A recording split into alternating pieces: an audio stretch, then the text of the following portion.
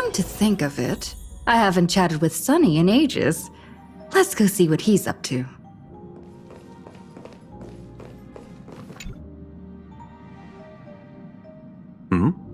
Miss March 7th is looking for you everywhere. I don't know the details either, but she told me that if I see you, I should remind you to check your messages. She also said that some things you missed are actually extremely important.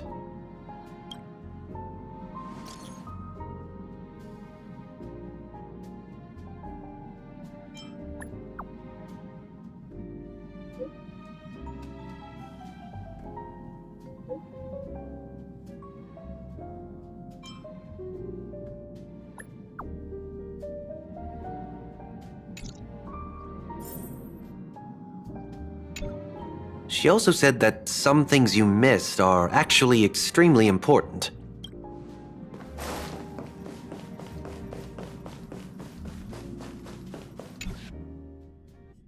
Of course I like it. Big Sis Dahlia always knows what's on my mind. So that means we'll be companions again on the next Trailblaze mission? Of course. I deliberately picked up my pace for that. Though, sadly, I still missed out on some things. Indeed.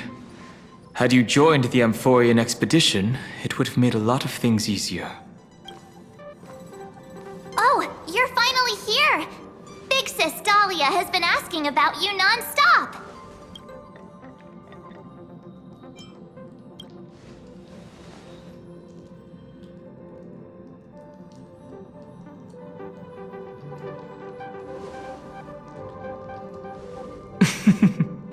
She's just been on a roll with these kinds of jokes lately.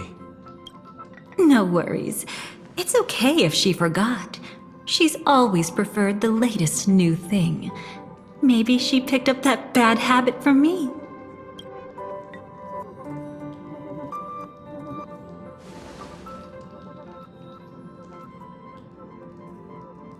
Long time no see. Now, does anything ring a bell?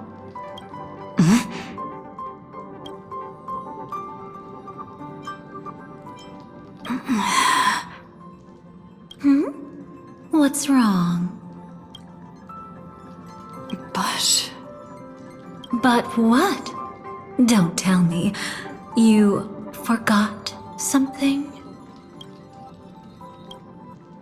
Who exactly are you? What's gotten into you? Did Amphorius give you amnesia? How could you forget about Big Sis Dahlia? She was the one who helped you suppress the rampaging Stellaron back at the space station.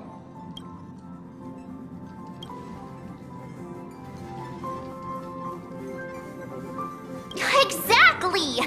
What's wrong with you? Totally! It was Big Sis Dahlia who dealt the final blow to that Lord Ravager the first time we went to the Cienjo. You haven't forgotten something that big, have you? That was why Big Sis Dahlia had to go back to the garden to recover and couldn't join us in Penacony.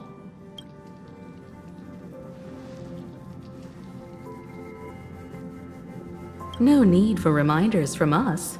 She has spent more time with the Dahlia than anyone else. Why don't you let her diagnose you? She's the Express's resident expert when it comes to matters regarding memories.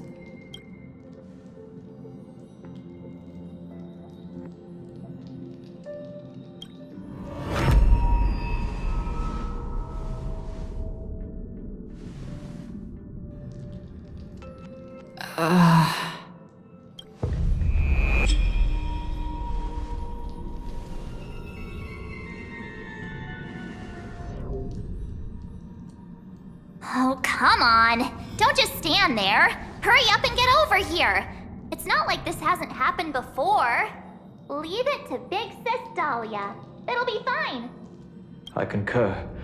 If there's an issue with memories, then we'd better not waste any time. Why are you all...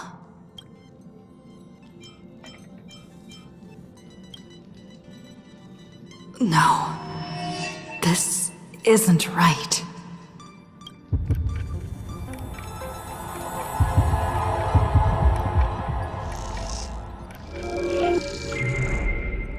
Listen.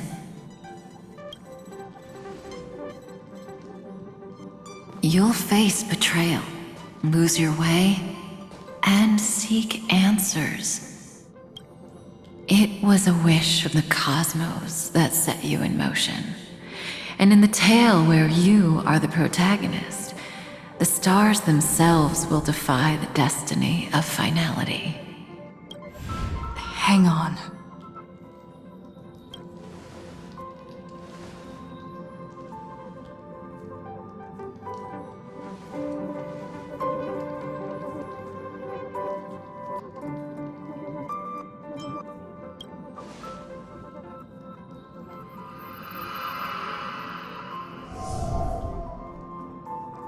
Well, this is quite unusual.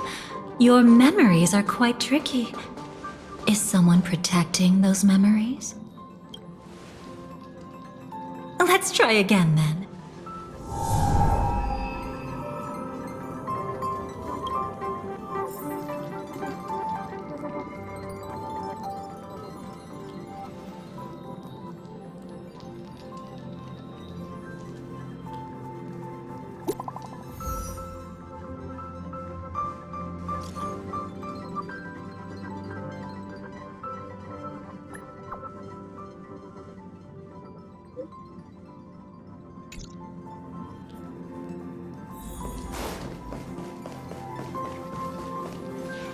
Destiny is much like memory.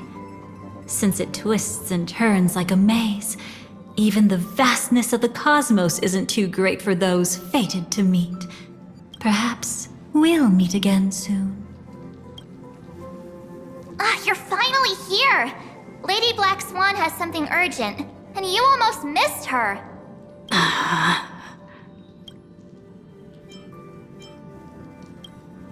Now's not the time for jokes. We didn't have to be this direct. Guess there's no point in wasting any more effort, right? Your memories are truly extraordinary. It's as if they exist beyond the bounds of time itself. Why take memories so seriously?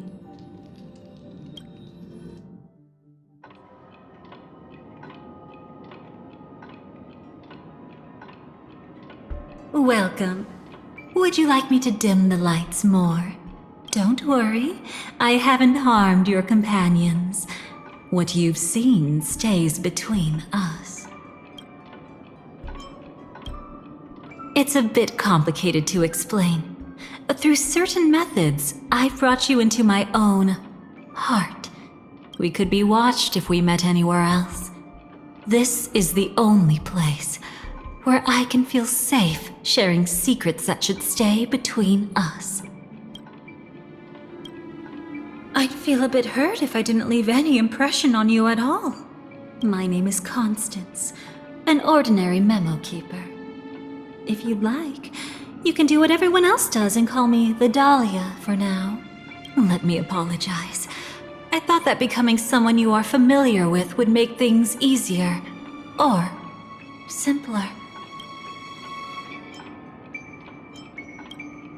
Take it easy. That's exactly why I came to find you. All your questions will be answered. Let's start with the first question. Now, slowly turn around.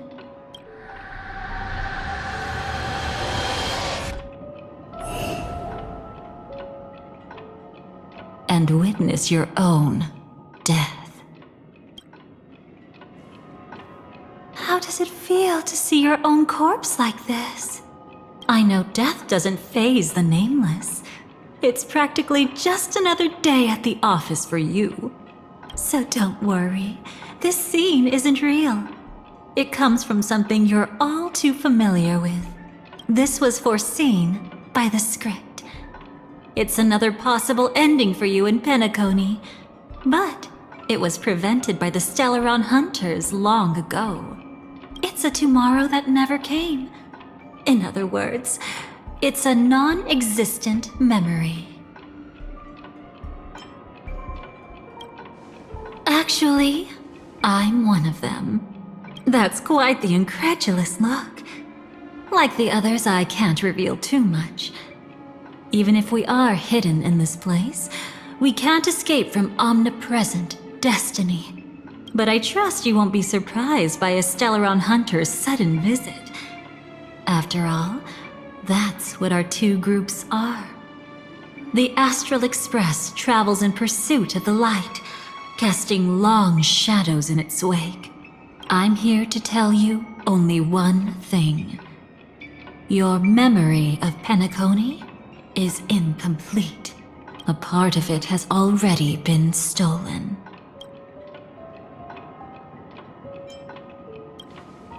It's not surprising. Have you ever kept a gentle pet? They can always guess what's on your mind, always actively trying to please you. Memories work the same way, if you ask me. Once your brain discovers a void in your memories, it'll carefully fill in the gap on its own, whether you need it or not. That's hard to say for now, but the gravity of the situation is clear. Someone might have made you forget some critically important information. Either way, I must help you recover everything about the finality. I will keep my promise. I will awaken your memories and save the cosmos's future. Perhaps I can also take this chance to peek into your past, which, if you ask me, should be quite interesting. Don't worry, I won't do anything inappropriate. It's just strictly business. Please, let me touch you a little bit. It's the only way I can probe through memories. You'll need some gentle stimulation to recover your forgotten memories. So brace yourself. Let us now go back to where it all began and see what exactly went wrong. Take it slow. Don't let the memories overwhelm you, and don't worry about getting lost. Remember my voice. Remember the touch you feel at this moment. It will guide you back to me. So, what did you see?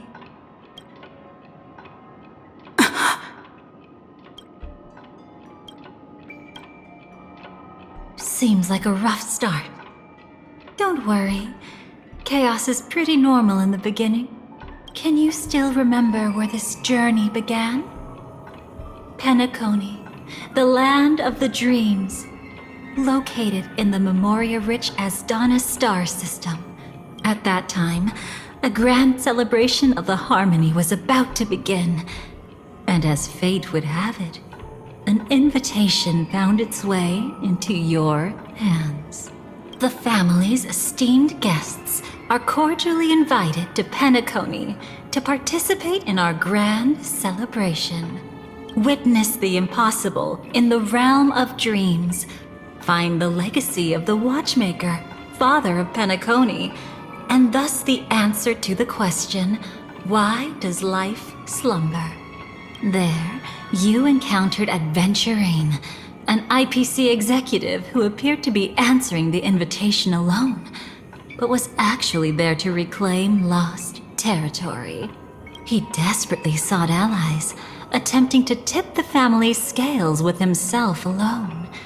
And then, there was Sunday, the former head of the Oak family, a Pathstrider of the Order who would soon usurp the power of the Harmonious Choir and become your enemy. There was also his sister, the renowned Robin. She was meant to perform on stage, but got caught up in a series of unfortunate events, and in the end, found herself as lost as any bystander. Oh my, have there been gaps in your memories from the very beginning?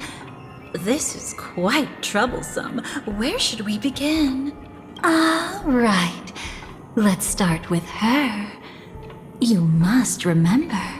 That girl who called herself an artist and was hunted down by the family. Of course, her true identity is no longer a secret. What you see as a first encounter is actually a long-awaited reunion for her. Let's begin our story here. Think of that girl who could neither enter dreams nor wished to wake. Why did she slumber with you? Is this what dreams are? I can't see anything. Can't hear anything. Nothing exists except darkness. I don't understand. Why do people long for this darkness?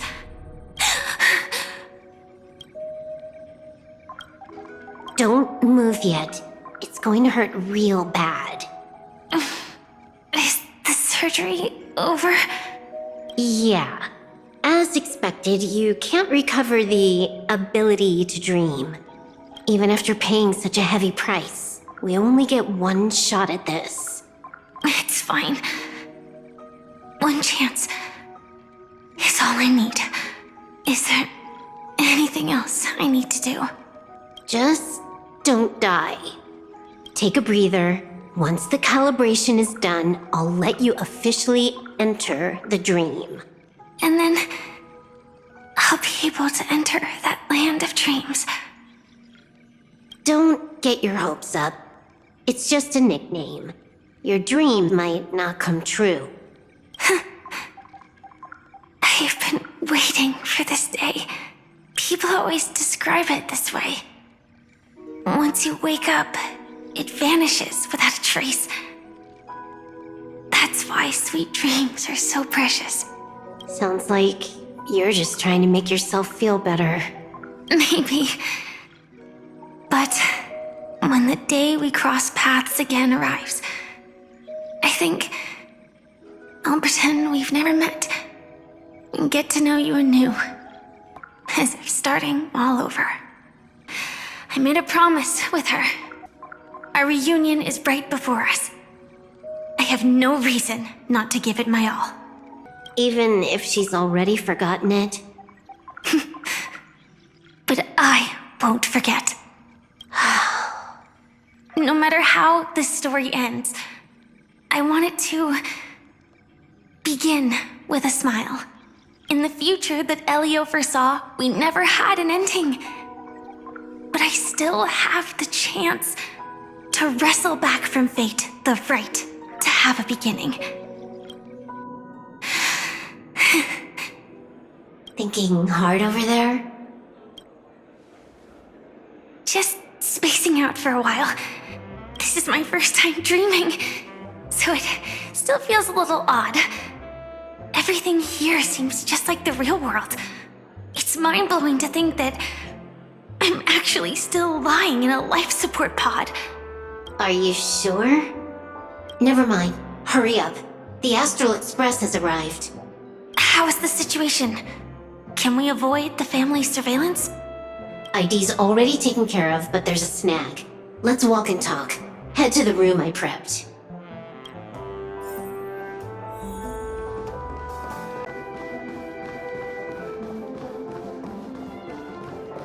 This time, I should be on the right path.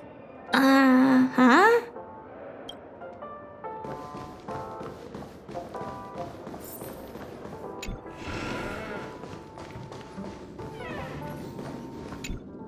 So, what's the problem?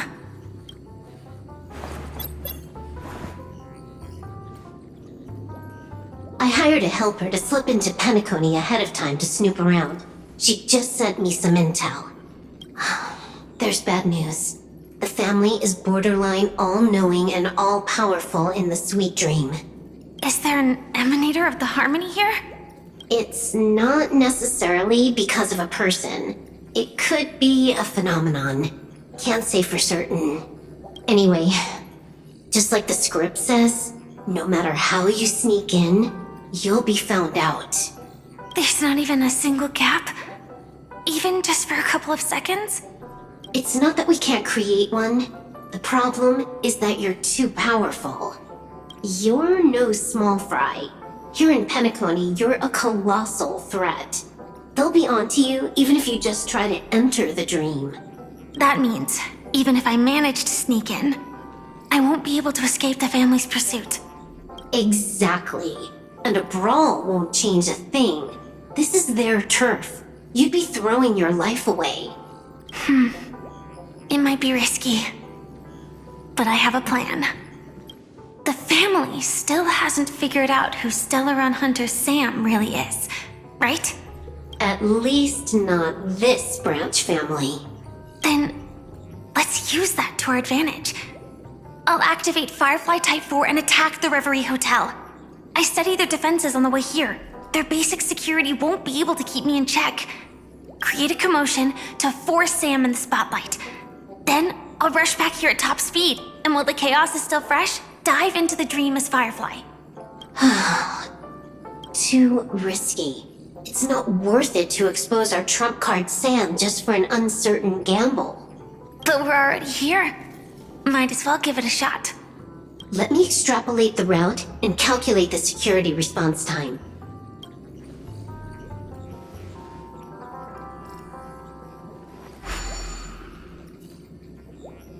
Hold on. What is it? Weird. My readings show security is practically non-existent. That doesn't match what you told me. Describe to me what you see, just to be safe. Describe? It's just your standard hotel setup. Sofa, dream pool, and... Who's there? Relax. There's no one here. I knew it. What you're seeing isn't quite the same as the surveillance I see. That is weird. How does that work? Let me fix it.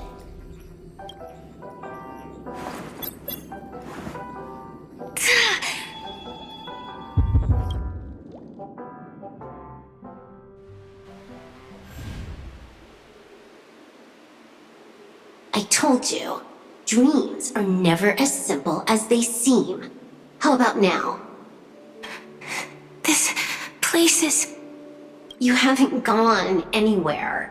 You've been here the whole time, saying weird stuff.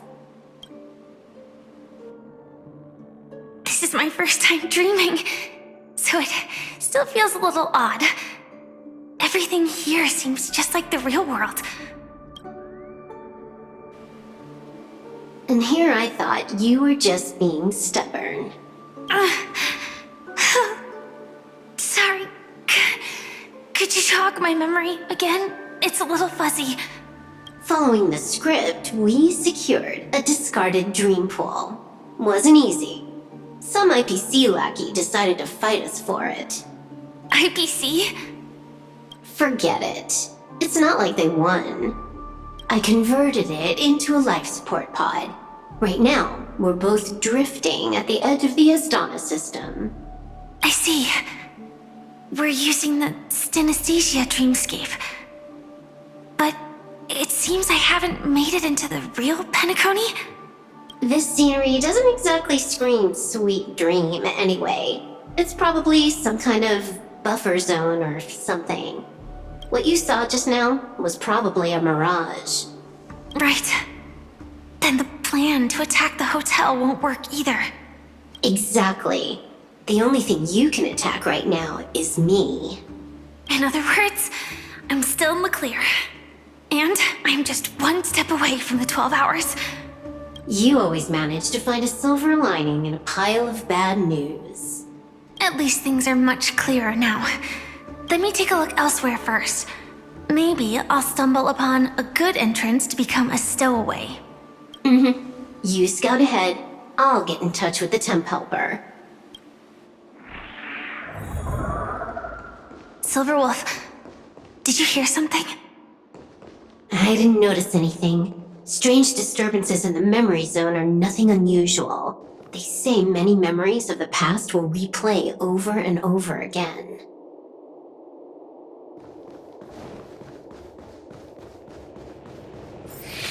No. Wait. I'd recognize that sound anywhere.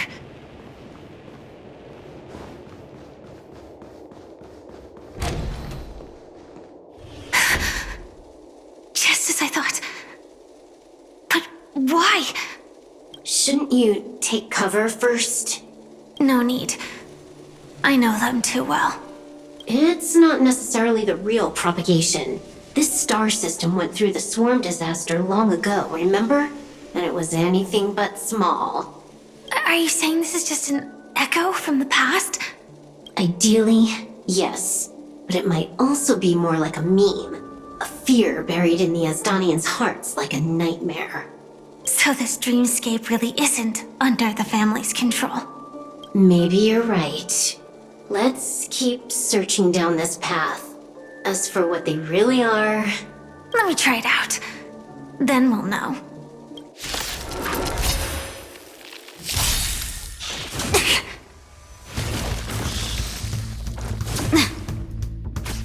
No holding back. Unite our goals. Etched in your bones! Like until everything burns to ashes! Sets the seas ablaze!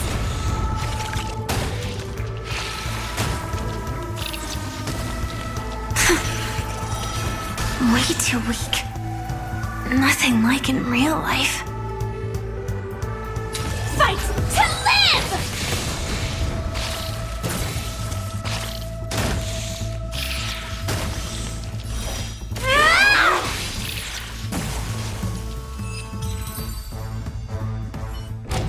The remains are gone.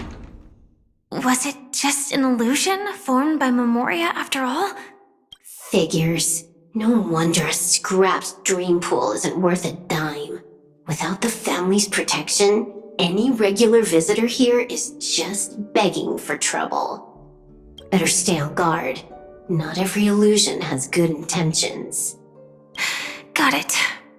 Also, you can actually just go around them. No one said you have to pay attention to the bugs.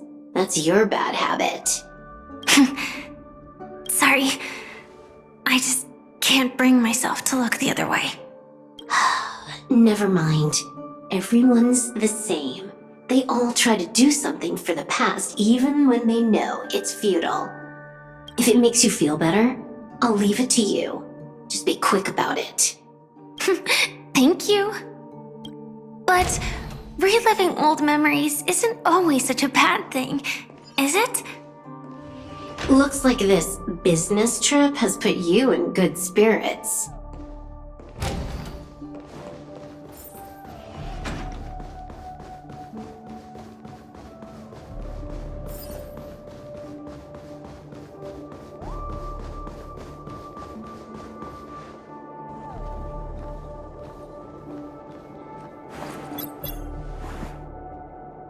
Oh, got a response from our helper. Head to the main lobby. She'll send someone to meet you. But watch your back. That one's a masked fool. Who knows what they might... Hello? The signal's gone. Here we go again. Huh? The mech won't start. Why? Huh? They didn't attack me. Are they running away?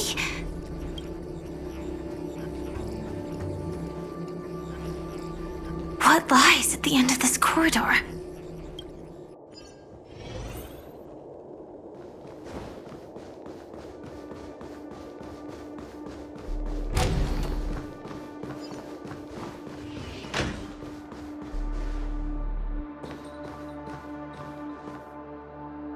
Debris everywhere. But weren't they just illusions? Could it be that there's someone else here besides me? The true Sting died from a high heat reaction. And the scar. How can this be?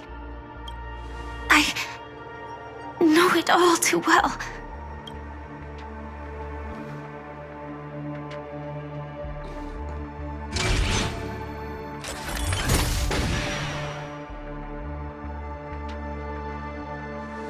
swarm is one thing, but even for Memoria, why would Glamoth's Iron Cavalry appear in Penacony?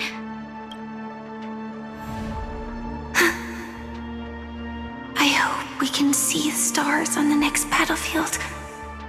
Will we see each other again? Then we should be able to find each other.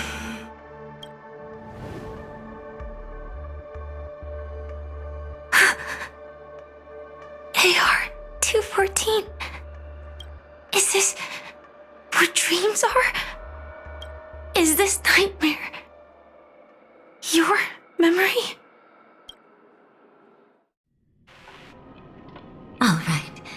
Not the best timing, but that's as far as this first try goes. So, how are you feeling? Any discomfort? Strictly speaking, these are my memories. I can't presume to speak for others.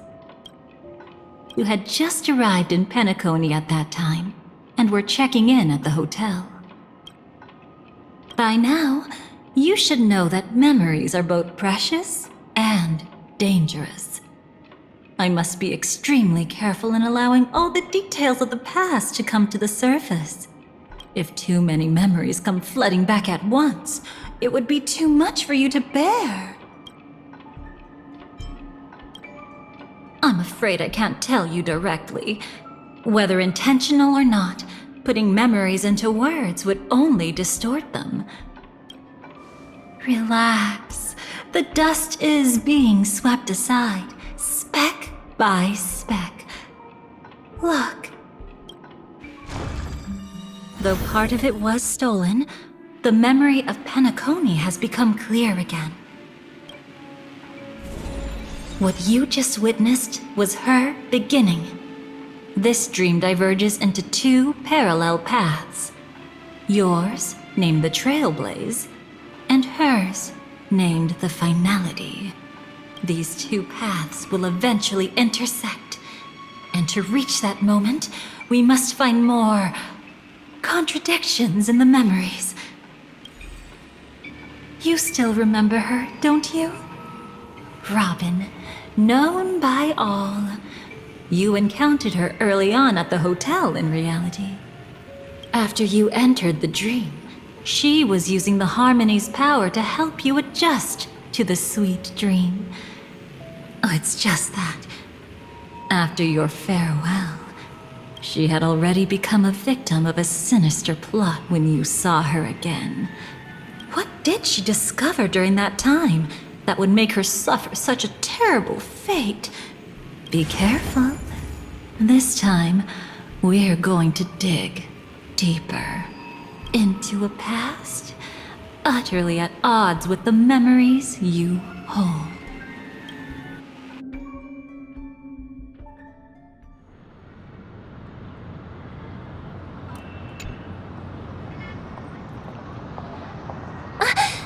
Are you all right?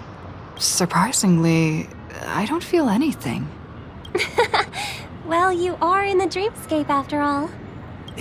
Seems like our guest here hasn't gotten used to the transition. Fret not. Feeling a sense of weightlessness is normal for new visitors. Robin, please guide our friend in getting more comfortable with the new environment. Robin? Leave it to me. Don't worry, just relax. You'll be feeling like your normal self in no time. Even so, tuning is still beyond me. Don't worry. Keep going. I'll help you. But brother, this...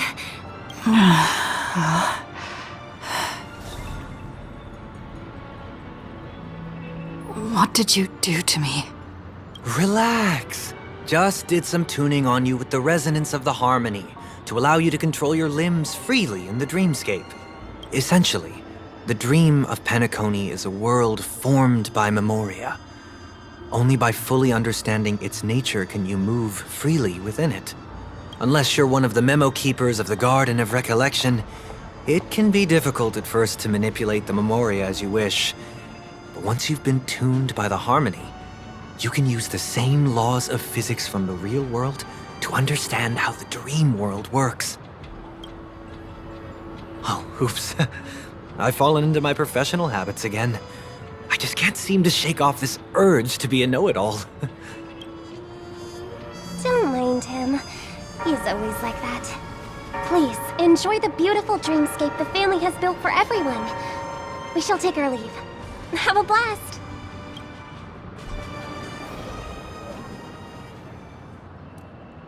Sorry, brother. I'm the one who should apologize.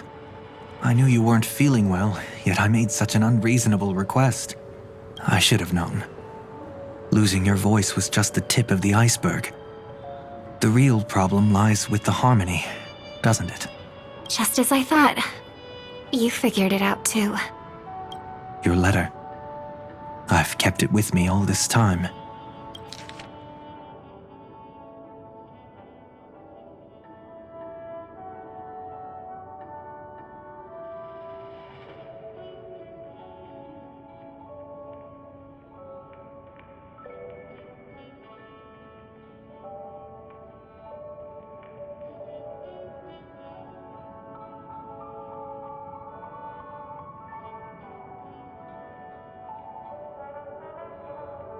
Don't worry. This is crucial. I'll uncover the truth before the festival begins. Let me help you shoulder some of the burden. Did something happen in Penacony? The Charmony Festival is approaching, and with all sorts of guests mingling, Mr. Gopherwood must focus entirely on the preparations, leaving no attention for other matters. This creates an opening for some people to exploit. If there really is a traitor in the family, now would be the perfect time to make their move. I heard the Dream Master has fallen ill. Since I came back, I haven't seen him even once. There was an accident not long ago. He's gravely ill, and I'm afraid he won't be able to appear in his humanoid form for a while. That's why we need to help him even more. Leave the investigation to me. You don't have to worry about anything else. Just focus on the stage. But... No buts. Listen, Robin. Never get involved with death in dreams. You need to sing your heart out. I promise you, when the curtain rises, no noise will drown out your brilliance. Not even the shadow of harmony itself. That's true. Ever since we were kids, there's nothing my big brother couldn't handle. Then I'll go get ready. I won't take up any more of your time. Be careful, brother. And don't forget to save a good spot for yourself. Of course. Who says I can't play favorites once in a while? See you later.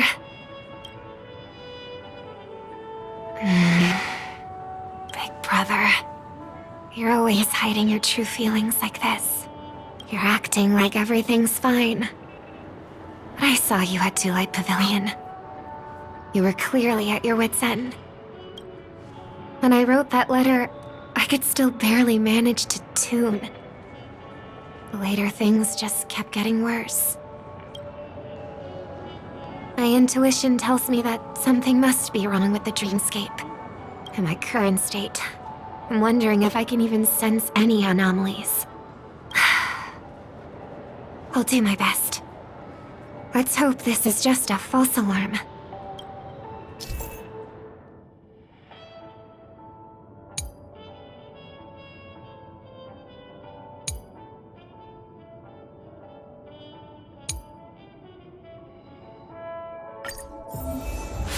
I've been wondering about something from just now.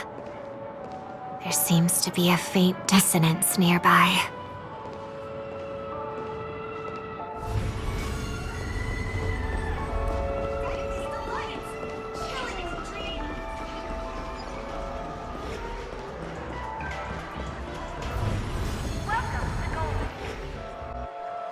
Is that her? Don't even think about running away. You stowaway. Sorry for bothering you. Please, I need your help. What's wrong? I'll help you. I can't possibly ignore a beautiful lady in trouble. Hey, look! She has an accomplice. Ha! Good work! Now we can nab them both in one go. Stowaway? Seems there wasn't a coincidence. The Bloodhound picked up that strange noise too, just like I did. Better to stay out of sight for now. If that girl really is an outsider, this could be my chance. That's enough, boys. Sir. What's gotten into you all? Open your eyes and take a good look. Is this lady the stowaway we're looking for? Huh? Who's this? Don't you know him? Look at his brown hair and grey vest.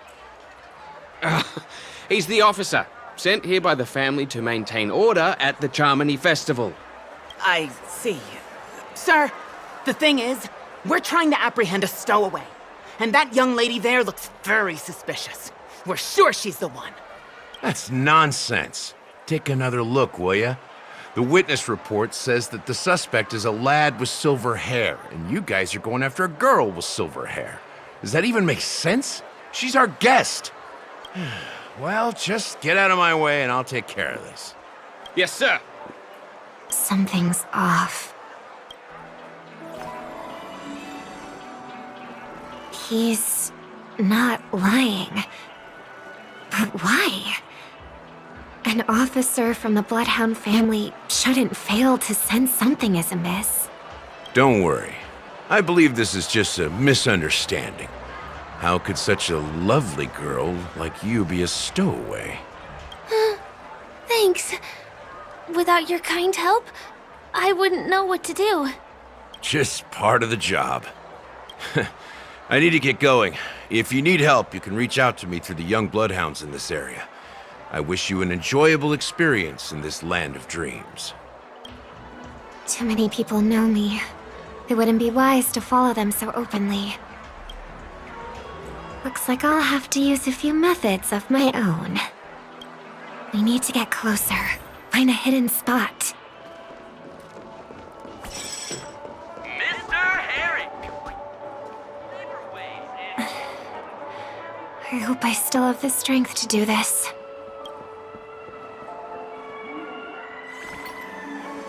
Although the Bloodhounds mistook me for a stowaway, I'm actually a local. My name is Firefly, and I'm from the Iris family.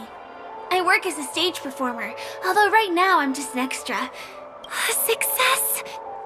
Thank goodness I wasn't discovered. That girl claims to be an artist from the Iris family, but I can't hear any resonance in her voice. Well, we can talk about that another time. Right now, I want to give you a tour of the town. Here we go. If I'm wrong about this, I'll make it up to you properly afterward.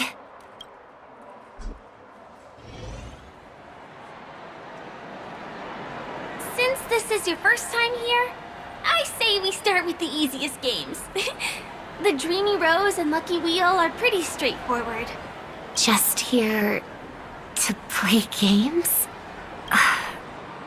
I guess I was worried for nothing. Sorry, Trailblazer and Miss Firefly. Maybe this was just a beautiful encounter. Nothing more. I should leave the dreamscape and see the sights beyond it. Maybe things will be better in the real world. Running out of time? Huh? They split up? Everyone who needs to be here is here. Not to be a buzzkill, but just a reminder. Don't forget about your first death. Who's she talking to? And what's this about death? Shh. Let's not talk about this right now. I think someone's following me. Did you have fun? No. My intuition was right. That girl is definitely not what she seems. Now I need to be extra careful.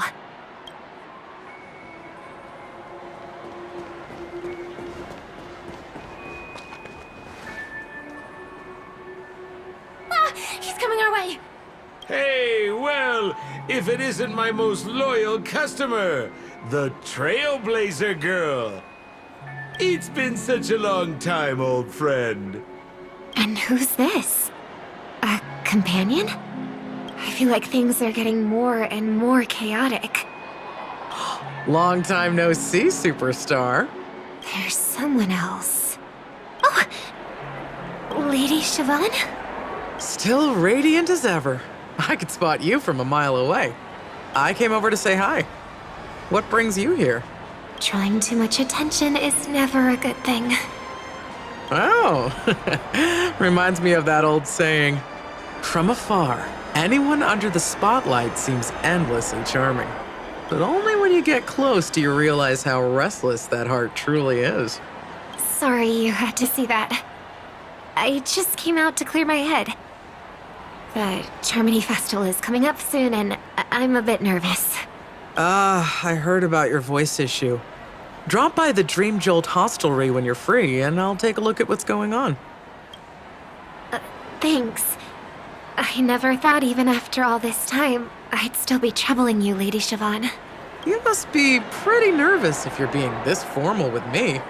Looks like my analysis is spot on. Follow me, you two. Let me give you a taste of the adult world. I'm afraid I'll have to take my leave. I'll come visit you properly. It's just that, right now... You need some alone time, I get it. It's a date then. Catch you later, superstar. It's a deal. Right. It is the Charmony Festival after all. As people say, you'll be performing for the Harmony. Remember? Before one of your tours, I asked you a question. It's been quite a while since then. I wonder if you found your answer. Robin, what do you sing for? I think I've got my answer now. But instead of words, I'd rather answer with a song. That would be more convincing, no? That's actually more convincing than a straight answer. Looking forward to your performance.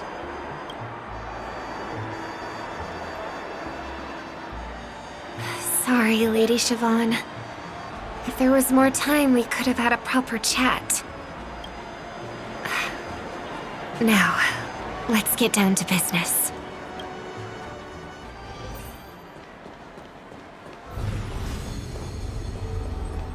The distance. It's so far. Just where did they go?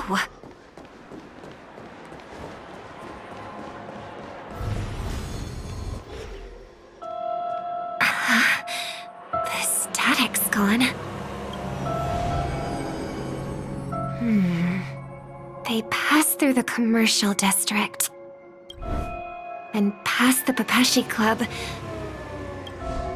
And then the voice just vanished. Did she return to reality? That can't be right. There's no entrance or exit there. Again? Further away than before. This time in... Dream's Edge. Oh, I get it now. It's the underground tunnel. Right. Makes sense. I should have known. That place is a hotspot for smuggling cases. I should have pressed those two bloodhounds for answers back then. Anyway, I'll check it out.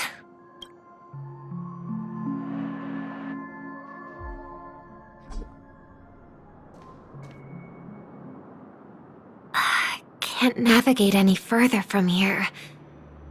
Is it because the dreamscape construction isn't complete yet? The family never stops weaving their sweet dreams. And Penacony has always maintained good relationships with the outside world.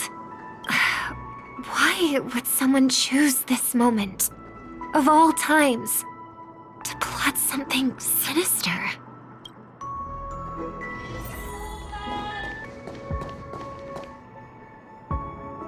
Excuse me, ahead is that Miss Robin?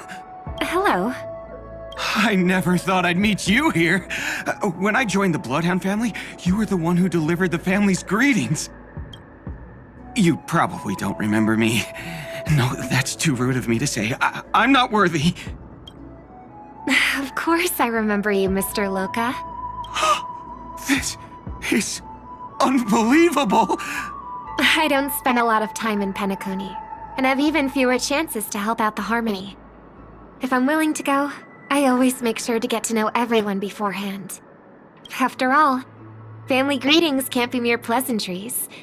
They must be heartfelt blessings for each and every family member. Miss Robin, you're absolutely dazzling. By the way, what brings you to Dream's Edge? Do you have anything you need from us? Pardon me, but have you seen two tourists? They both have gray hair, and one of them is a young lady wearing a hair clip. You're looking for someone? I don't really recall seeing them, but I can keep an eye out for you if you like. Oh, well, Don't bother. Mr. Sunday, what are you doing here? I heard someone's up to no good, so I came to check things out myself. Huh? Just kidding. Don't be so tense. Robin hasn't been home for a while, so I brought her here specifically to look around and reminisce about her childhood days. As for those two mentioned earlier, they were guests we met. They left some items behind, which I've already returned. There's no need to ask anyone else about it. Understood. There's a construction site ahead, so we won't go any further. Goodbye. Thanks a lot, Mr. Loka.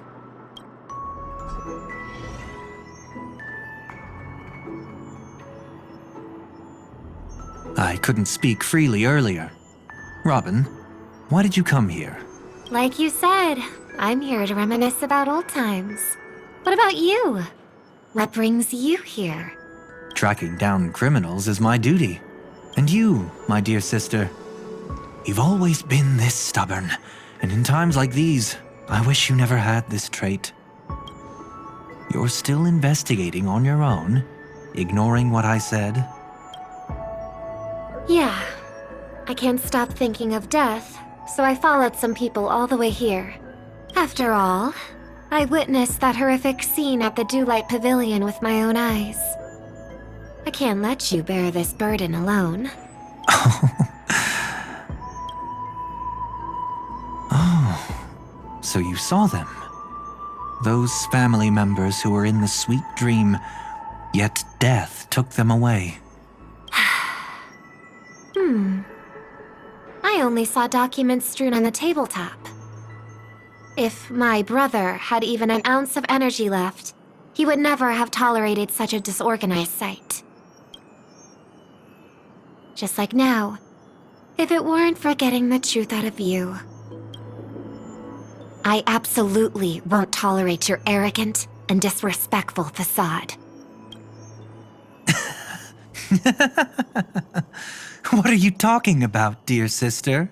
Just kidding. Don't be so tense. But my brother never jokes around with strangers. I watched as he smoothed away the sharp corners of himself, bit by bit, hiding them in the deepest corners of his heart.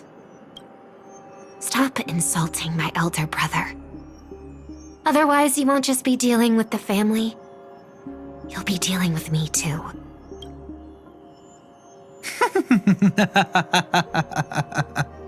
And here I thought you'd enjoy my little creative spin I put on him. Don't you think he's more likable that way? I trust you're mentally prepared to face the consequences of posing as a family head on Penacony. Jeez, I didn't expect to get played by a little bird. But do you really think you've got what it takes? There's no shortage of people trying to catch me, chicken-winged girlie. What makes you so special? This place is still governed by the 5 lineages. And along the way, you've seen how many of their members are stationed here. Besides, here at the edge of the dreamscape, I can also... What do you mean, can? You think you can get your lost power back? I'll give credit where it's due. You must be quite talented to have been chosen as a chord master for the Charmony Festival. You're also quite clever. You almost got everything right, except for one thing. Silent little bird. Have you considered that maybe your sweet dreams never changed at all? They just stopped welcoming you because you grew up. Like a mask. Once you wear it for too long, you can never take it off again. As for that mask of yours, is it really called the Harmony? The Twin of the Order?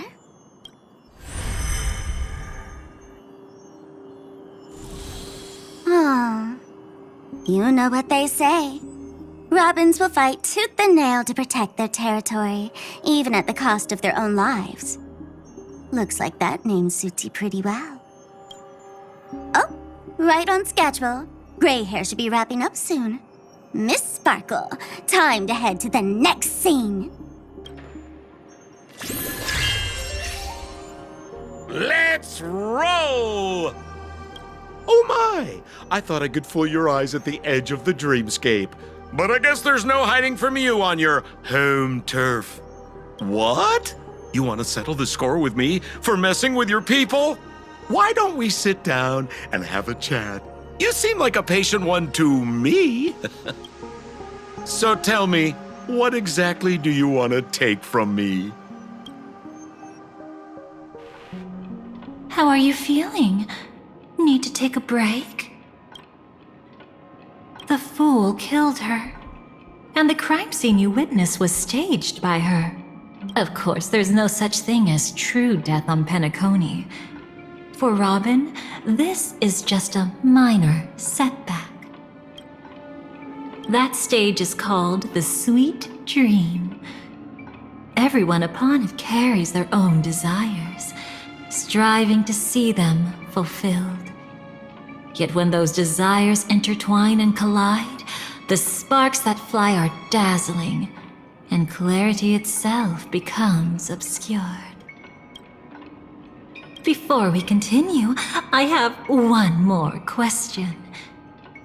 We've spent some time together, so at this moment, how do you feel about me?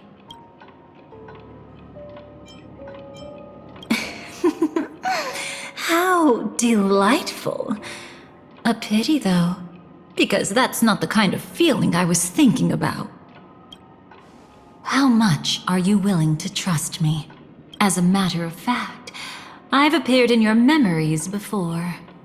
And similarly, it was related to Penacony.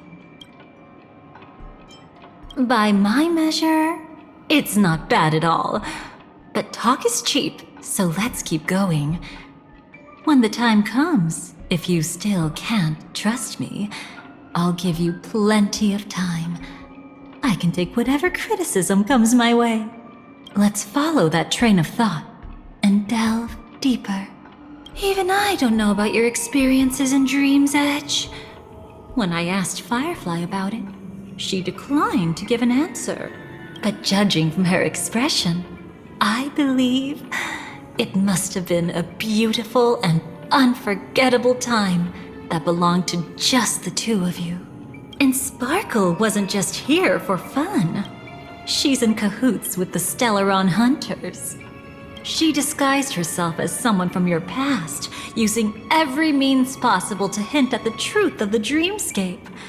In the end, she simply sent you both deep into the dreamscape. What a kind-hearted fool she was. Thanks to her, you and Firefly managed to uncover a piece of Watchmaker Mikhail's past, and the dangers that lurk within. A memory zone meme, something unto death. At least back then, you mistakenly thought it was dangerous. With the help of a, let's say, graceful memo keeper lady, you managed to escape from there. But in the rush, you and Firefly got separated. And her experiences afterward might differ from what you remember. I was there at that time, too. See you next time. Hurry.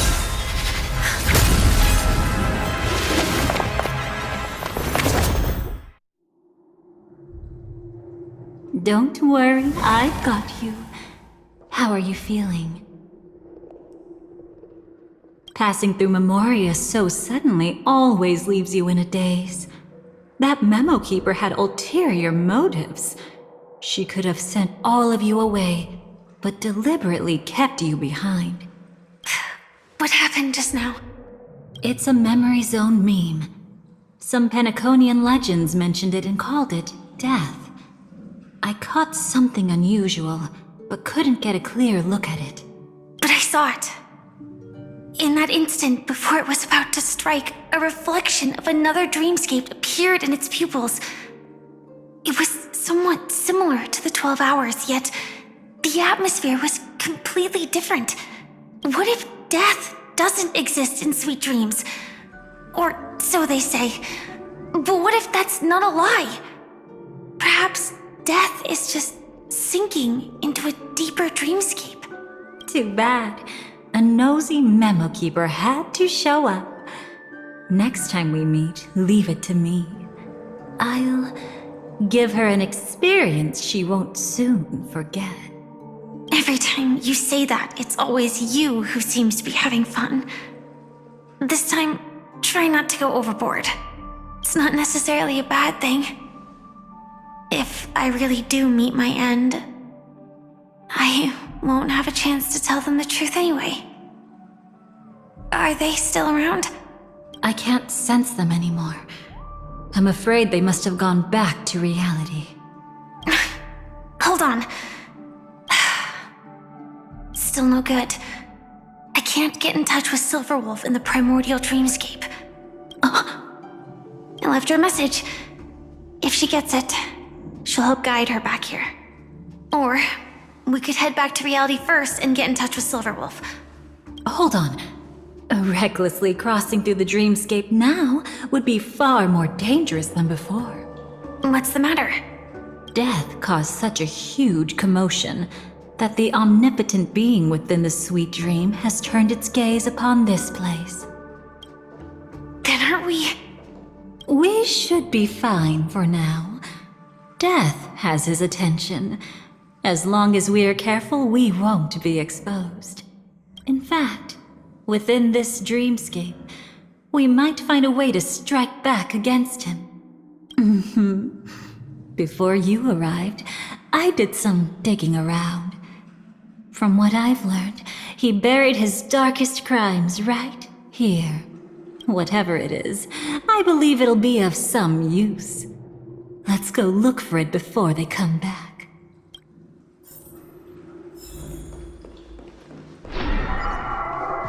It's that memory zone meme. Be careful. What's that? Firefly, let's go and check it out.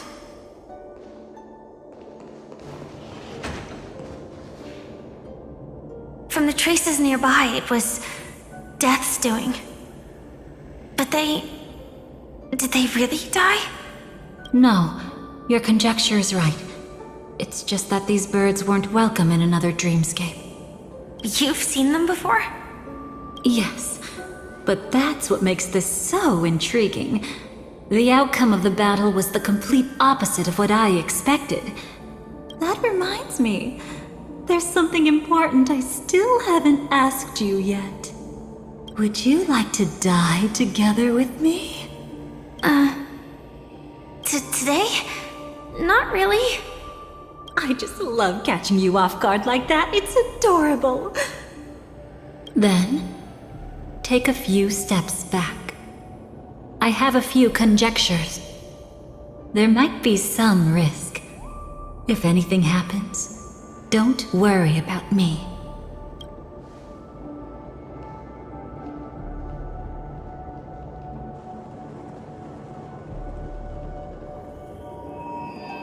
What are you...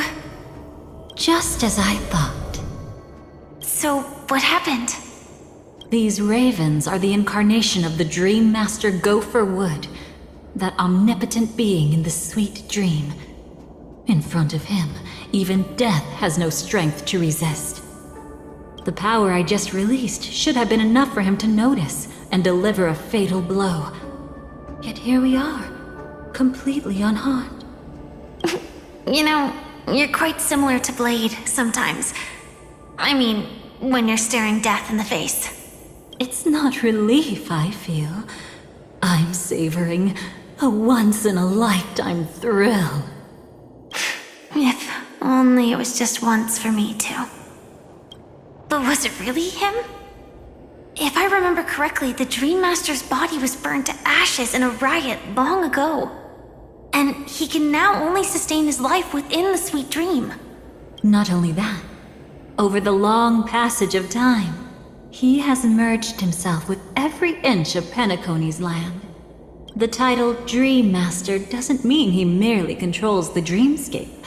Rather, it means he has already turned the dreamscape itself into his second body. In extreme cases, he could probably burn all of Penacony to the ground, though hopefully he wouldn't have the heart to do it. We better act fast. Easy now. We're safe for the time being. Maybe it's not that he doesn't want to act against us, but rather that he can't. At least, not yet. Lately, Gopher Wood has been claiming to be ill, never appearing in the 12 hours. Yet just recently, he buried his darkest crime deep within the dreamscape. So, you're saying that burying this crime took a heavy toll on him, leaving a flaw in his supposed omniscience and omnipotence? That does sound plausible. Could it have something to do with the Watchmaker's legacy? I don't think so. After all, that secret was branded as the darkest. And perhaps the legacy is not one alone. Only by seeing it for ourselves can we know.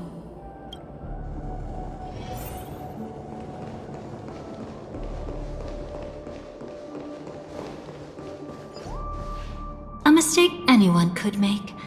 Setting up layer upon layer of security around a secret only ends up exposing its flaws. Why don't we give it a shot and build up some experience dealing with memes? There won't be any new experiences. I'll activate Firefly Type 4 and end this quickly. What a pity. I would have much preferred to see you in a pinch, so you'd have to rely on me all the more.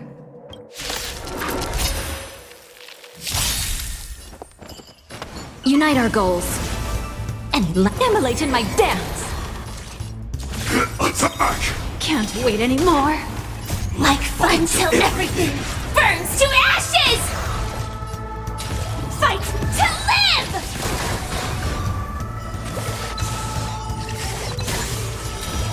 Set the seas ablaze!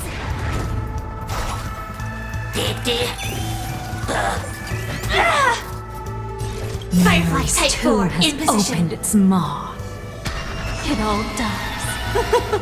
So beautiful! Fight to live!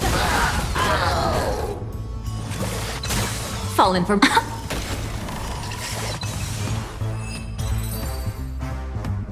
When it comes to this, you're the expert.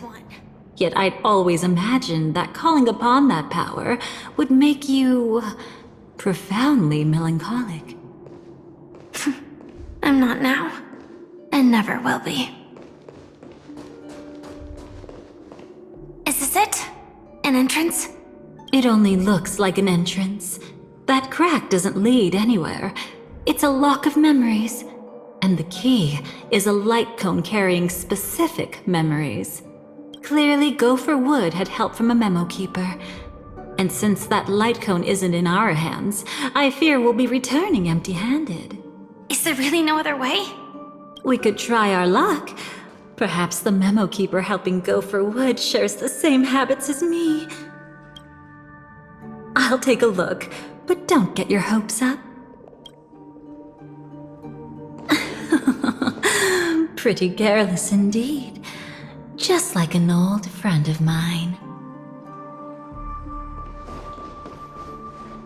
Looks like we're in luck.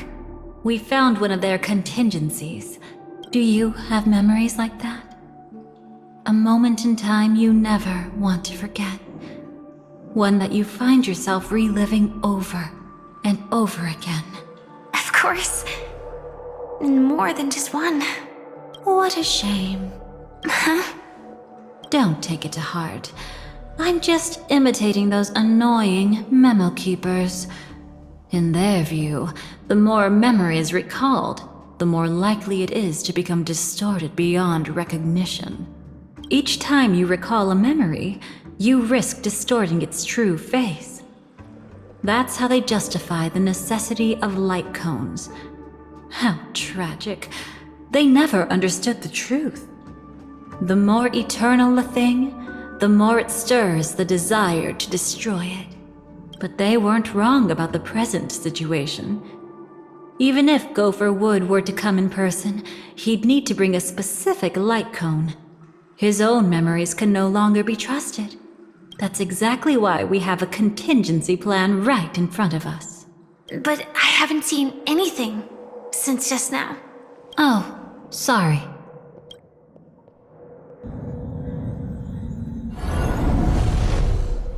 Inside here, there must be some kind of gentle trigger that would help him recover his memories before they are subjected to distortion. But for us, that's probably meaningless.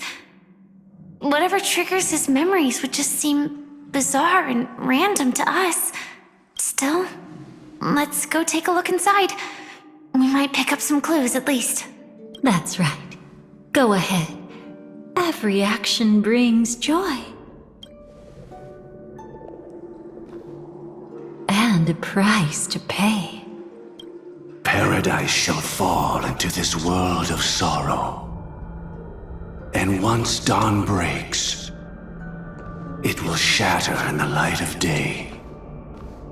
How could anything golden abide in glory forever?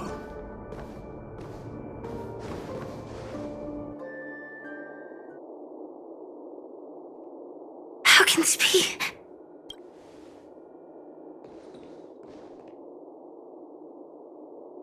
AR 214. Is that really you? You don't have to force yourself.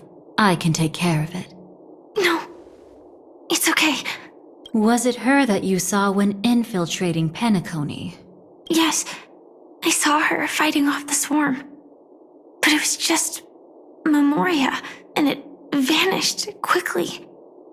Silverwolf mentioned that Penacony had also faced a swarm invasion before.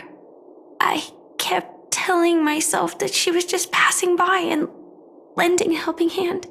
And after everything was over, she had already left, safe and sound. So this time, do you still want to know the answer? Would it be any different? I really want you to tell me that this is not real. It's just Memoria. But thinking about it calmly, nothing can change it. A memory is ultimately something that's already happened. You're more composed than I expected. I wish I wasn't like this. She and we could be called friends. I wish I could just break down and cry for her, like any normal person would, to mourn her loss. But what surfaced in my mind was that one sentence. This is our predestined fate, and one day, I too shall meet the same end. One day. Not today. Though it's already too late, there are still other things I can do for her. Maybe you should calm down first. Unfortunately, this isn't Memoria, but a real Glamoth Knight. Clearly, Penacony was her final destination. I'm surprised she made it to Penacony at all.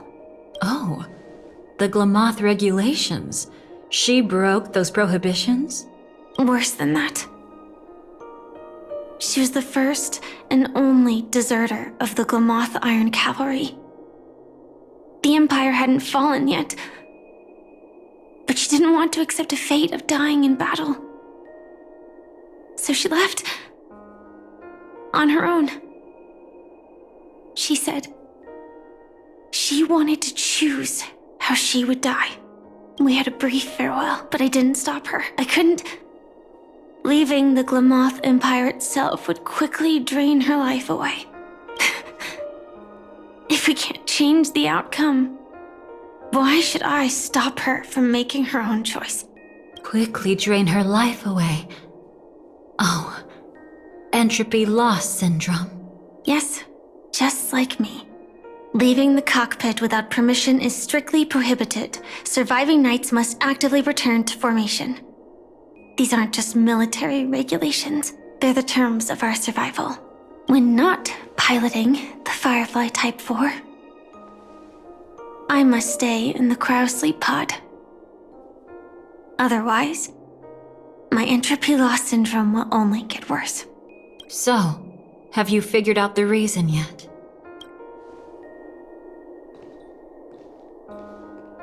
When she and Kafka found me, I had just finished my duties as a Glamoth Knight. My final battle as a Glamoth Knight. The Empire fell, and all restrictions vanished. For the first time, green flames ignited upon my body. And for the first time, I touched the true path power that the Glamoth Knights wield. That's when I realized entropy loss syndrome is a death called living. The propagation? That's the true source of the Glamoth Iron Cavalry's power? Yes, I've seen it happen. When the Swarm King dies, the Swarm completely loses its vitality and falls into silence. Just like Glamoth's Iron Cavalry, they weren't given a sense of self. The moment they stray from the hive, they're already dead. The same goes for entropy loss syndrome.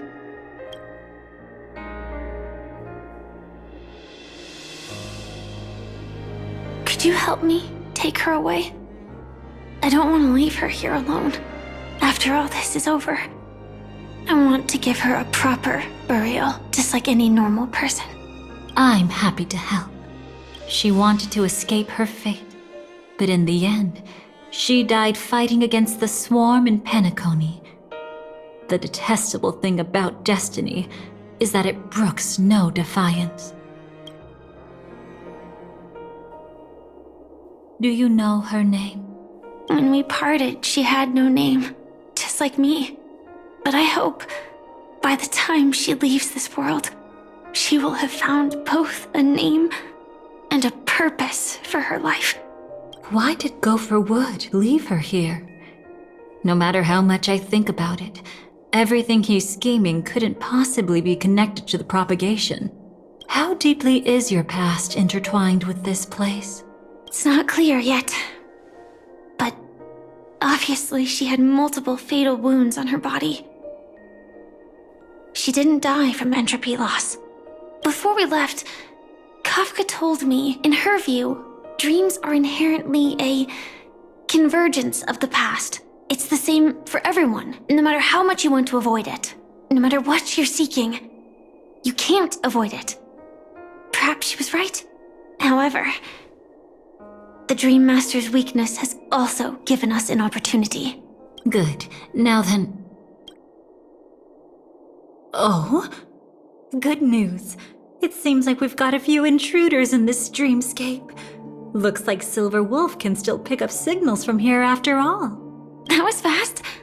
Must be that Memo Keeper's guidance. Either she's lost her sense of restraint or got something nasty up her sleeve. Let's go check it out.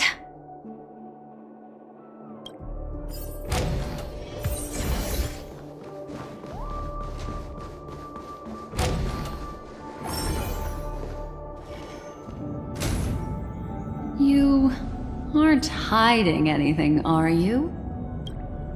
Great. She's okay too. Hold on. There's a troublesome stranger here. She looks familiar. She's Oh? You don't know? Setting allegiances aside, she's much more dangerous than the Dream Master. When facing an emanator who walks in the nihility, we must always tread carefully, no matter when or where. An emanator of the nihility? Was she ever mentioned in the script? No. If it weren't for my father's death, I wouldn't have known about this either. Your arrival is timely. This dreamscape is fraught with danger. Since our destination is the same, how about we join forces? I can protect you from harm, but in the memory zone I'll need assistance from the Memo Keeper as well. And if we run into the family, it wouldn't hurt to have one more person to explain the situation. Absolutely not. We need to keep her away from her. Shh, be careful. What's wrong? Right now, their journeying together is actually saving us a lot of trouble. I can sense it. Death has cast its shadow once again. It's close. And unless things change, they'll cross its path before long. That Miss Stellaron is clearly unfamiliar with Memoria. And that arrogant swan, always mindful of appearances, is unwilling to show all her cards. Only with Acheron present can they cross beyond death. Then all the more reason I should find them right now and tell them the truth. There's no need for another conflict with death.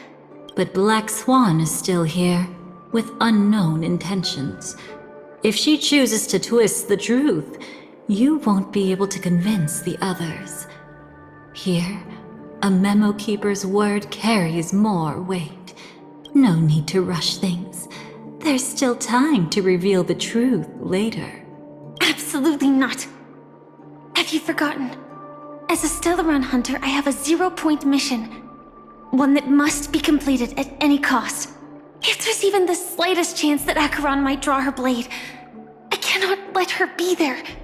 Oh, I thought you wouldn't care. Haven't you had enough of sacrificing yourself for duty?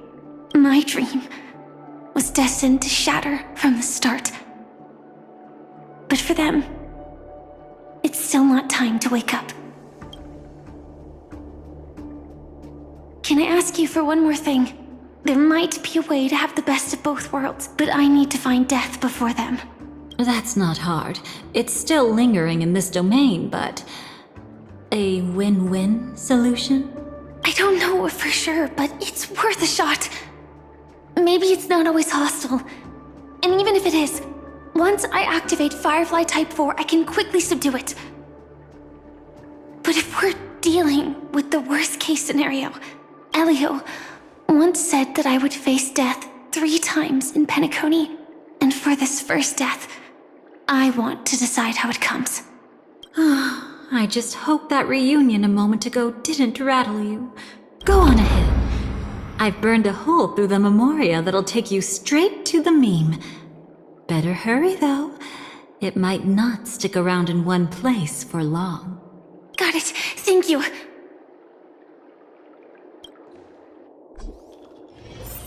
There's no sign of anything. Could it have already left?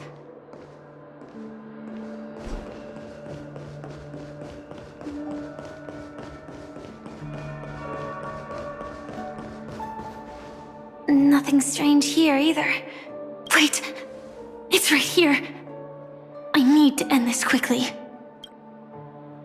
Watch out! A dangerous presence lurks nearby. Already? There's no time. Then I'll... It's fine, it's fine. At least I get to choose how to die. That alone is great. Besides, this is just a dream. So it won't hurt that much. This is just my first death. I still have plenty of time to fulfill the promise we made together.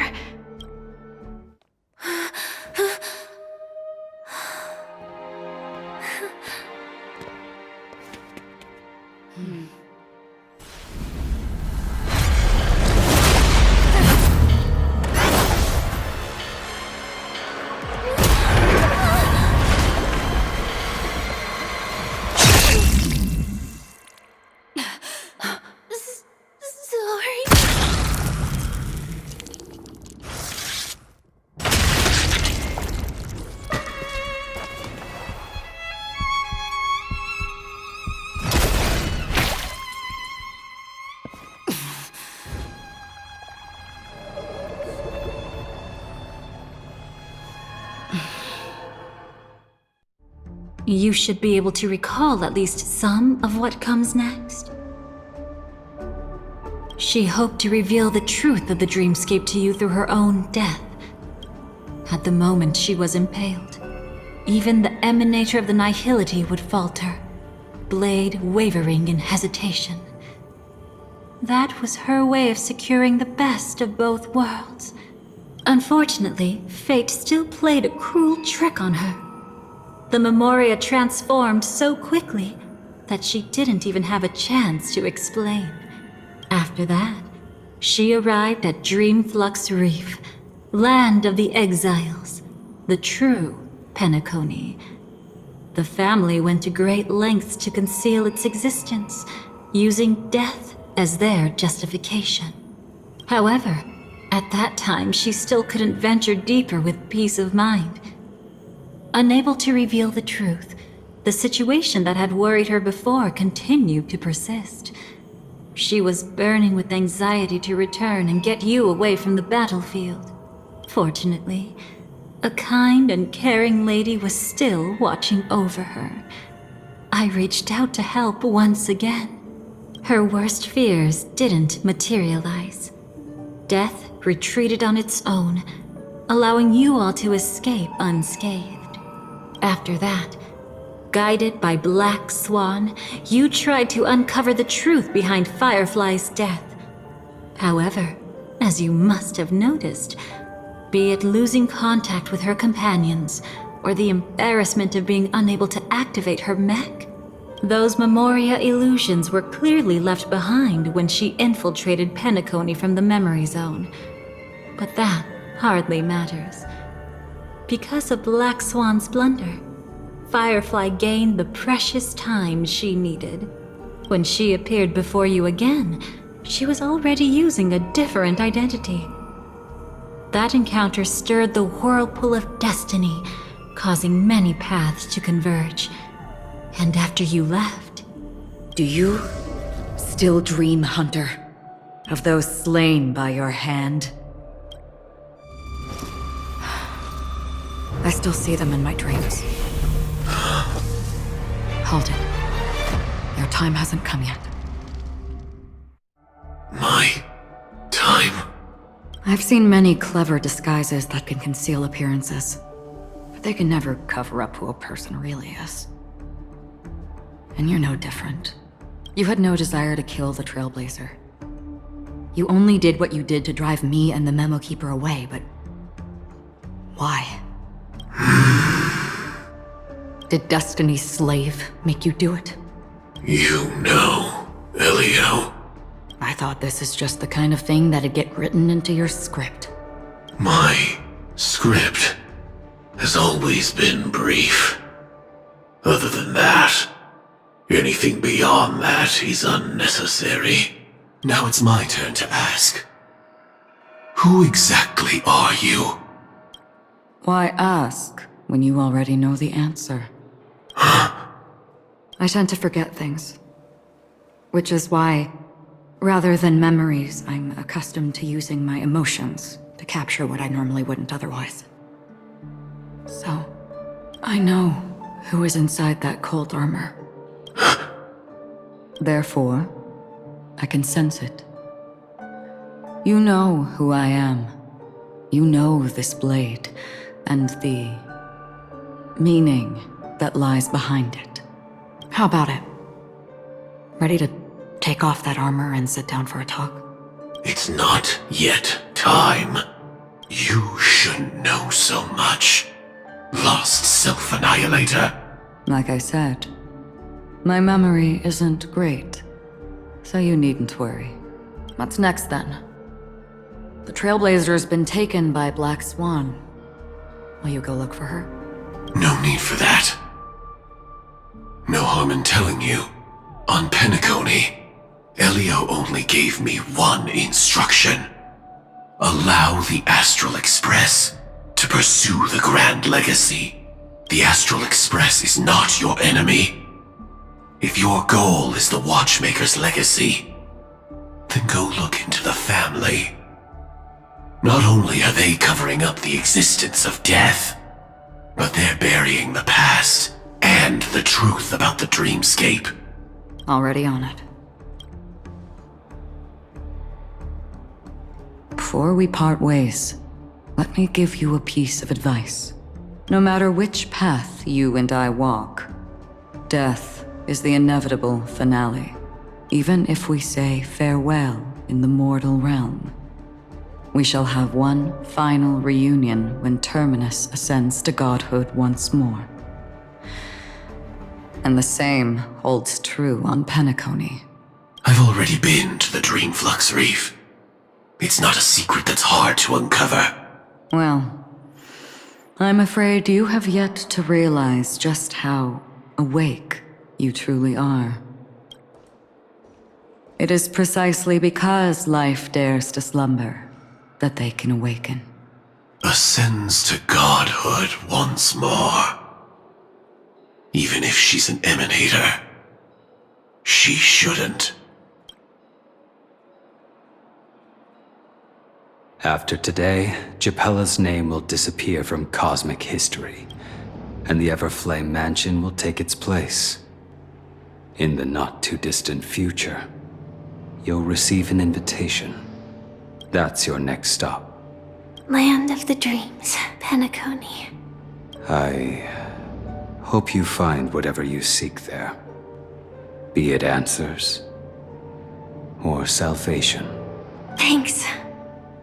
I hope. Huh? A phone call? At a time like this? You can turn him down. You know what I mean. But Elio said I'm the perfect candidate.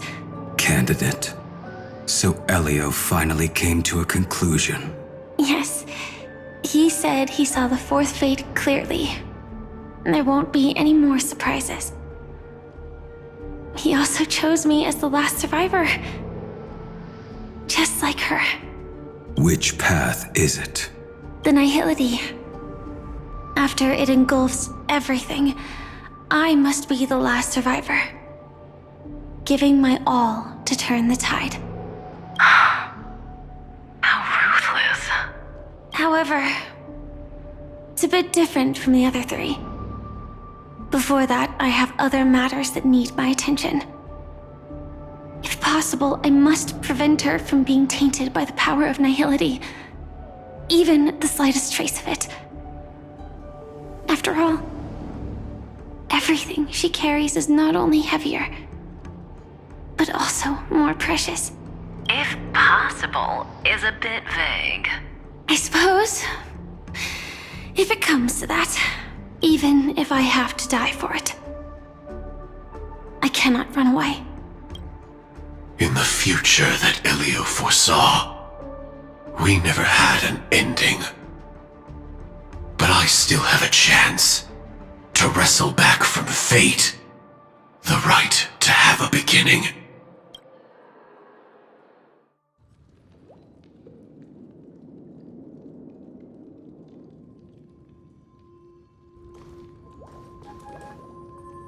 Your guest room in reality is surprisingly modest. An aesthetic you share, Miss Acheron. It's a cinch. This music box. The invitation received by the Annihilation Gang. There are latent memories that linger on it yet. You see, memories of you are not yours alone. They travel in other people, other things. I know much, and I can predict even more. With some help, the dead can be made to speak. The Annihilation Gang, that band of desperados who all disappeared after meeting you. What exactly happened to them?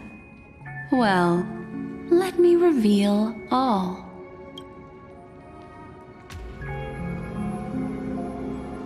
Gradation 12.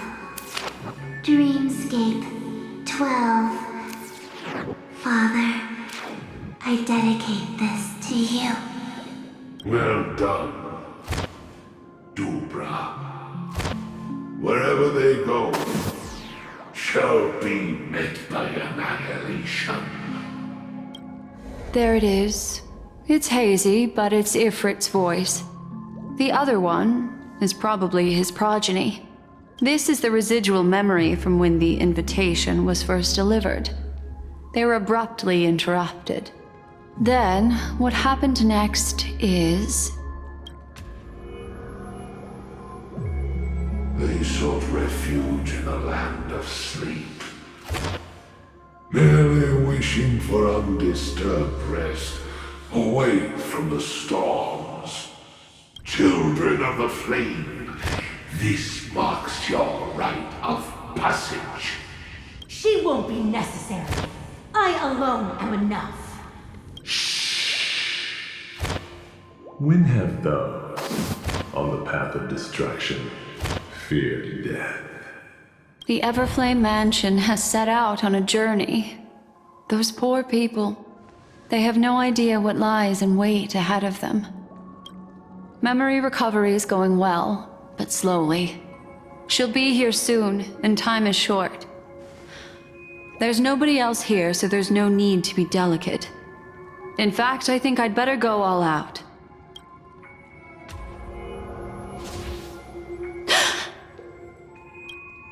What happened?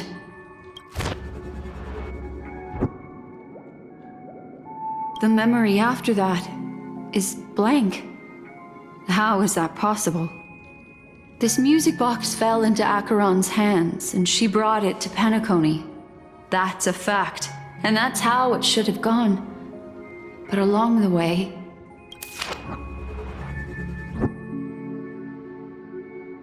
it's like it's been erased.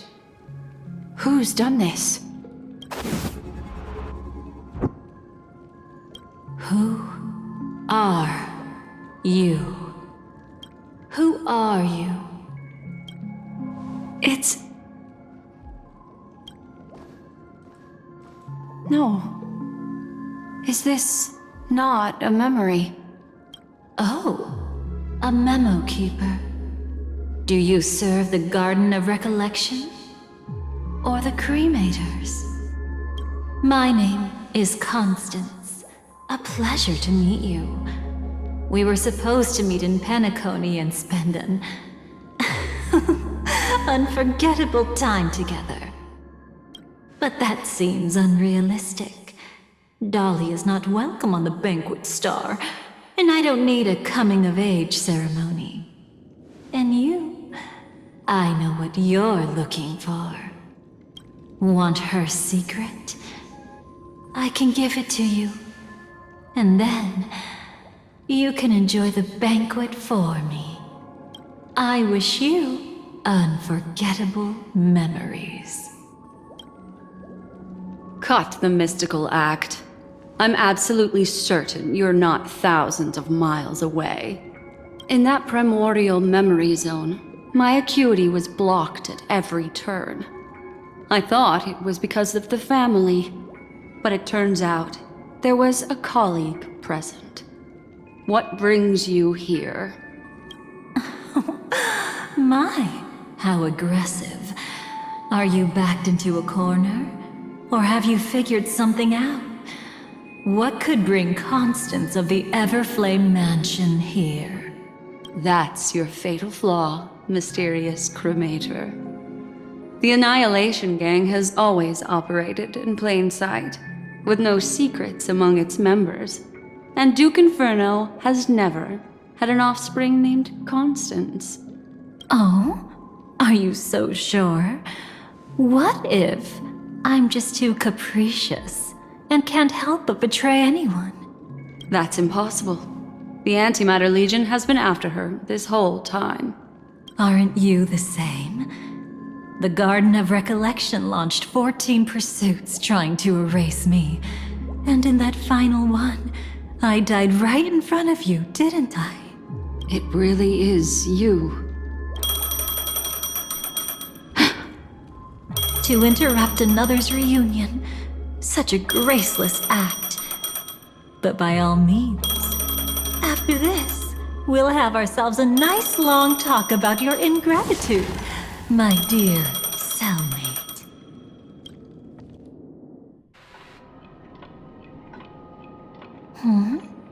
That's a peculiar look on your face. Before this, I was always anxious about this moment, always afraid you might find me frightening. Of course, everything about Penacony is more important than you think. To prevent other terrible outcomes, the Stellaron hunters were forced to use great power. If you're willing, and if you can endure it, I can keep going. Or perhaps... would you prefer to indulge in my double standards? Yeah, we were quite close. Don't get the wrong idea from how I phrased it back then. I've always thought that when two people are locked in a knife fight, with their blades pressed to each other's throats, they become more intimate than any pair of dancers. Now, let's turn our gaze to where the threads of destiny intertwine. Soon after, you finally learn Black Swan's intentions. She made a deal with the IPC to bring you before Aventurine. In order to reclaim Penacony, the IPC had been seeking temporary allies. As a show of initial sincerity, he revealed his discovery to you. The crime scene of Robin's death that was staged by the Fool. From that moment on, Aventurine embarked upon his great gamble. Willing to shatter the cornerstone as precious as life itself, he deceived Sunday with his schemes, earning himself a chance to risk it all. With such a high-stakes gamble, he succeeded in provoking the Emanator's strike.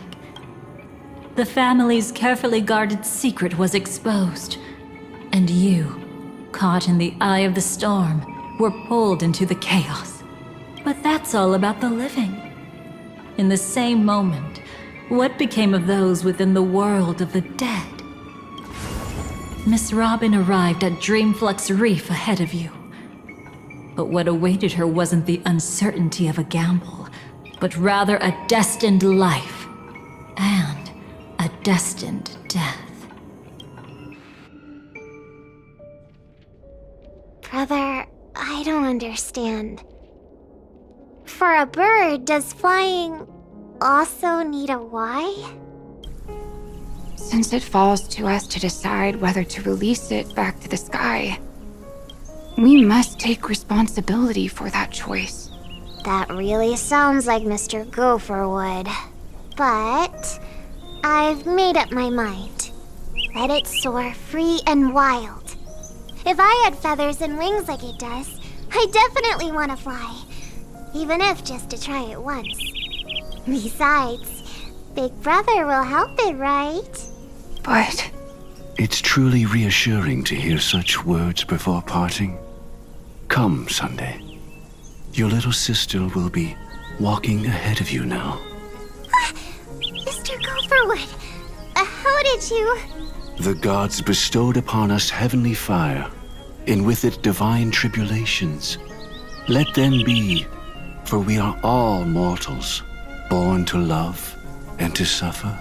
Today, more than one little bird will embark on their long journey. How could I miss the moment of your departure? Come here, child. I've prepared a farewell gift for you. What did she give you, Miss Robin? Sorry, where was I? In Dream's Edge, a masked fool attacked you and left behind a parting gift. Though it's hard to call it a gift. When the Fool killed me, they put a mask on my face. But when I woke up in Dreamflux Reef, it was gone, and I couldn't feel any effects from it. As for that mask of yours, is it really called the Harmony? The twin of the Order? She might be hinting at something, but I still can't figure out what she means. Speaking of which, how is that anomaly of yours doing now? I'm gradually getting better. There's no denying that Dreamflux Reef also spreads the Harmony. and it hasn't been affected by the family's traitor. As for my loss of voice, I still need to keep investigating. Perhaps I've been wearing a mask all along, without even realizing it. If you need any help, just say the word. Thanks for your help. I'm starting to get familiar with this place, but Dreamflux Reef is so isolated. Is there any way to know what's happening outside? I want to check on my brother's situation. That's easy. Just head to where all the action is. Want me to show you the way? I'll take a walk around by myself.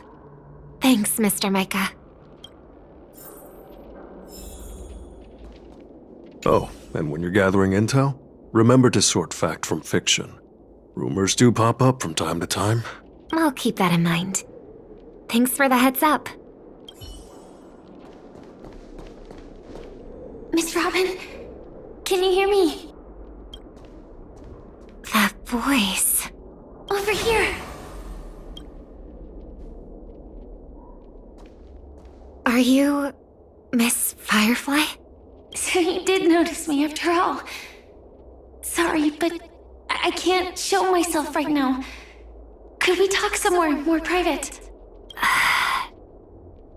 To be honest, I have no reason to trust you.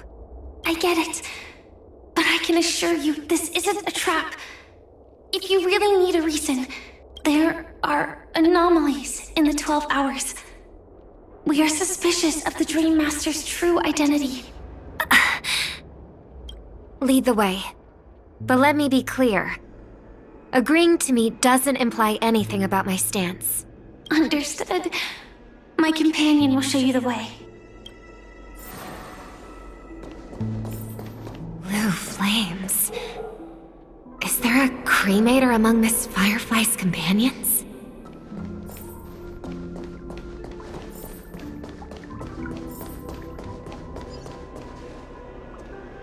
Miss Firefly?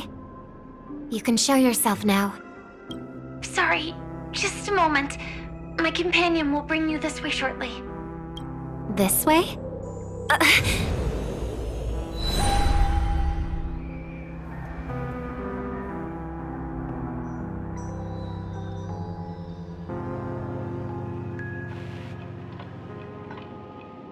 Where is this? As expected of the Harmony's favorite. Passing through such dense memoria without even being affected in the slightest. Hello. You may call me the Dahlia for now. This is our cozy new home in the sweet dream, where words may flow more freely. A new home burned out of the sweet dream? If you really wish to have a proper conversation, you shouldn't resort to provocation like this. I apologize. But she's different from other cremators. She has no intention of stealing memories. The same goes for me. I have never wished to destroy the sweet dream. Sneaking into the dream was my only option. I really like Penacony as a tourist. This is my first time dreaming. And Penacony is more wonderful than I imagined. Thanks. So, what brings you here? I'm sure you've noticed it too.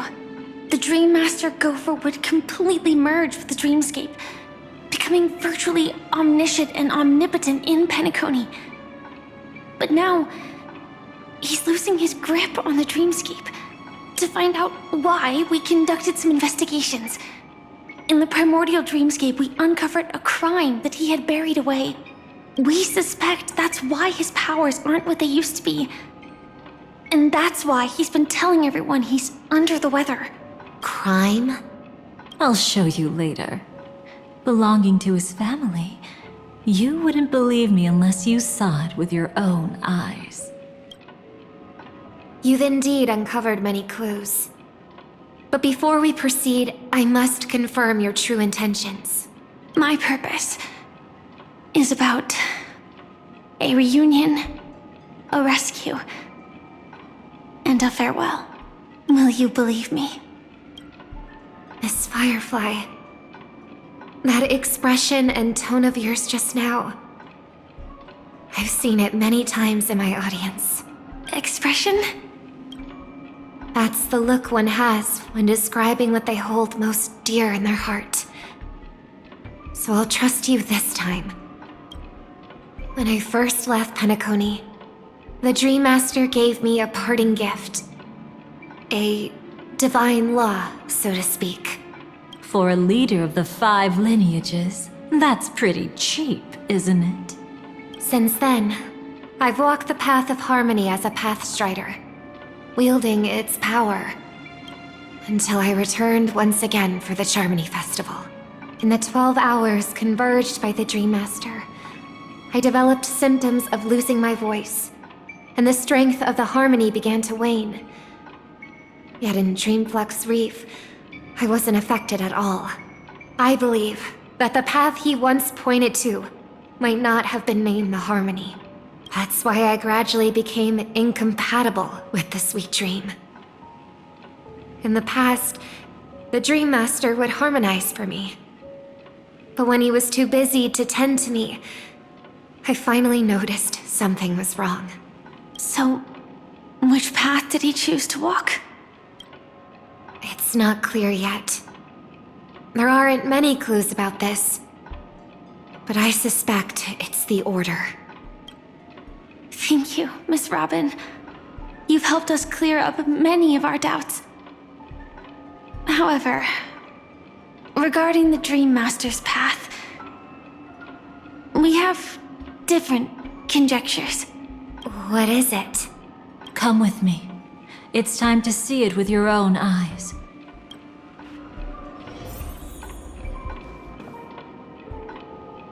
Come with me.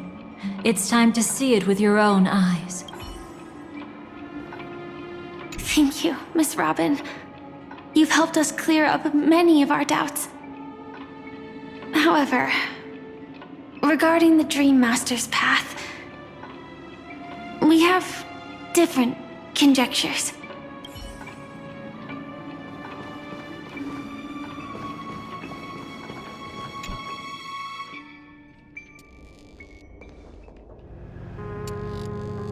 Here lie secrets that the family tried to conceal, and a long, romantic tale.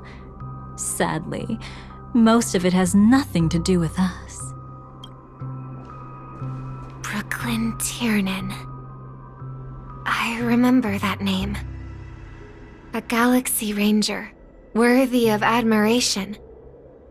When Penacony was plagued by the swarm disaster in the past, he was the one who fearlessly protected our sweet dream. That's why we had to come here. We suspect that after turning away from the family, the Dream Master sided with the propagation. How could that be? History as we know it may be long gone, but people's memories remain preserved in the memory zone. If we can master the technique, we'll be able to pierce through time itself and salvage the past from chaos.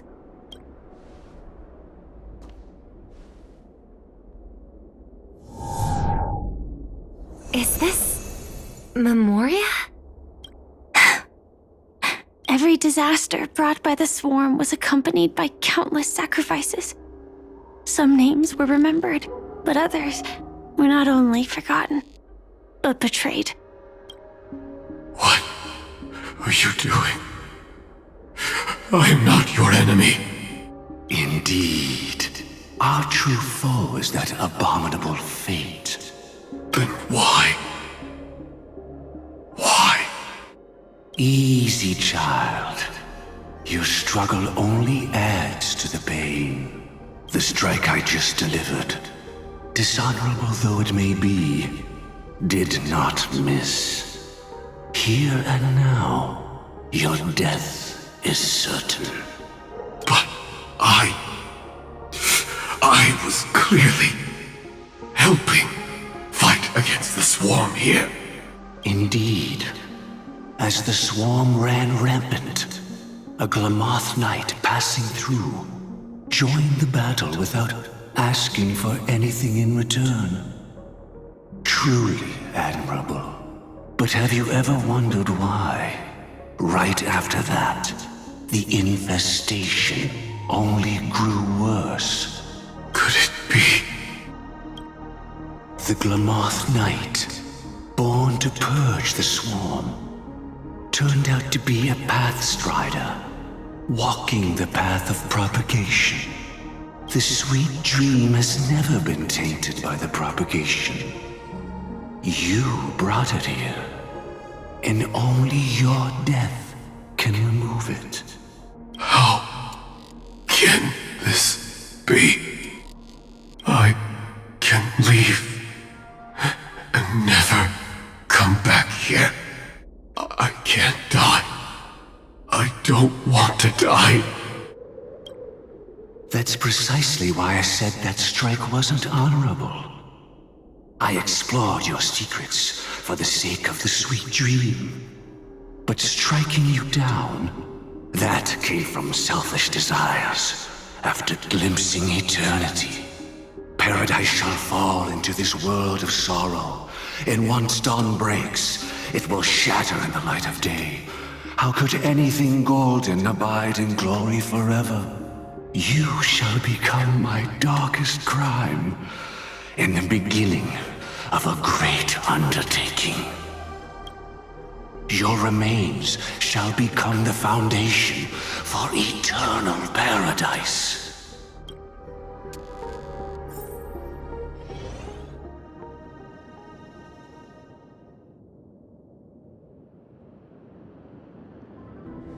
You're quite familiar with the Memoria, so you should be able to tell whether this memory is fabricated or not. Laying the foundation for eternal paradise? At that time, she was trying to escape her own destiny. But when the swarm was discovered on Penacony, she didn't just stand idly by. Even though she died while fighting against the swarm, it wasn't destiny catching up with her again. It was her own choice. Because like any ordinary person, she had a conscience and knew compassion. Is she your friend? Yes. And in many moments, looking at her is like seeing myself. I know it won't undo what's been done, but I'm sorry. No matter what purpose the Dream Master has, it doesn't give him the right to sacrifice anyone. I promise you, when all of this is over, regardless of the outcome, I'll tell everyone about her deeds. She deserves to be remembered by the sweet dream. Thank you. But there's one thing I don't understand. Even if the Dream Master is after the power of the propagation, there are plenty of swarms left in the cosmos. Why resort to killing? That's exactly why we came to find you. With the Charmony Festival about to begin, it can't be a mere coincidence that the Dream Master is pushing forward with his various machinations now. And you were chosen to perform for the Harmony. Whether you're aware of it or not, you must be absolutely crucial to his plans. I see. You want me to become the conduit to retrieve the past from the memory zone? What exactly do I need to do? I'll need to temporarily take a piece of your memory. By letting it stir up the memory zone, I can follow the flow of Memoria and burn a path through, retrieving scenes from the past once again. Whether I succeed or not, I'll return your memories to you safe and sound. Let a cremator access my memories? I also think it's too much to ask. If you deem it necessary, you can use tuning to leave a safeguard in our minds, preventing any ulterior motives.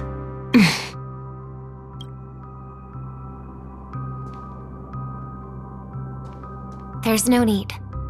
Let's get started. May the harm that befalls you never lead to your downfall. This is a blessing that has been passed down through the family for generations. I don't want all trust to be built upon mutual threats. So this is what star power looks like. You've even made me a little starstruck. All right. Looks like we got lucky. Oh? What's this? A piece of worm-eaten oak? Found something new?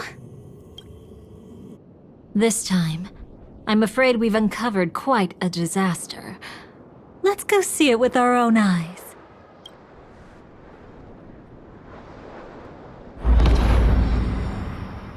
Nothing but lies, my dear. Hiding behind the title of a memo keeper? Tell me, how long have you been lying to them? You really seem determined to savor those unforgettable moments, don't you? Be smart and take a hint. I don't have time to entertain you right now. Oh, because you're busy, pretending to be a Stellaron hunter? Who are you talking about? Quite the clever move there. Miss Firefly, if you're willing to take my advice, why not make a trip back to reality? Ask that Silver Wolf lady carefully who your true companions really are. How did you... All right, you. Still can't help sticking your nose into everything, huh?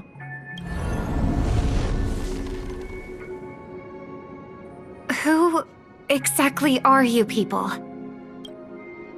She's just a cremator who manipulated memories and pretended to be a Stellaron hunter's companion. She fooled all of you. What about Miss Firefly? Is she all right? She might get lost in the memory zone's turbulence, but don't worry. She's quite something. She'll only be stuck there temporarily. I'm here to bring you back to the Oak family. Mr. Sunday is worried about your safety. He tasked me with finding you in the dreamscape.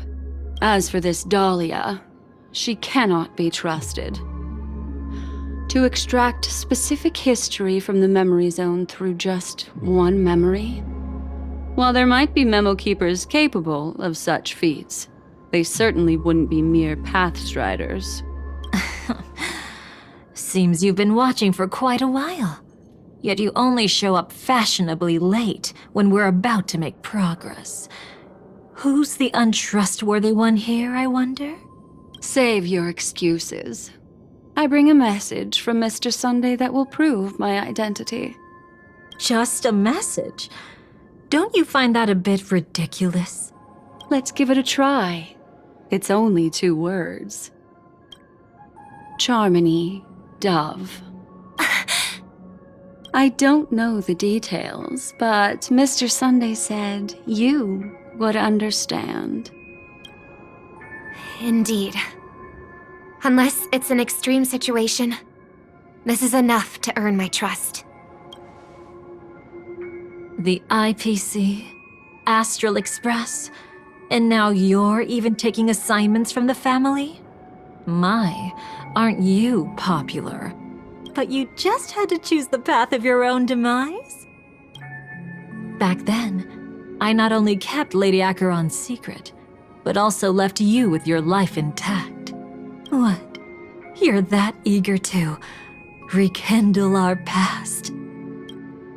Well, you are the Dahlia, after all.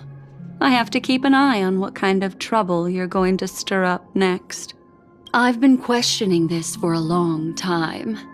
How could Destiny's slave possibly accept someone like you, whose very nature is betrayal?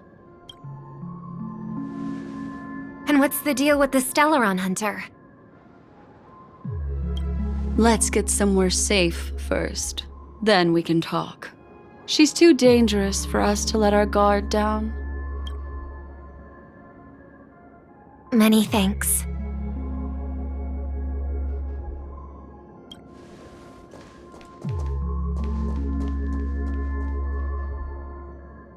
You've gotten more composed. Or have you just gotten slower? She's already left this area. There's no way you can catch up to her now. Catch? Why would I chase after her? Arrogant swan. If I didn't take her memories just now, then what exactly did I do to her? I might as well tell you. I planted a spark of the cremator's fire in her memories. It will spread silently, and in an instant, it will burn away all her memories of seeing me. She'll believe she was never here. The suspicions that have already taken root in her mind will also gradually fade away. No matter what she has discovered, the moment she attends the Charmony Festival, she'll revert back to that good child who was born to walk on the Order. You're the one who's run out of time. I see. Not a member of the Everflame Mansion, and definitely not a Stellaron hunter. Your true ally is the Dream Master? Oh, aren't you clever? How about a little reward for that? Cut the act. Even with your usual reckless methods, you can't handle me alone. You're right. I can't do it alone. But I rarely feel lonely anyway. Repent and return to righteousness. Though you soar like an eagle and make your nest among the stars, I will bring you down from there. Now, can you still keep your cool? He actually gave you strength through the divine law. The Dream Master would go this far for an ally? What can I say? I'm just that trustworthy. If he hadn't done that, how could my control over Memoria far exceed that of ordinary memo keepers? Let alone allow me to tamper with the Stellaron Hunter's memories. Unfortunately, you lost your composure in your euphoria. In the dreamscape, I might not be your match. But if I want to leave, you can't keep me here. Harsh words. Want to test that theory? It's easy to throw away a flower, but the fragrance lingering on your hands won't fade so easily. I can be quite persistent, you know. Even if we rekindle what once was, I remain unchanged.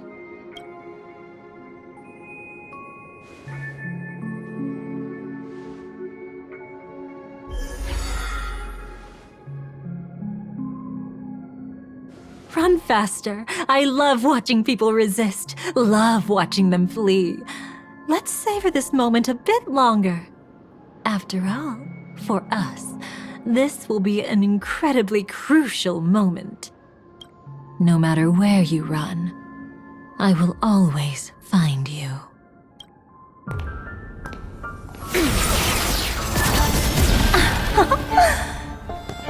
I have the numbers advantage. You have no chance of winning. I don't want to use a cremator's tricks. Not that I can't. I knew it. Your ever-shifting morals. Never changed.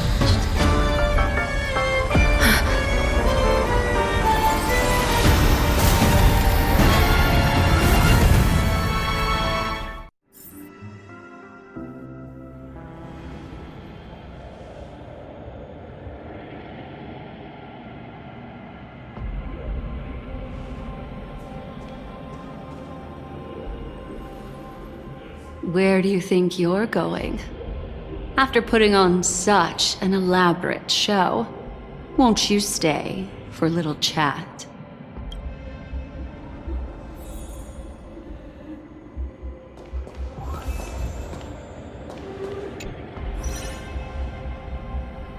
The most trustworthy thing about you is that you're never to be trusted, darling.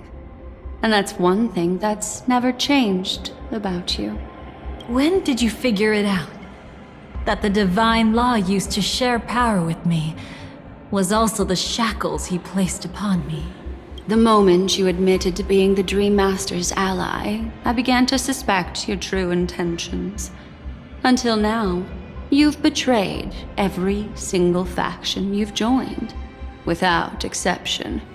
Besides, after not seeing each other for so long, and now having such an overwhelming advantage over me, you'd do everything in your power to stop me, even if I had the slightest chance to escape.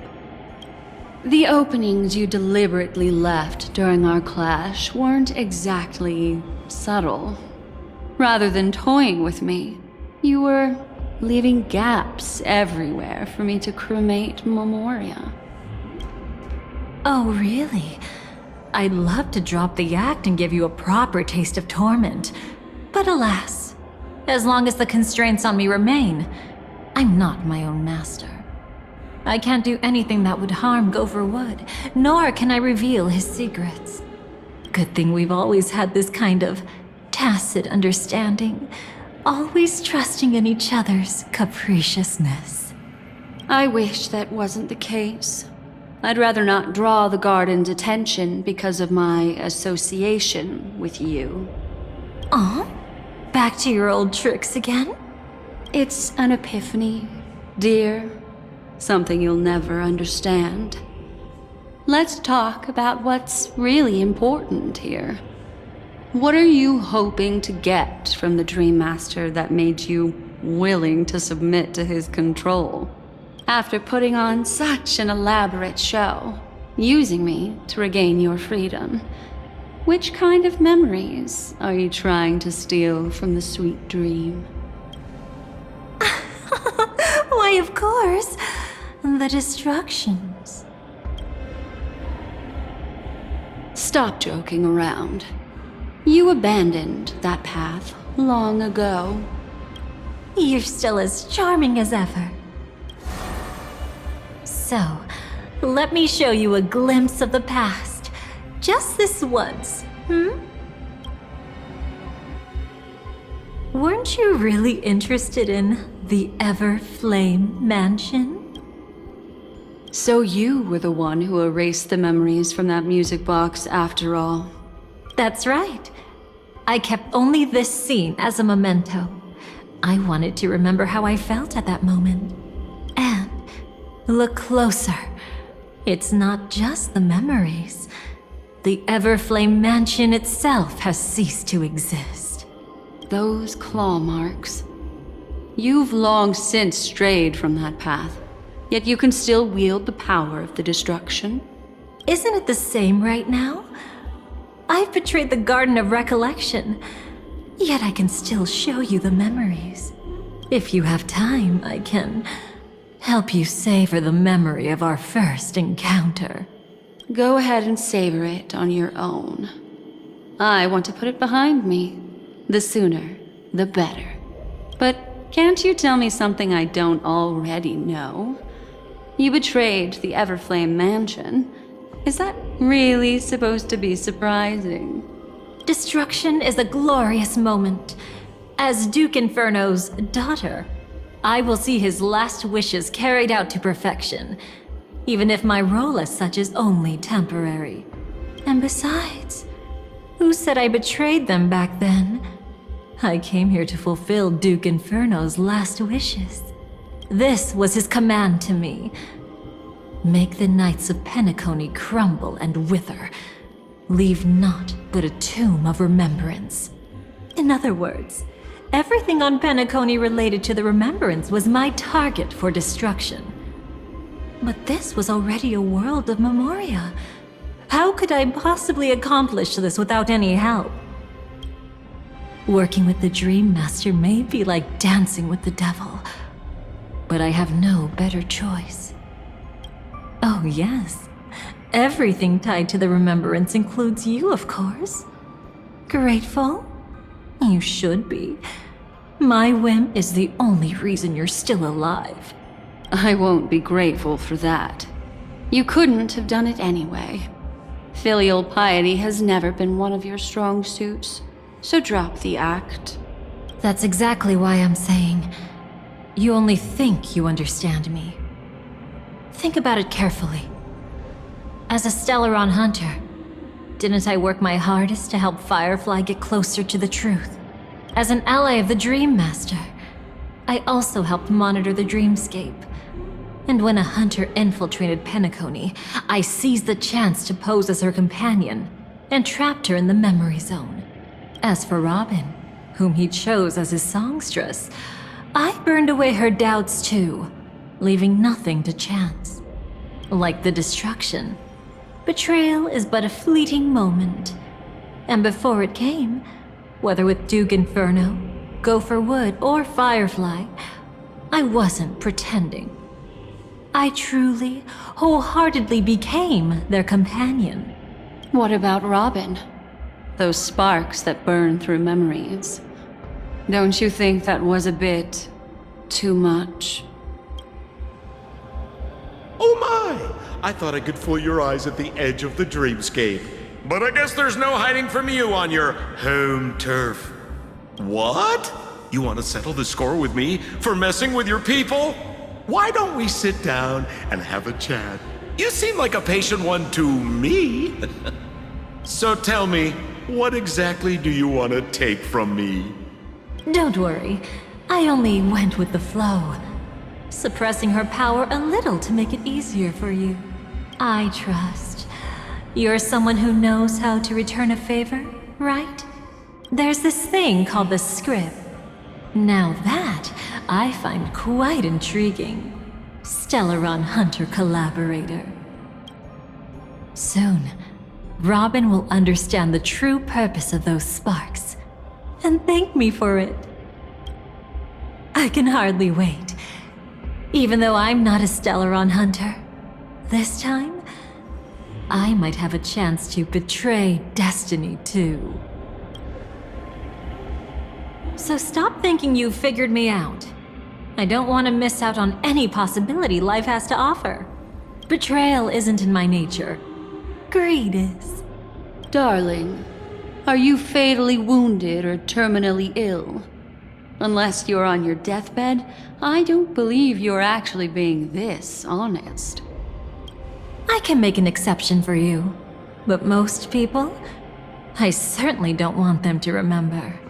Sometimes, I resent memories, because some people don't deserve to witness my radiant bloom again in their memories.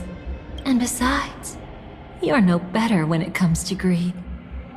On my deathbed, I suppose that's not entirely wrong.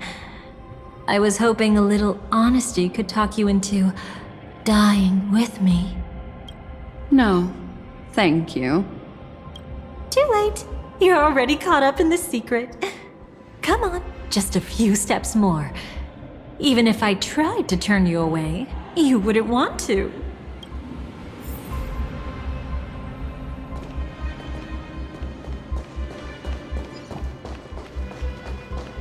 I see now.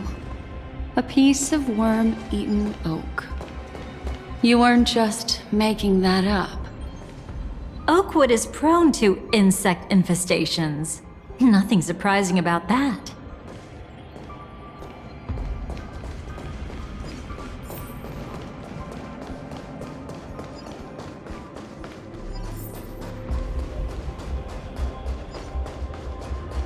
It's him.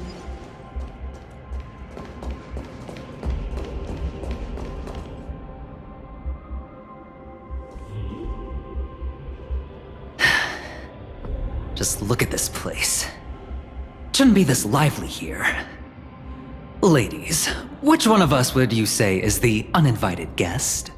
Mr. Aventurine, what are you doing here? Well, the game's over. And I scored a big win. Oh, what did you get out of it? The Nihility Emanator cut me, and I died in the most spectacular fashion. Oh, speaking of which, you must know exactly how that feels. My dear lady who loves to dance. Still better than having no invites at all, my dear helpful lady. You two are really something special. You're quite interesting, Mr. Aventurine. However, you weren't supposed to find your way here. Unless you can give me a reason, I'll indulge you by letting you die once more. That confident, huh? You haven't hidden your weakness well, even though you're one of the 10 Stonehearts. Right now, you'll be easy enough to handle. I wouldn't be so sure. Since you know who I am, you should know better than to gamble. Consider this warning a welcome gift from a friend. So long as my trump card remains unplayed, none will dare see the hand through to the end. Too bad you've used up all your luck for today. I've always found losing more interesting than winning. What's the harm in giving it a try? Hold up. No need to rush into making enemies. Mr. Aventurine, congratulations on uncovering the truth behind death. But from what I know, you should be at Dreamflux Reef instead. Well, after taking a solid hit from the Emanator's blade, I never got the chance to enjoy a good nap. Thus I sank into the chaotic memory zone, and then my desire led me here. As I thought. You two haven't noticed. The answer was right under your noses this whole time. You can traverse through Memoria without relying on roads, which is exactly why you missed it. Ladies, you didn't think the IPC would enter Penacony unprepared, did you? Backed by a most attractive package, I quietly assembled a team to research the memory zone. And I only asked for one thing in return. How to escape alive if I accidentally got lost in Penacony's Memoria. To be honest, they didn't contribute a thing. But they did help me discover a certain legacy. Rosalina Jane Estella, the former undertaking once belonging to this nameless. She once boarded the Astral Express as an outstanding surveyor. Years ago, in pursuit of the primordial dreamscape secrets, she ventured alone into the memory zone and was never seen again. Everyone believed she had perished, taking the mysteries of the dreamscape to her grave. But that wasn't the truth. Before departing from this world, she single-handedly forged the pathway of Memoria. Mr. Aventurine, do you even realize what you're saying? Look, I didn't believe it at first either. But the Nameless, as it happens, had quite a unique background that led her to devise a brilliant solution. Using the technology from the Zarina Erd system, she gave her life to the memory zone, giving Penacony's dreamscape a unique signature. When dream chasers wander into the memory zone, they'll drift towards places that can fulfill their desires. Those who yearn for freedom will witness the form of the primordial dreamscape. Those consumed by obsession might encounter certain special dream bubbles. And those who are lost and directionless will return to the 12 hours, seeking their path within their own past. The family discovered this trait and cleverly utilized it, allowing guests to be sent to different hours upon their first dream entry. In other words, this Nameless is the true founder of the planet of festivities. As for me, maybe I ran into a good doctor. From the look of this place, he's the one who let me blunder my way in. The impossible in dreams is not death, but dormancy. Do stay alive. I wish you the best of luck. Looks like I'm pretty lucky. I can't wait to see what I'll discover here. It would seem luck favors you still, Mr. Aventurine. Fate is truly fascinating, yet cruel. Remember Miss Robin's question? If the Dream Master was after the propagation, why did he have to harm the Glamoth Knight? Years ago, he had already completed this plan, waiting for a Glamoth Knight to enter the dream. Unfortunately, with the sudden fall of his empire, his hopes seemed to have been dashed. Yet just as the Charmony Festival was about to begin, a descendant of the Glamoth Knights appeared uninvited, and everything began to turn once again. The Dream Master was never afraid of Firefly investigating the propagation. That was exactly the truth he wanted her to see. Wait, is that why you trapped her in the memory zone? Correct. This place is where the Dream Master wanted her to be. And he wanted her to think she'd figured something out, only to make the wrong decision at the most critical moment. So, what exactly is the Dream Master plotting? It doesn't matter anymore. We've missed our chance to stop him. Even if we catch him in person? From the very beginning, he never existed anywhere at all. When he attempted to merge with the dreamscape, he transformed himself into 4 primordial divine laws. The gods bestowed upon us heavenly fire, and with it divine tribulations. Let them be, for we are all mortals, born to love and to suffer. The first law. As his parting gift, he bestowed it upon Robin, guiding her onto the harmony. Repent and return to righteousness. Though you soar like an eagle and make your nest among the stars, I will bring you down from there. The second law is the power he bestowed upon me as his collaborator. At the same time, it serves as a constraint to ensure I won't act recklessly. And the third law... Paradise shall fall into this world of sorrow. And once dawn breaks, it will shatter in the light of day. How could anything golden abide in glory forever? I haven't seen it myself either. According to him, it was an all-out attack, like a torrent of fire pouring down from above. And the last one? Nobody knows.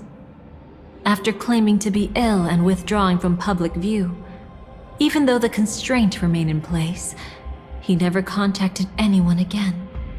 Not even me, his collaborator. It's just my theory, but I'm pretty sure I'm right. By then, he had finally completed the last law and used it to eliminate the one weakness that exists in any plan. The mastermind himself. The moment the plan was set in motion, Gopher Wood died a martyr's death for the just cause he believed in.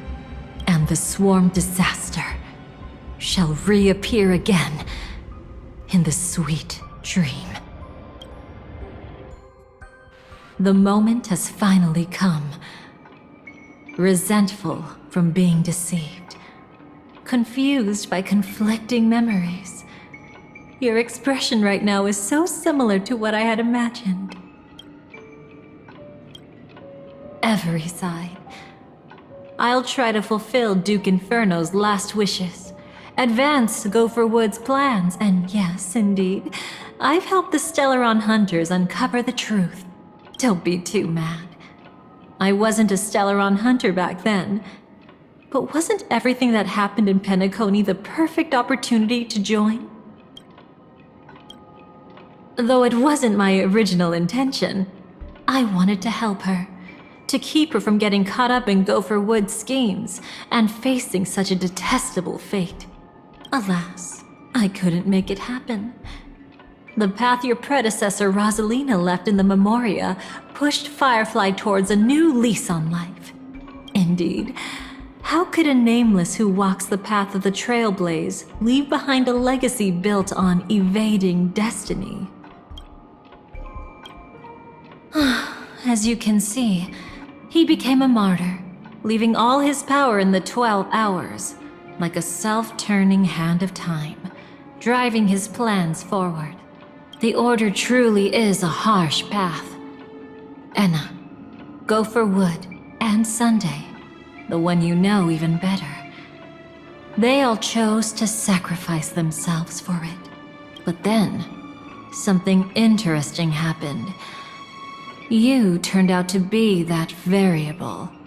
As Aventurine said, Rosalina's legacy would send dreamers to where they truly yearn to be. For Firefly, that place turned out to be by your side. She revealed her true self to you, reuniting with you as a Stellaron hunter. Then, guided by a history fictionologist, you witnessed the life of the watchmaker Mikhail. It was truly a life worth remembering, worth giving everything for. I would have loved to raise a glass of hello and goodbye to him, just like the one who saw things through to the end, Mr. Gallagher. What a shame I can't do it properly here. Sunday also came here, feigning cooperation, to reveal to you the truth about Penacony, the foundation of the sweet dream. Hidden behind the Grand Theater's curtain was actually a Stellaron, and the true mastermind behind everything was none other than the Dream Master Gopher Wood. But you know now that his words weren't entirely true. What followed was one of the few beautiful memories that Firefly has held onto to this day. In order to win tickets to the Grand Theater, you and Firefly participated in the moment of scorched sand auditions. Your coordination was so perfect, like you were companions who'd long shared the same rhythm. See? Even though you've forgotten everything from before, some traces remain etched in this moment, becoming part of your instincts. Until, following the script, Firefly sent you all to the final stage before departing on her own. In those beautiful moments before that, she experienced the joy of living, yet she still had to face the terror of death. However, you may have noticed that during this period there was a small gap. She and you weren't together the whole time. You returned to a child's dream through a dream bubble left by Mikhail and witnessed his legacy. However, Firefly was not a trailblazer, so she couldn't enter it. While waiting alone, she met her true collaborator, and thus learned that there was more than one legacy in Penacony, and more than one watchmaker.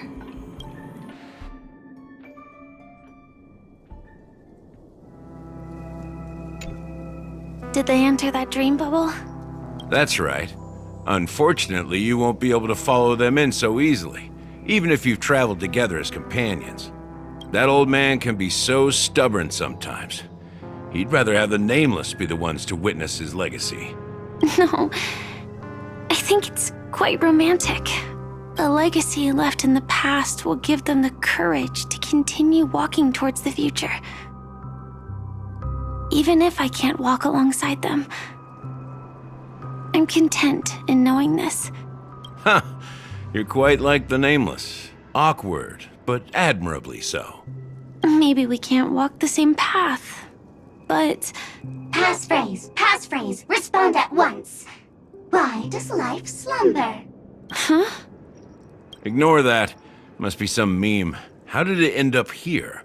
Sorry, I want to go check that out real quick. Be right back. Oh, so you're into fluffies too. You've got taste. Better not wander too far, though.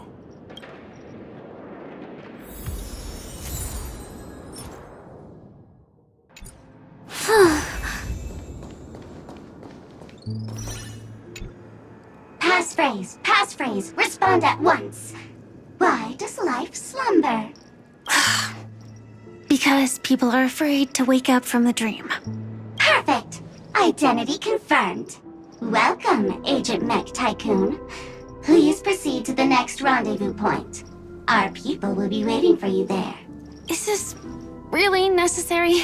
Gotta stay in character. Follow the instructions, Mech Tycoon.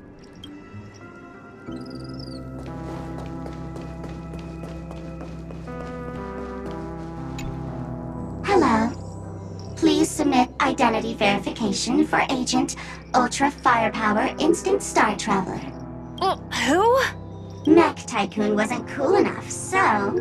So, Miss Sparkle went ahead and changed it. Masked fool. You shouldn't be here. Well, someone's been kept in the dark this whole time, completely oblivious to their real buddy standing right in front of them. Buddy? Don't tell me you still haven't noticed. That memo keeper has already stabbed you in the back once. No way. Silverwolf never mentioned me? But she's the one who invited me to team up. The family's omnipotence in this sweet dream, that was my intel. Now you all are going back on your word? Your intel? With Kafka's spirit whisper, my cognition shouldn't be susceptible to distortion. Could things be different now that I'm in a dream? Before heading to Penacony, Silverwolf did tell me to keep an eye out for anyone asking, why does life slumber? But as evidence, that's not enough. Oh, really? Then what if you were to die 3 times in the sweet dream? Then why is this the first time we're comparing notes? What else could I do?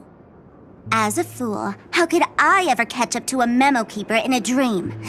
Every single time, just when I was about to reach you, poof, she'd vanish with you. Who exactly is Constance? She works for the Dream Master, but she definitely has her own agendas. She secretly made a deal with me. She pointed to a nightmare in which all the Dream Master's schemes would be carried out. I've been looking everywhere for you just to give you this spoiler. A nightmare? What exactly is in it? Tell you straight up? No way. I went through hell and back for this. Here's the short version. After you've lived through the best of times, soar toward the sky with all your might. You'll hear insects chirping at the oak's crown. That's way too cryptic.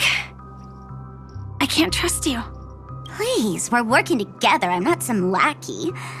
Just because someone else fooled you doesn't mean you get to pin it on me. You're back sooner than I thought. Any results? Yes. And now, it's up to us to forge ahead. Sorry, I'll catch you later. But thanks. At least you brought good news. Which part was good news? The best of times.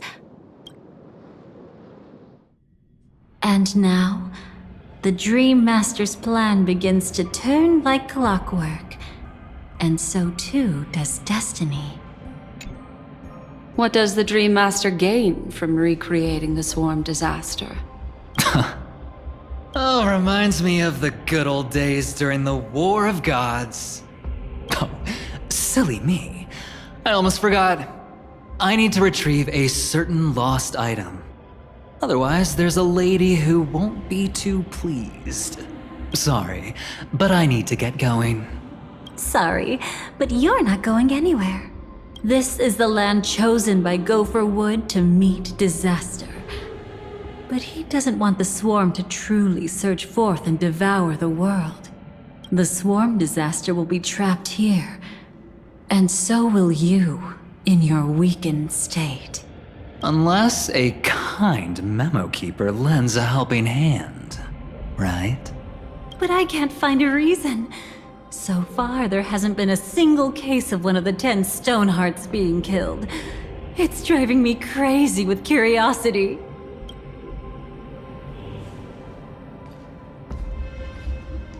Glory above all!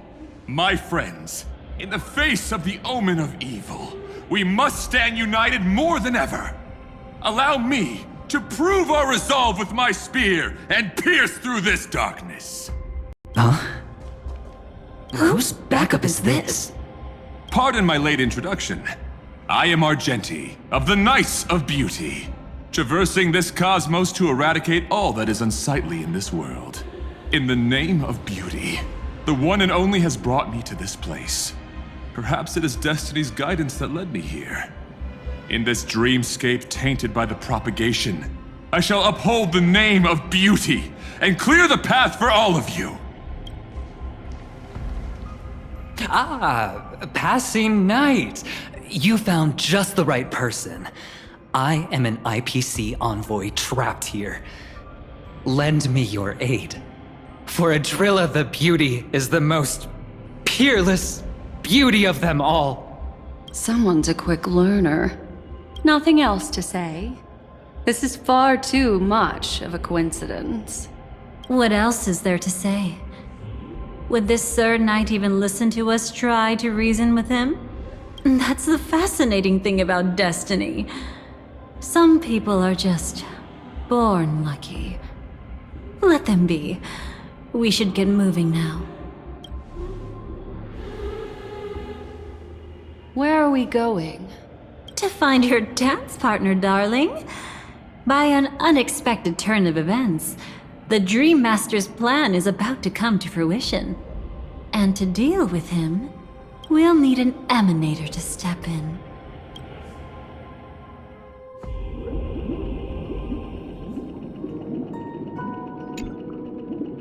Since the future of the Stellaron, Penacony, and even the entire cosmos is at stake, let's draw a conclusion there, in all fairness. Does that mean he wants to fight us during the Charmony Festival? I'm afraid so. Anyway, we can't leave the Stellaron unchecked. This is about trailblazing a bright future for Penacony, and fulfilling the long-cherished wishes of Mikhail and our other predecessors. After you've lived through the best of times, soar toward the sky with all your might. You'll hear insects chirping at the oak's crown. It's all over now. So that's how it is.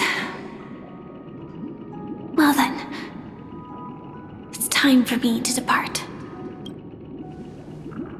They've harnessed the will of an entire planet to create an eon. This confrontation is far more complicated than a simple power struggle.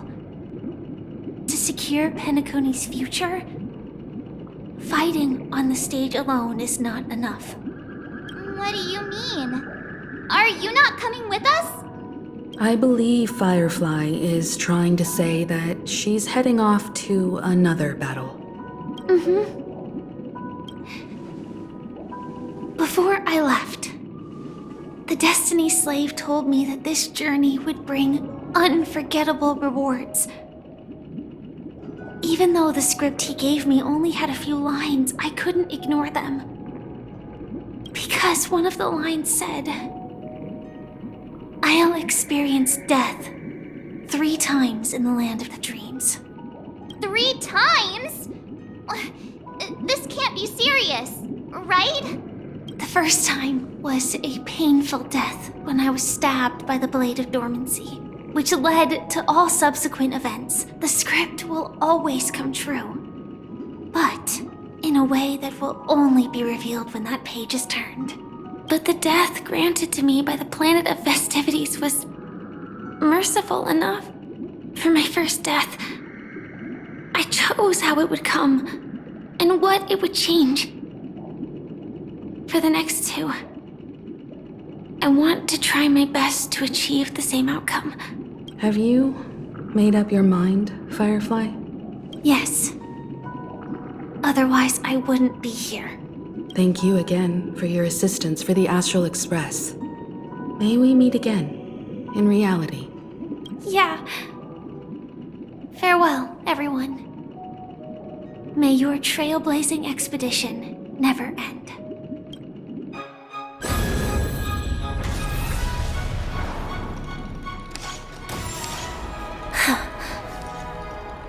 I dreamed of a scorched earth. Everyone, are you ready? A new shoot sprouted from the earth. It bloomed in the morning sun and whispered to me. Like fireflies to a flame, life begets death.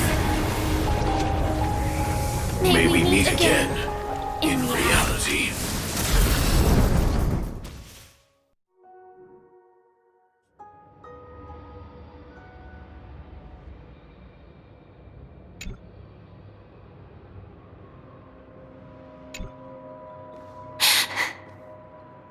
Is this the place where the Dream Master executes all his schemes?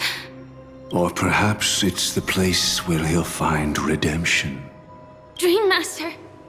No. Just one of his divine laws. Don't think I'll let my guard down. I know your true nature. Whatever your goal is, I will stop you. No need to be so tense, Miss Firefly. I am but a thought, formed from memory. Feel free to strike me if you wish to verify this. But his actions aren't baseless. There's a reason for my presence here. Please continue. Thank you for your openness. I'm equally unaware of the Dream Master's malicious plans. But he's been waiting for your arrival. That Glamoth Knight he killed with his own hands, through me. He hopes to restore justice for her. And you, her friend, are meant to witness it. Justice?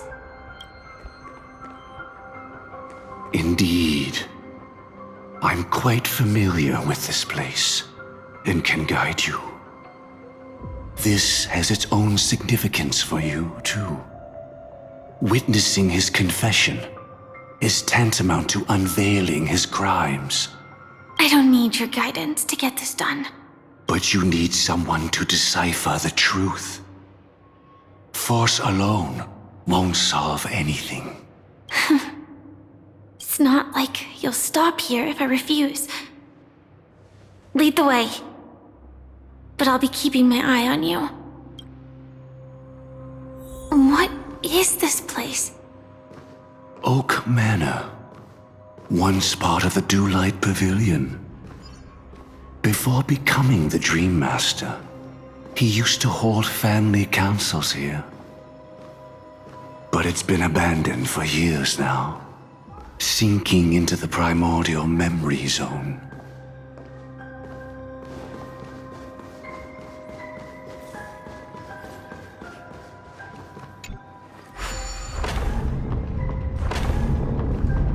Is that... I'm afraid it's pain.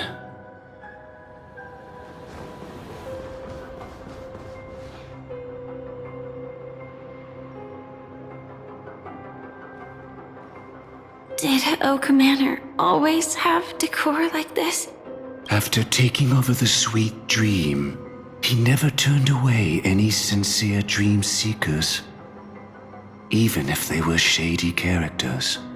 Walking along the harmony, he firmly believed that even villains could be transformed by sheep-based benevolence to show mercy, act with justice, and walk with humility. It seems his wishes didn't come true. Indeed. Those villains never learned their lesson. They even conspired with one another, foolishly attempting to establish their own family lineage. Such arrogance. They went as far as sending a messenger across the vast cosmos to seek permission from the main family. In the end, they only brought shame upon themselves. And then there was a revolt. Fortunately, his heart was already aligned with the Oak family, allowing him to survive by sheer luck. Though he could never leave the sweet dream again. Soon after, the manor was decorated this way. Was he trying to warn himself? If your beliefs lead you down a path of plight, why stubbornly cling to them? That's exactly what I'm getting at. At least now, I can understand those feelings. And I think I've come to understand why I exist here. At that moment, Gopher Wood stood at a crossroads, pondering whether the harmony was still the right path. But my fragmented memories have not yet revealed where this would ultimately lead. Since he was about to commit a great evil, perhaps the Dream Master who left behind these laws was hoping I would choose a different path. But it's too late to change anything now. Not necessarily. We might as well keep moving forward. Good intentions are always the final creation of evil deeds, for they know they must be stopped. And his past choices will reveal his schemes to us. In your opinion, which path would the Dream Master choose? Probably the path of force. But Miss Firefly, feel free to do as you please. I have no other thoughts today.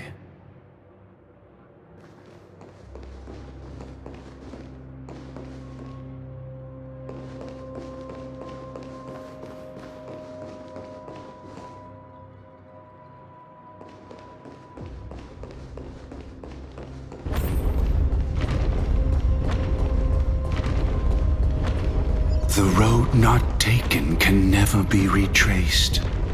Even in dreams, this truth remains.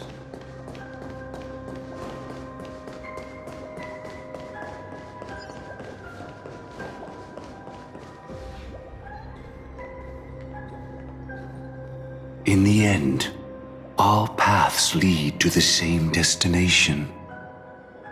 Human will, it seems, truly has very little impact. Is this? The manifestation of Nanook and the fall of the Eternal Centurion. Such news has shaken the universe, and I've long since known about it. So why would a messenger of the main family take the trouble to visit this frontier?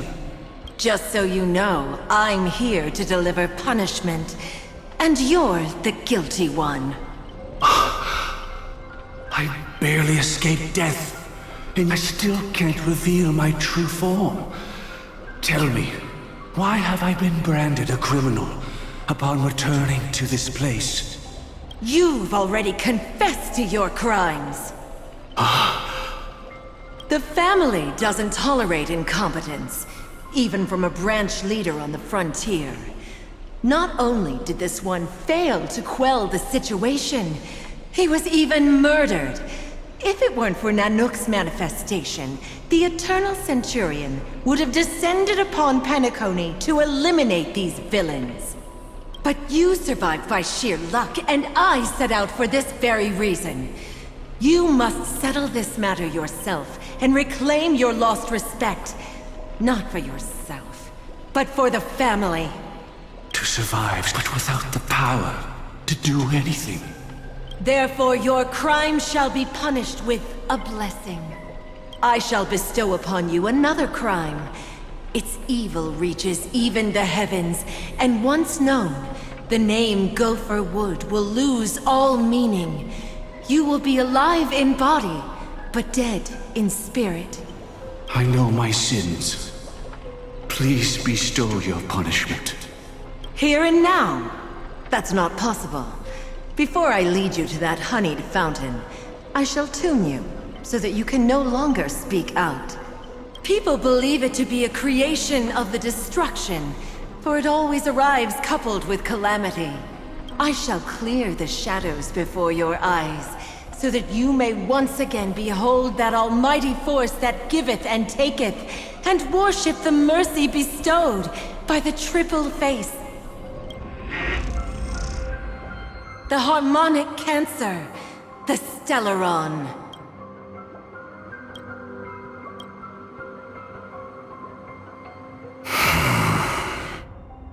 Did the Dream Master already know back then that the Stellaron was actually a creation of the Path of Harmony?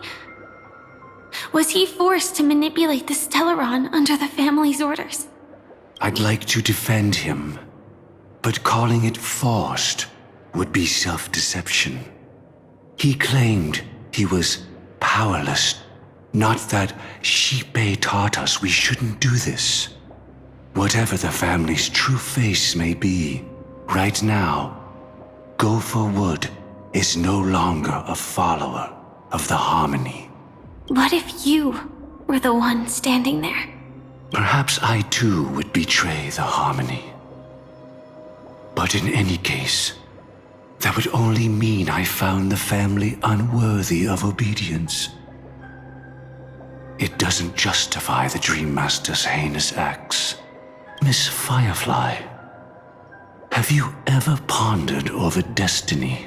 I often wonder if we could face our past decisions again, would we really make different choices?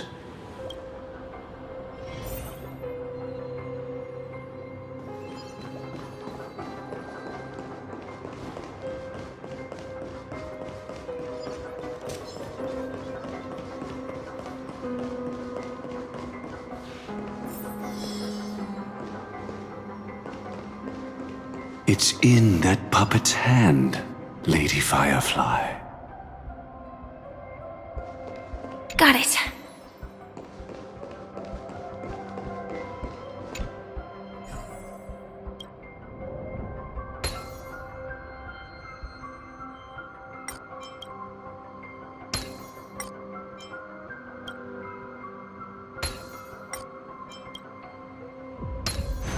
Impressive. Impeccable precision. Rest in peace now, old friend. Mikhail, was it you who killed him? Is that what you think of the Dream Master? Someone so unforgivably evil.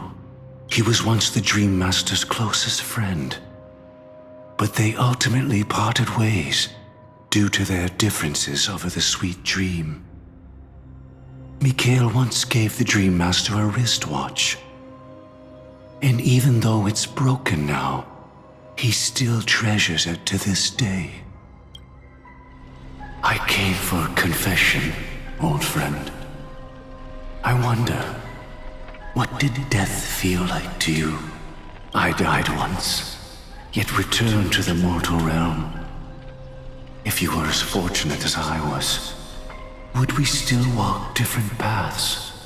In my eyes, you can still hold on to hope, precisely because you've never faced inevitable death. Would you blame me? Would you, Mikhail? I tried to unveil Xipe's third face. But I was wrong. It wasn't the propagation. Yet destiny was so merciful, making me realize the propagation was able to continuously evoke people's prayers for the order through the fear brought by the swarm. When the swarm disaster ravaged the universe, that was also when the order reached its unprecedented peak. But after that, the Great One deliberately ignited a war among gods, leading to their own downfall. They would rather fall than let the Order ascend upon a staircase of falsehoods. They were wrong too. The Great One wished to restore justice to the mortal world. But what people prayed for wasn't justice. It was freedom from fear. Will you forgive me? Will you, Mikhail? I shall commit an act of transgression, mending the errors of the gods. I will restore the missing hand to the celestial clock and show mankind death. I know my sins. They are ever before me. But I shall never repent. Using the propagation to lay the foundation for an eternal paradise. So what he meant was recreate the swarm disaster using fear to force people to pray for the Order's return? Perhaps that's why your friend was killed. The Dream Master wanted to find out how the Glamoth Iron Cavalry obtained the propagation's power. That's not a power that can be easily controlled. We need to pick up the pace.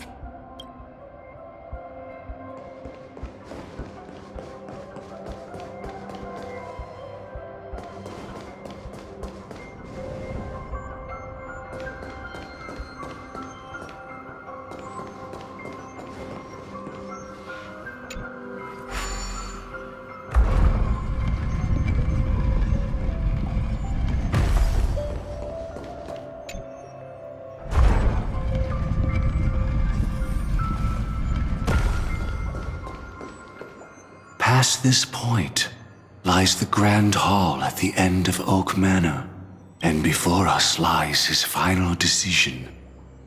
Where to go after turning away from the Harmony. Since he wants you to choose again, which side will you take? Go ahead with whichever path you think is right. I'll take the other one. Don't worry. I can't change anything. Even if I have a sudden awakening, it would only give the Dream Master peace of mind. He deserves absolute punishment and must be brought to heel. So you made a different choice after all. I will stop him. I hope everything goes well. This is goodbye, then.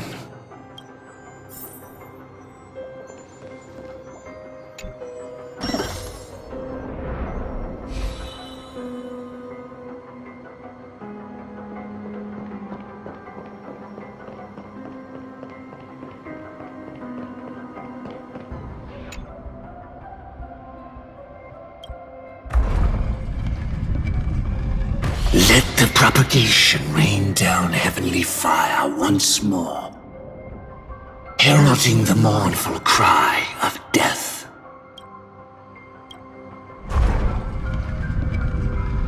Let the Harmony's lies be exposed in an instant, revealed by the piercing blade of truth.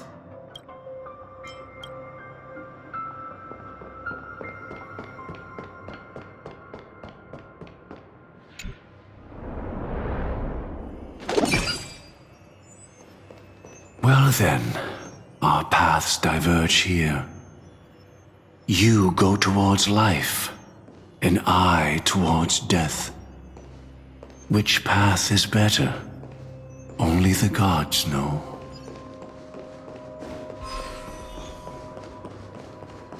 What a desolate sight.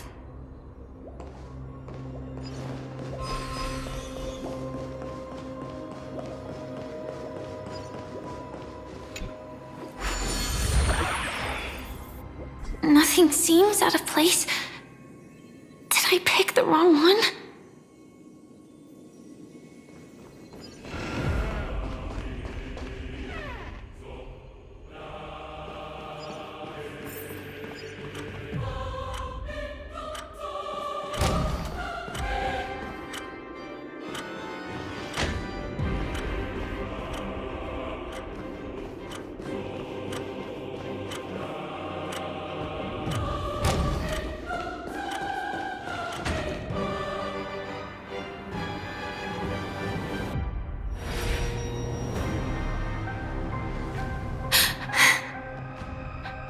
knows how to bat it. This is the place. My apologies for keeping you waiting, Lady Firefly.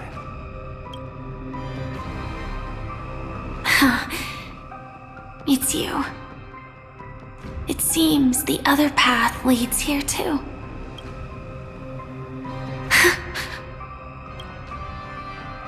What is this? It's the terror that humanity dares not recall. The swarm disaster's chrysalis of extinction. The Dream Master's devastating strike, like a torrent of fire, lies hidden behind the stained glass, waiting to shatter it and unleash the swarm disaster once again.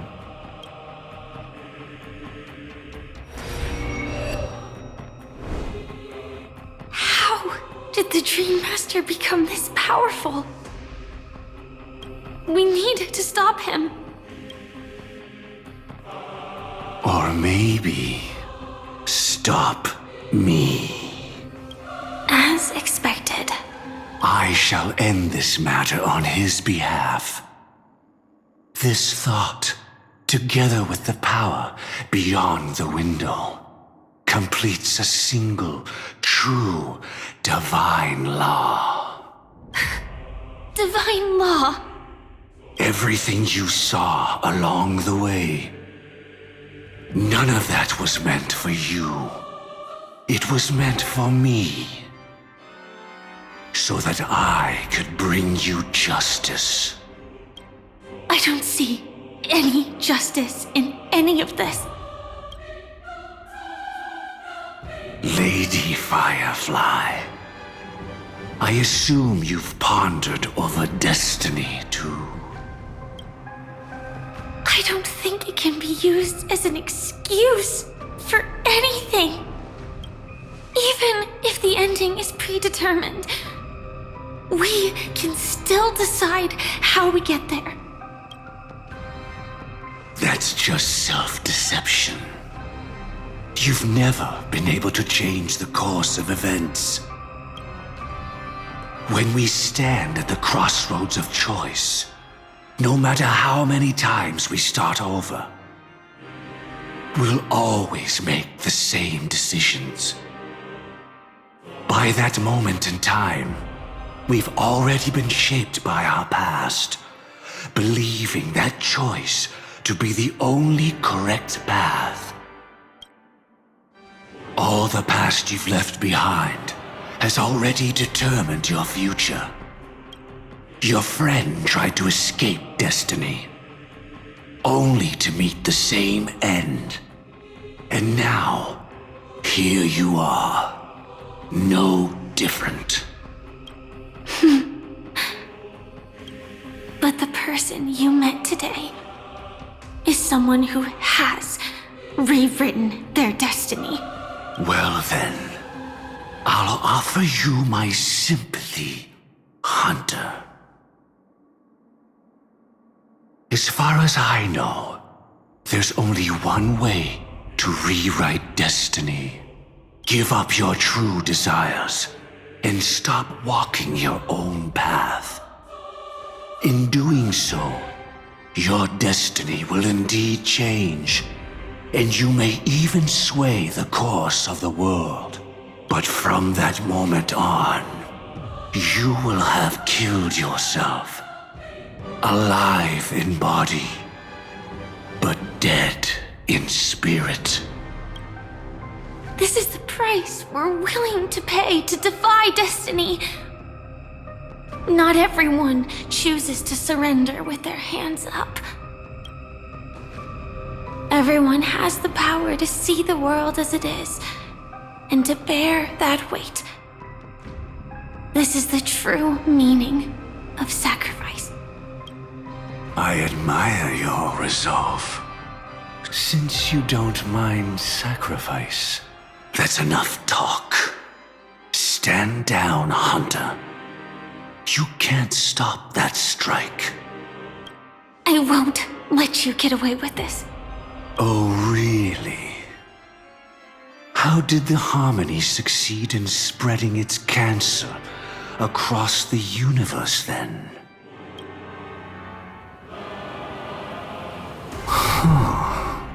Though she wasn't my true companion, that cremator left me with the spark of her flame. I never trusted you. During our journey together, I planted it on you. And now, I'll let it reignite. It can burn away a thread of thought with ease. Impressive. But do you really think you can get ahead of me? If I can't, I still won't run away. If that strike is inevitable, I'll be the only one who dies in this nightmare.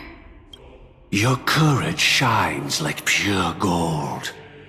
Even so, paradise shall fall into this world of sorrow, and once dawn breaks, it will shatter in the light of day. How could anything golden abide in glory forever? Come forth and present yourself, last heir of the Empire. I permit you to unveil the true face of order. I permit you, with mortal hands, to bring forth the Great One. The swarm will again devour all things, and fill the hearts of the lost with terror.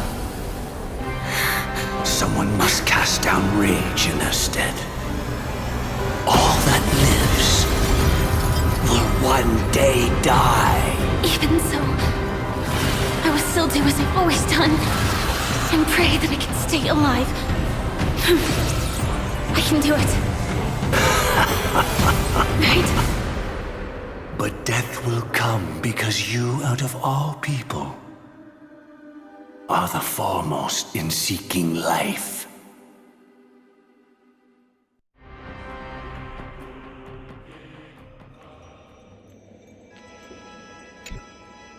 Your last confession took me by surprise, Mr. Gopherwood. No. The final divine law. I suspect there was never any chrysalis of extinction from the swarm disaster to begin with. Was there? What exists in Oak Manor is nothing but a disguise. The only thing hidden within is a Stellaron. True. I never unraveled the secrets of the propagation. Now, split into 4 parts. A single strike of mine cannot harm that hunter. But if a Pathstrider of the same origin as the Swarm were to be deceived by tuning, mistaking what lies before them as certain death, if they were to make a wish to live before the Stellaron, the outcome would twist into a catastrophe that brings death. The Swarm disaster. Her life shall beget death, and that death shall beget life unto this world. But why are you so certain that nothing will go wrong? I've already glimpsed the secrets of the Stellaron, and I have no need for certainty here. Even if she never entered the game, that strike would still fall at the appointed time, causing the Stellaron to shatter. The dreamers will learn that the power to destroy their own lives comes from the Harmony, but that it is ultimately the worst option. You should know that I won't agree with this. Too late, child. The hands of time have struck midnight. Look up at the stars. Do you know why they are so cruel? That reason shall be the final divine law. And with this, we entrust everything into your hands. Because the stars belong to everyone, they have never belonged to anyone. If you love everyone, then you love no one. Well, that's where our conversation ends. Go ahead.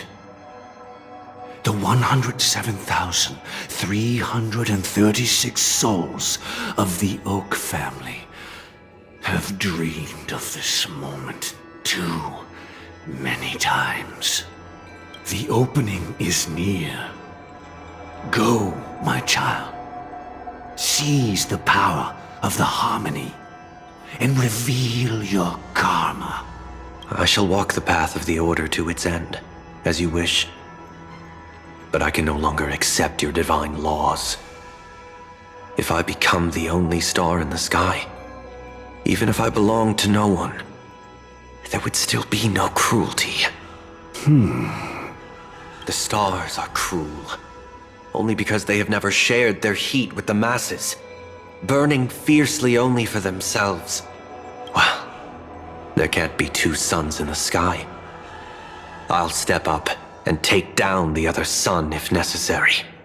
Moreover, how could I allow other stars to shine during the day? Paradise shall soon be created, not at midnight, but at noon. I shall initiate the first and only divine law of the great Septimus. I shall ascend to the heavens, becoming the scorching sun. Bathed in my light, my people shall flourish, while all evil shall be eradicated.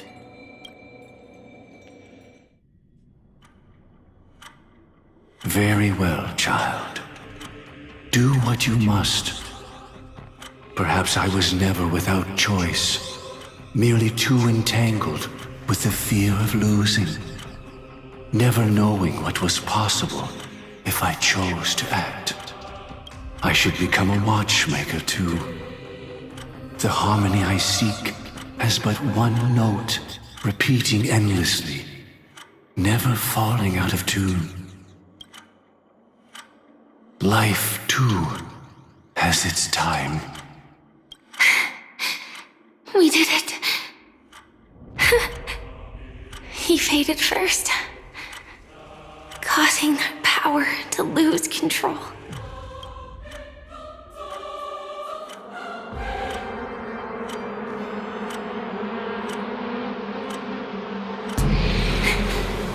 Is that...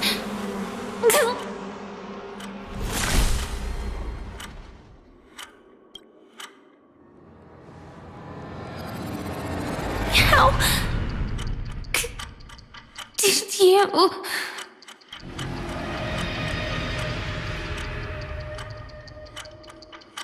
Death comes for us all, eventually. I'm starting to hate how powerless I am. How I wish that I had some way to comfort you right at this moment. Oh, don't worry, that was all in the past. She had almost reached her demise, yet she survived. Her second death hadn't come yet. It would be upon her soon. He lured a Glamoth Iron Cavalry to face a Stellaron after years of plotting. Though everything Firefly had learned since entering the dream was true, they were only truths that the Dream Master wanted her to see. And that is often regarded as the highest form of deception. The Stellaron answered Firefly's desire to keep living. In response, it recreated within the sweet dream the Swarm Disaster and the Eon Enna. It was confined within the dream. Even a Stellaron could not truly revive the Swarm Disaster. The Dream Master's actions could only evoke fear in those already dreaming. Yet this swarm was frighteningly real when you consider the next steps of his plan. Enna's dream had enveloped the entire star system, which meant the Swarm Disaster would gradually become indistinguishable from reality. The propagation would awaken the most primal fears in all dreamers. Through their cries, the path of order would be sustained, until the entire cosmos drowned in a singular dream. You engaged in a decisive battle with Sunday at the Penacony Grand Theater afterward. He had, without question, become an emanator at that time after usurping the harmonious choir. But you showed no fear and gave it your all in your fight against him. And you emerged victorious with the help of your allies. Yet that battle, the setbacks, the victory, was just an illusion woven by Sunday. Enna's dream had already enveloped the entire Asdana system. It was impossible for you to beat Sunday at that time. Enna's dream was so terrifying that even memo keepers could not act freely in it. Fortunately, we sought out Acheron first, and she lent us a helping hand. That allowed us to take action and try waking people one by one. Indeed. Don't forget that, even within the sweet dream, there were still many people yearning, striving, and pushing forward with all their might. At that moment, you too would face a similar deathmatch. Being woken up by Black Swan was a watershed moment. Due to the existence of Enna's dream, your memories from that point onward can no longer be viewed from the same perspective as before.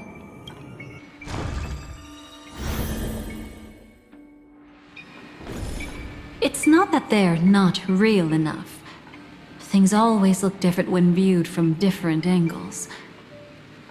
Ever thought about whether we've truly seen our authentic selves in a mirror?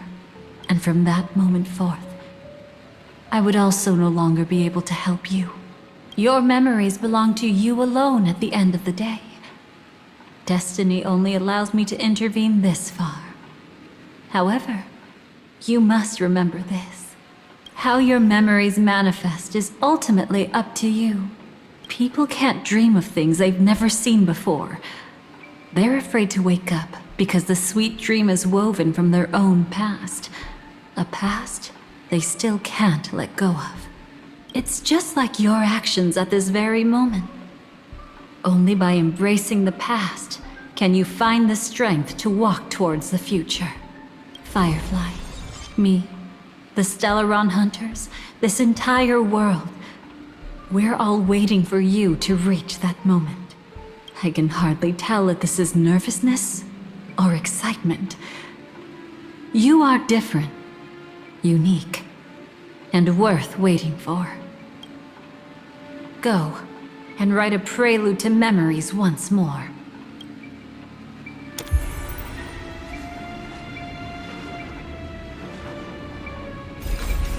From within the ashes of time, you must reignite destiny.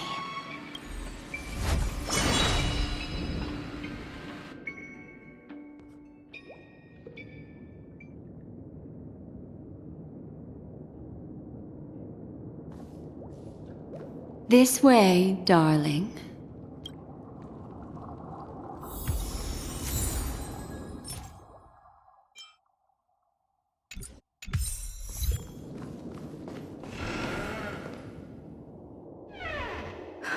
Not another one. Thank you so much, Black Swan. Finally, I can breathe a sigh of relief. I understand you must be confused, and will do our best to shed light on the situation. However, before that, it's essential to know that this place is the rift between dream and reality. A place reserved only for those who have awakened from Enna's dream. Do you remember Sunday's ambitious plan? He intended to harness the power of the Stellaron, the collective will of over 100,000 Oak family members, and the desires of everyone in Penacony to usurp the harmony and restore the order. Unfortunately, it didn't stop there. From the early days of our journey into Asdana, we were already affected by the Stellaron. That strange dreamscape where we met. Maybe it was a sign that your thoughts were beginning to drift away. I don't think the goal of the Order was to put everyone into a deep sleep. Quite the contrary. They used the Stellaron to catalyze the leakage of Asdana's memoria into the material world, allowing the dreamscape to blend with reality. People think they are awake, but their spirits have long since stepped into the Temple of Order. This is what makes Anna's dream so powerful. In this paradise governed by the Order, everyone indulges in their delightful dreams and lives happily ever after. I believe what you experienced in the sweet dream, except for that flaw, was real. Only in this way could you reach the destination, lifting the crisis in Penacony and embarking on your next trailblazing expedition. If it wasn't for Acheron's plan, we might have been trapped in this dream forever. Well, I'm not as fortunate as she is. Even if I'm a memo keeper, I was still influenced by the power of the Order and fell into hallucinations. However, thanks to your memories, now we still have a chance to turn the tide. We still have a chance, though. To make it happen. Please, Black Swan, guide us to those with a strong will. The truth of the dreamscape runs deeper. We must notify anyone willing to wake up, so we can end the long night together. All right, please come with me.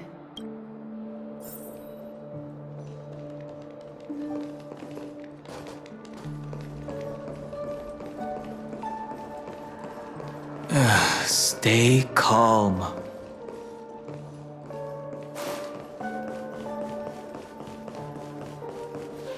I bet that even if I don't resist, you'd still...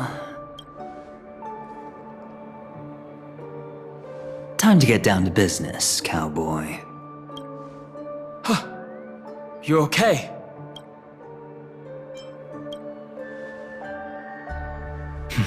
A memo keeper is looking for them. We must do everything we can as well. Quite the fateful encounter we have here, friend. Seems you're also a light sleeper. I'll send you some of the IPC's sleep aids one of these days.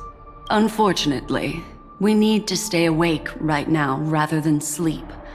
We're still nowhere near capable of breaking free from Enna's dream. Let me break the bad news first. The enemy we're up against isn't just Sunday anymore, nor is it the harmonious choir that he's usurped. The Dream Master has awakened the swarm disaster within the sweet dream, and cast shadows into the hearts of all dreamers through Enna's dream.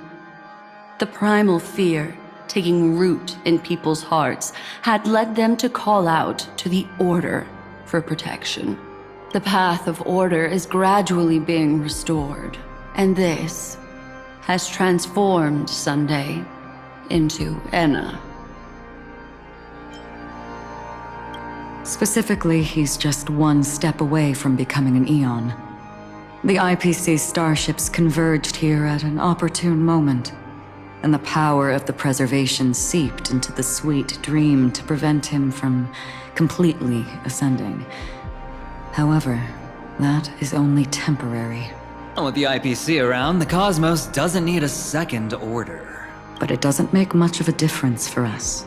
Sunday's true form has broken free from the dreamscape, becoming as vast as an eon. The Asdana system is no more than a plaything in the palm of his hand. Indeed. Forget about stopping him. We can't even manage to face him again. The key still lies in Enna's dream. Fear and sweet dreams. He relies on these two lies to gather the dreamers' shared wishes. He's still just a false god who barely managed to ascend. If we can wake people up and break Enna's dream, Sunday's divinity will fall with it. But the current sweet dream is extremely complex. Miss Black Swan, could you please explain the rest of it? My memory isn't the best, after all. Time is of the essence, so I'll cut to the chase. There are 3 layers to the dreamscape trapping us. First, there's Enna's dream controlled by Sunday. It wove a beautiful illusion for every dreamer, making them flounder in it. Second, there's the primordial dreamscape, which includes Dreamflux Reef. The swarm disaster is manifesting again in the Oak Dream within this layer, and is continuously empowering the Order through an endless stream of fear. Third, there's the 12 hours established by the family. This layer was the first to merge with reality and is itself an enormous trap. Forget about winning. We need to cross all 3 layers of the dreamscape before we can even face Sunday again. Unfortunately, we're still in the first layer, which is Enna's dream. Although we've regained our sense of self, we're still dreaming. We've only managed to connect our individual dreamscapes, but have not escaped. To destroy it, we must make everyone in Penacony want to wake up from their dreams. Humans yearning for sweet illusions borders on obsession, leading them to subconsciously resist the harsh reality. Therefore, I carefully selected a moment where she was completely unguarded, guiding her to uncover the truth herself to make her regain her consciousness. However, to wake up everyone in Penacony and get them to share the same determination, that would be nearly impossible. But we can't just stay here and do nothing. This is the first step of our plan. With the assistance from the Garden of Recollection, those who possess a strong will, like you, will gradually awaken from the dream. These free wills are the discord that will sway Enna's dream. However, awakening a mere handful of individuals is insignificant compared to the vast number of people immersed in the dream. We must find other ways to awaken the free will of millions of people within a short period of time. Looks like the Jade Abacus of Allying Oath will be the only solution. No need for that. Keep your once-in-a-lifetime treasure. We don't need to bother the Cienjo Alliance for such a tiny request. You want thousands of people with unwavering free will? That's easy. Just leave it to us Galaxy Rangers. Do you know what it is, Acheron? It's the relic I returned to you. Exactly. Its owner must have told you that it's meaningless to anyone other than a Galaxy Ranger, and that it can only fulfill its purpose when returned to its rightful owner. Because it's a burial artifact, worthy only of a hero who has served the Galaxy Rangers with honor. When its light illuminates the universe, it means the fall of a hero. And in the direction it falls, countless meteors will streak across the sky. Those meteors are Galaxy Rangers, coming from all corners of the cosmos, driven by a shared purpose, without questioning the cause or counting the cost. Because we abide by a bottom line. The shooting stars of the hunt only descend on the longest night, and with them comes the dawn. We've stayed silent for far too long. Now, it's time to remind all the cowards, oppressors, and villains of the universe of our presence. I'll be the one to ignite the first spark. This should be enough to delay his ascension to godhood. As for the foundation of Enna's dream, it would take an immense power to shake it in an instant. I think that shouldn't be too hard. So, you're the key in the end, I assume? Even if it is just a counterfeit god, we'll need an emanator to step in. Perhaps it's not about being an emanator. This is a different collective wish.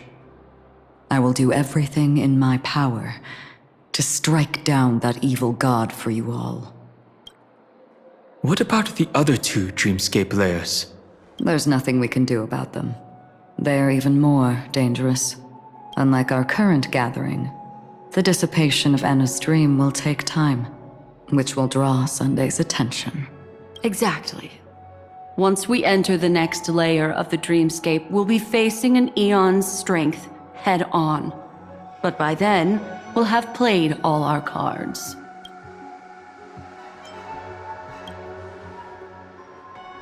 It's too late. Unless another eon intervenes, but that would be tantamount to igniting a cosmic war among gods.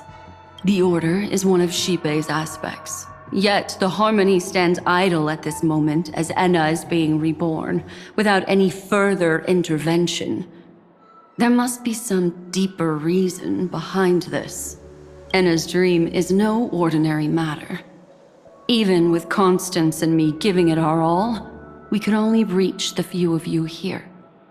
It's impossible to find more help. But time is of the essence. We must take our fate into our own hands.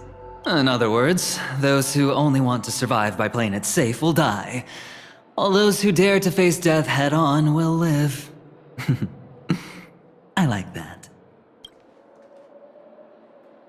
Just these few people? Oh well, that'll do. Quiet down. You're just a kid yourself. It's not just Penacony. The entire Asdana system is done for. A Stellaron hunter? She was at the edge of the Asdana system, but she still got dragged into this mess. Just finding her nearly wiped me out. Quite a bold investment strategy. Tell me, with such a huge risk, what kind of payoff are we talking about? The other 2 layers of the dreamscape will be handled by the Stellaron hunters. One of our associates is searching in the 12 hours for the other person chosen by the Harmony. Oh? Miss Robin? She broke free from Enna's dream through her own strength, and left behind a song for those in slumber. It's true that some people are born strong, and others are born weak. If the Trailblaze is the target of heroes, then the Harmony will guarantee that the strong help the weak. Only the people of Penacony themselves can be the saviors of their homeland. Their path of happiness should be forged by themselves. While I may not be a nameless, I'm willing to instill courage in all those who need it. This includes my brother as well. Enna's dream is too cruel for him and everyone else. I see. So, we were able to wake up thanks to Miss Robin's help. But the flaws rooted in human nature can't be eradicated overnight. Do you believe that these efforts alone are enough to convince everyone to choose the right path? I agree with you, Black Swan. That's why the most critical aspect of this plan is not to convince everyone to choose the right path, but to inspire them to save themselves. They'll stir up something big to help break you free from the 12 hours. As for the primordial dreamscape, Sam is standing by, just waiting for you to break free from Enna's dream.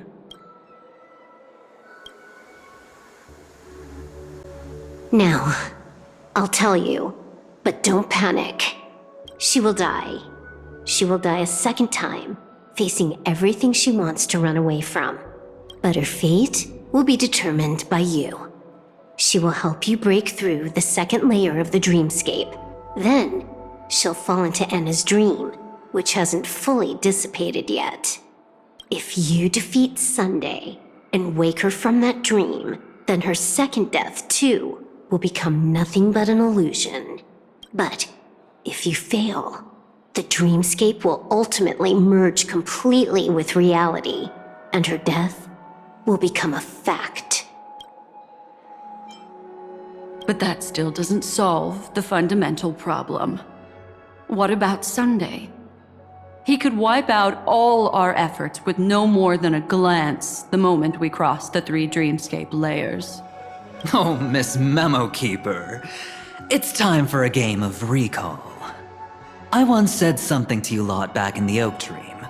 So long as my trump card remains unplayed, none will dare see the hand through to the end.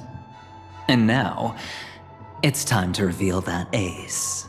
Let me point out 2 mistakes. One of them is yours. Having personally been to the heartland of the Dream Master's plans, wouldn't I have already found a way to inform the IPC? The fleet's deployment was never meant for a direct confrontation. It was to seed the preservation's heart into the dream. The other mistake was Sundays, and it was a fatal one. He should never have confiscated my cornerstone. He should have kicked me out right from the start. That's how every gamble with me goes. The moment you sat down at my table, you've already lost. A jade-colored light still sleeps deep within the dreamscape, and it does not require the presence of its owner to unleash its powers. So what? Even the power of the 10 Stonehearts can't rattle an existence already approaching eonhood. That's why I said the cosmos no longer needs a second order. The Dream Master's plan is indeed flawless. However, when faced with the terror of the swarm disaster, how is calling for the preservation any different from calling for the order?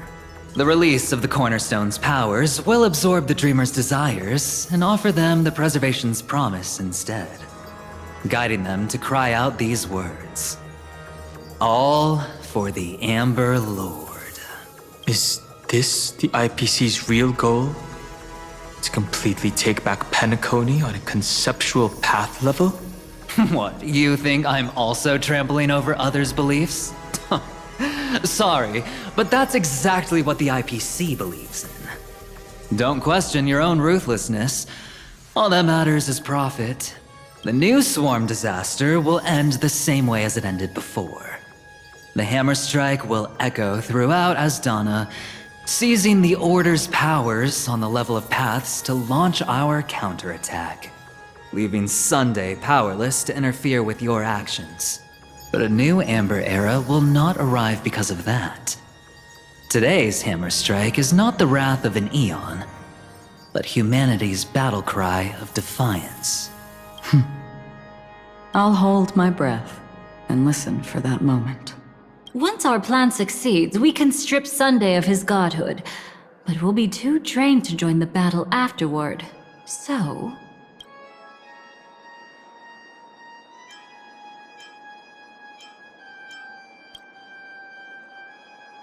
take your time to prepare. Before you head out, may I have a moment alone with you? There's one more thing I need to explain to you.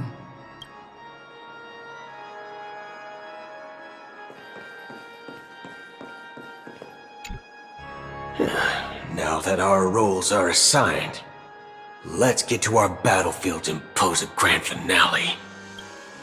Go. You already know what I want to say.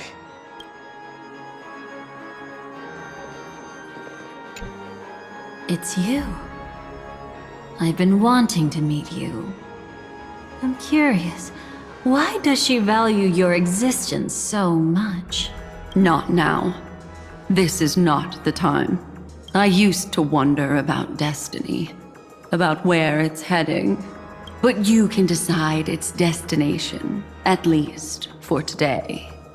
The bigger the stage, the more you need to be composed when stepping onto it.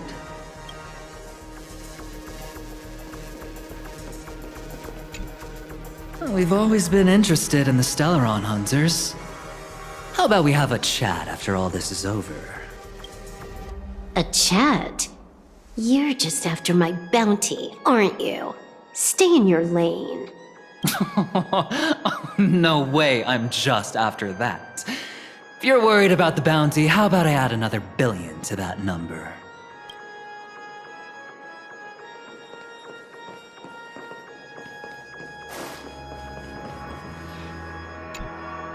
This grand festival is drawing to its close. This is the starting point for the ultimate stage of our journey. Just as it marked the beginning of all the stories in Penacony. Are you ready?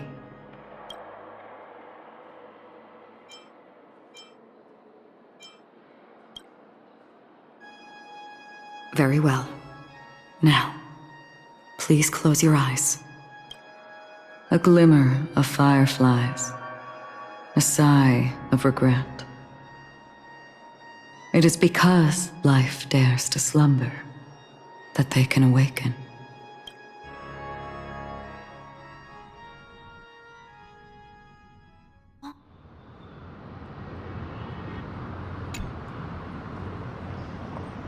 Am I awake? Sorry, Robin. It's just you. I did not wish for you to know this. It's a pity that things have turned out this way. Within the foundation of law, humanity establishes civilization, and through harmony, we obtain order.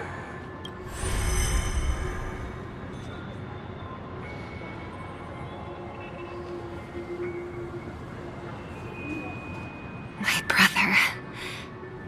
Did you still bring the Order's sweet dream into our paradise? Ow! You're still trying to play the family card at this hour? Your brother doesn't exist anymore. As of now, you'd better call them Anna. Impressive. You really woke up on your own. Let me reiterate. If you've had your fill, it'd be wise to leave before it's too late. The music of the harmony doesn't tolerate discord. Ow! Then I'll reiterate as well. I've done my part, and now I'm simply waiting for the fireworks to begin. Why don't you just cut to the chase? Time's short, so I'll condense the report. Oh, that even rhymed. I'm so talented. A nosy cremator left something on you. She wanted to use it to burn down the illusions you received from the sweet dream, allowing you to wake up from Anna's dream. But it looks like you don't need it anymore. Then, how were you able to reach this place? Well, a fool has thousands of faces. It's gonna take a lot to create a sweet dream that can satisfy me. Both you and I can still stay awake for just a little bit longer. Just a little bit? Honestly, I don't even need to find you. But I am just so kind. I've already killed you once to give you a chance to regain your home field advantage. You're the last festival host awake in Penacony. So, do you want to play a round of roulette? The wager will be the entire planet of festivities. Stay where you are. What are you trying to do by showing up in front of me? I want you to watch me blow up all of Penacony. Only then can everyone else launch a counterattack and wake up together. Think about it. Your brother is already a god beyond the heavens. You're not even gonna see him unless you rip open the sky. Ever heard of the trolley problem? Make your choice. Do you want everyone to go down together? Or to have Penacony make a small sacrifice? Why should I trust the words of a masked fool? Don't think that I'm just trolling you. My bombs are hidden all over Penacony. They took a really long time to set up, you know. Maybe I should blow up a few to demonstrate how they look. Let me see. Which ones should I choose? Stop. What's gonna happen to the dreamers once the bombs go off? They will all die. Then you know I'd never agree to it. When it's time to make a sacrifice, reality won't be giving you any choices. Or do you want to replay the old joke about the harmony treating everyone the same? Life is never a joke, fool. There is no such thing as a lesser evil in this world. Evil, just like morality, cannot be measured, nor can it be compared. Isn't that still the harmony's same old song and dance? But that suits me just fine. Didn't I already say this is a round of roulette and not an ammunition showcase? Get ready to sing. Be like a bird. If you can make Sheepei hear you, then they definitely won't allow me to blow everyone to pieces, right? What will you choose now? You can either watch as I blow the entire place up, or you can try to save their lives. Maybe this will be your last ever performance. Last ever performance. You feeling nervous? I know the feeling. You should feel nervous when going up on such a big stage for the first time. I'm okay. I just remembered something, that's all. Miss Siobhan, why do you think birds fly? Why are you asking that all of a sudden? That was my response as well the first time I heard that question. It's what my brother asked me before I left Penacony. I keep finding myself thinking about it. I don't know. I fly when it's time to fly, and I stop when I don't want to fly anymore. There's no reason. It seems that your answer is really similar to mine. You've also asked me, why do I sing? I think I can answer both of these questions in one go. The answer wasn't what I initially had in mind. Originally, I wanted to sing because of something specific that I experienced. A Stellaron fell onto my homeworld when I was young. Everything I knew was instantly destroyed. We didn't even get a chance to react to it. No matter what we did, it was too late. But for some reason, my mother chose to hum a song when she tried to comfort me and my brother. I remember that story. Everyone thought that's why you decided to sing. No. That experience only made me detest singing.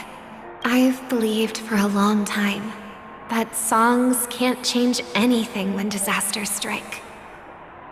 That music is the most useless thing in this world. I might be extraordinarily talented in singing, and I might feel super happy whenever I sang. But its futility had always made me depressed. Then what changed? I grew up, and I realized that my brother would sometimes hum the same tune as my mother did. And I thought maybe he missed her, but I was too embarrassed to point that out. I tried to comfort him instead. However, his answer to me made me realize what I should be singing for. Obviously, he didn't give me an answer directly, but it got me to think. Maybe some things don't need a reason or meaning at all. Go and do what must be done, fool. It's for the sake of Penacony's future. But I won't let anyone get hurt. Oh, did you just have a flashback? Now I'm even more excited. Let me check one last time. If you were to die, how would you want people to remember your ending? Like a bird, she lived her life, graceful and composed. Now her beak parts slightly with a sigh, as soft as falling feathers. Like it? Drop the sanctimonious mask. Singing only needs one thing, and that's sincerity.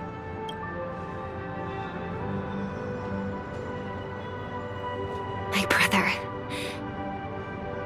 Birds born with wings need no reason to soar into the sky. And those forced to fall back to Earth don't need anyone's condescending sympathy. The sky and Earth are each other's proof and aspiration. When a soaring bird looks down below, it discovers that even after falling, life still holds hope to continue. And when a fallen bird looks up to the sky, it discovers that the possibility of soaring once again still exists in this world. Perhaps they'll never truly understand each other. But what people need is an understanding. It's showing a little more compassion for the way others choose to live. And, when necessary, extending a helping hand. Even if you become the only star and prevent everyone from soaring into the sky, they will still be inspired by your radiance, flap their wings with all their might, regardless of whether they've been hurt in their fall. Thus, the Order's sweet dream will eventually fall. Oh, triple-faced God. If I manage to step onto the path of harmony, then please extend your hand and shelter those who believe in you. And if I am a bird destined to fall, doomed to never sing again, then while the sound of me hitting the ground may be my last note for the harmony, it will never be this world's swan song. In the name of the sweet dream, the Charmony Festival now begins!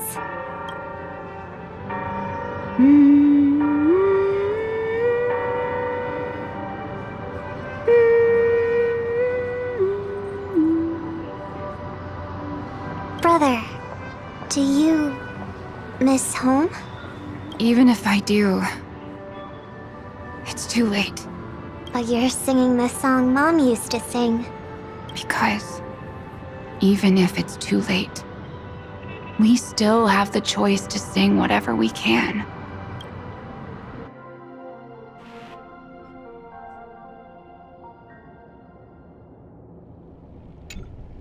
Welcome to the horizon of existence. This place is one of the thousands of manifestations belonging to the sleeping and shapeless. And it's also an exit out of the nihility for the awake ones. Let's bid our final farewells here. Remember your name. I'll be waiting for you at the end.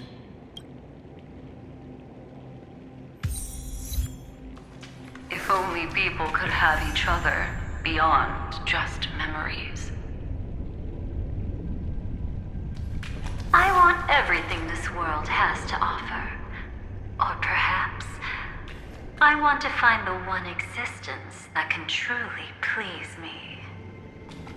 I hope that I'll see her again after I die. Then she'll know that I too am only human. And all humans will find happiness in the end. I hope everyone can always reunite with their family, enjoy home-cooked stew, and keep on laughing.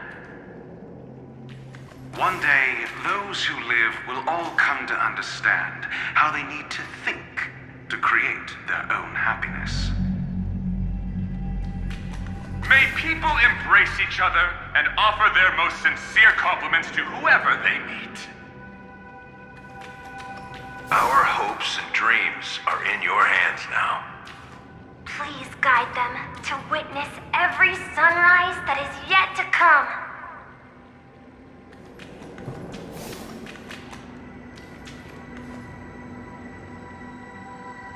Hey, I've read the script. Why are you asking me?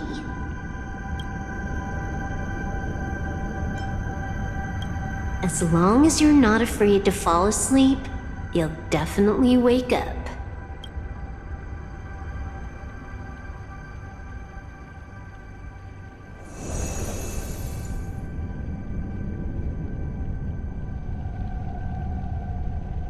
It's not the time to leave your final words yet.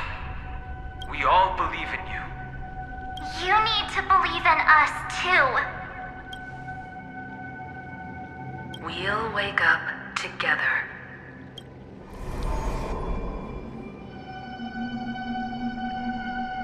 Why does life slumber?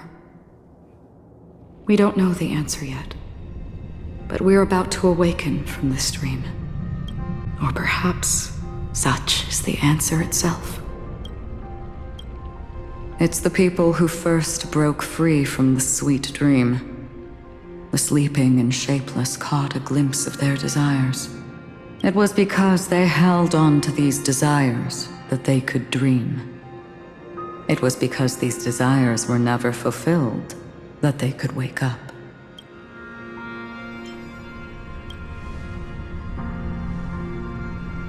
I think that's not entirely true. I wish people could find happiness, but I've been tainted by too much nihilism. Sometimes I can't help but think that the nihility is a proud and terrifying dream. It's brought forth not by gain or loss, but by the severing of roads, or even the loss of desire itself. Fulfilling a wish can certainly make people feel the joy of being alive.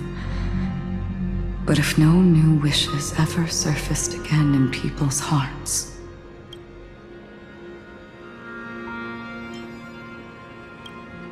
indeed, behind the shadow of the nihility, there must exist the most blazing source of light in the world. Just as every life that edges closer to death fervently approaches the end of the nihility, we must pursue that primordial light. Before you go, would you tell me your wish?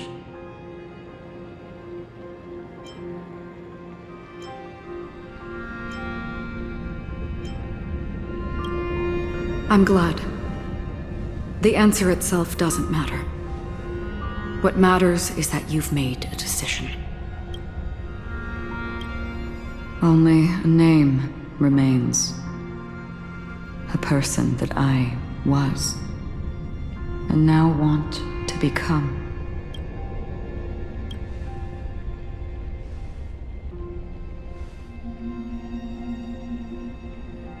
You're looking right at it.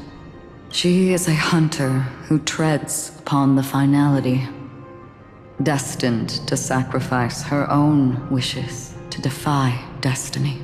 But no matter which path you and she walk, death will always be the destined finale and the last reunion.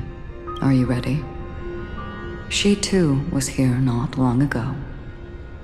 You can witness her resolve through this. Witness how that tiny spark of bug light broke free from the pull of the nihility.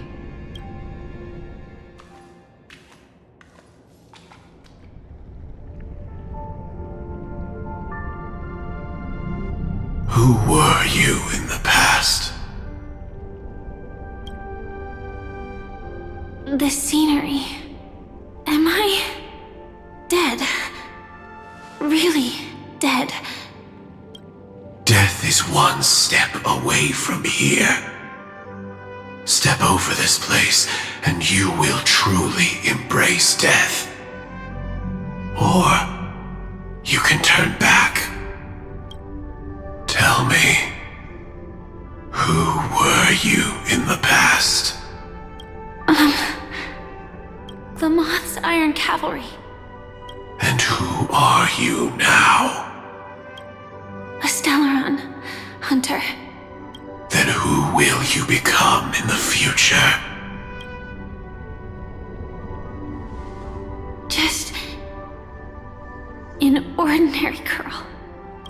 Well then, keep walking forward. Death would suit you better. Never. I fought tooth and nail to get where I am today, and this isn't over yet. Even if everything burns to ashes, I won't give up. You should know that's a wish that can never come true.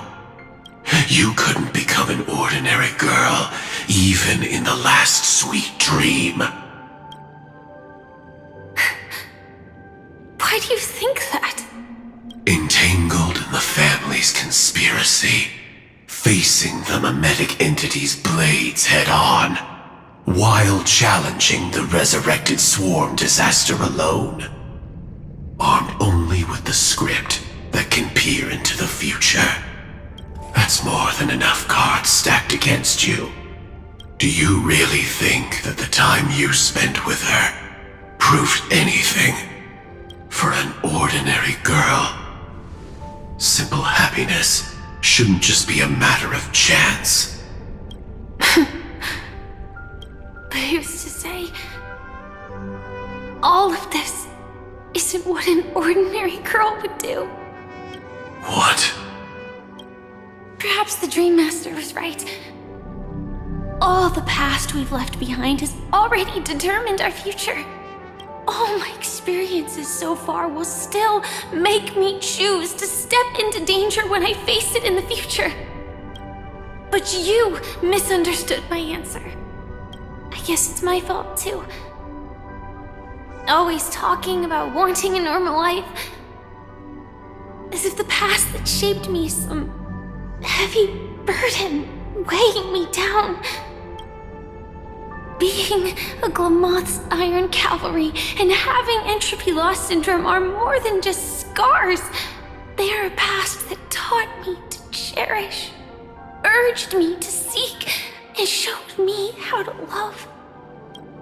All the things you listed are quite extraordinary indeed, but I believe any ordinary girl would make the same choice I did. When faced with everything I have faced, in the darkest moments, ordinary people never need to feel small. After all, they always discover that they've already become something noble and bright. Indeed, I can't change the outcome or even the process, but I can decide how to view my destiny.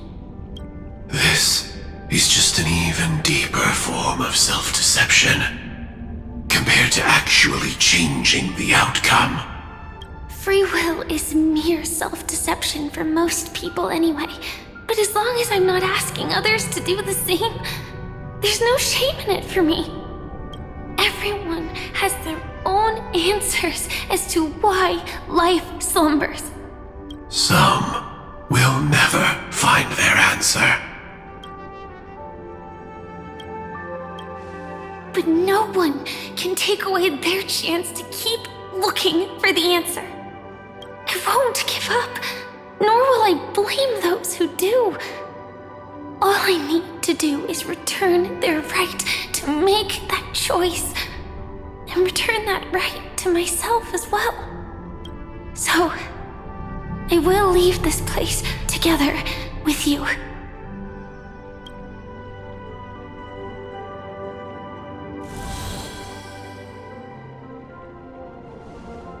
Even if embracing my former strength means speeding towards my death.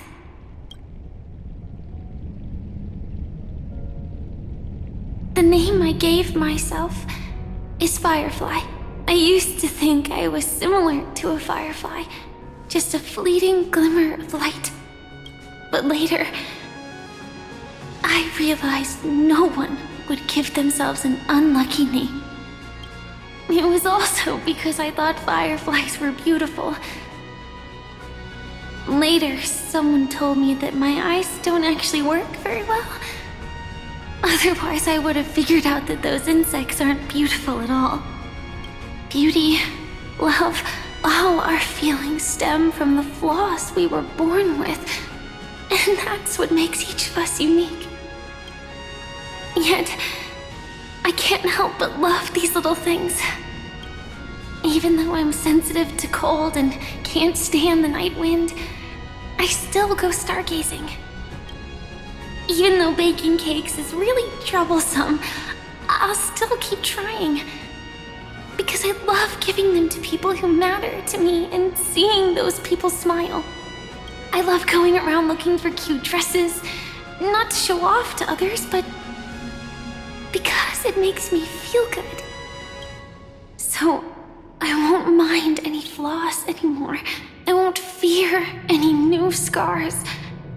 I'll give it my all to find what I love, and I won't let destiny take them away. So,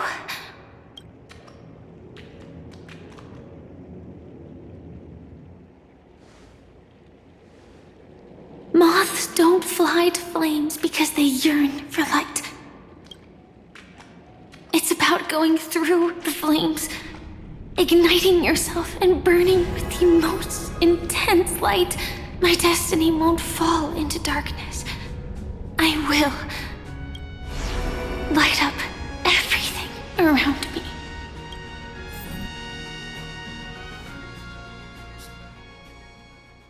As long as the clock keeps ticking, death comes for us all eventually.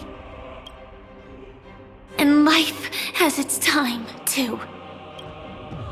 If my world always ends up being burned to ashes, then let it burn!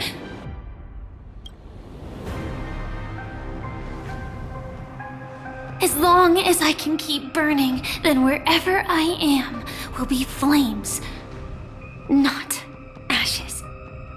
Order. Dismember. Actually, I used to envy you. You wouldn't feel pain, even though you were born to bring disaster.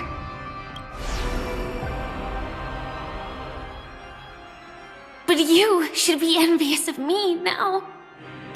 I'm unwilling to face death, nor do I want to keep fighting. But when faced with destiny,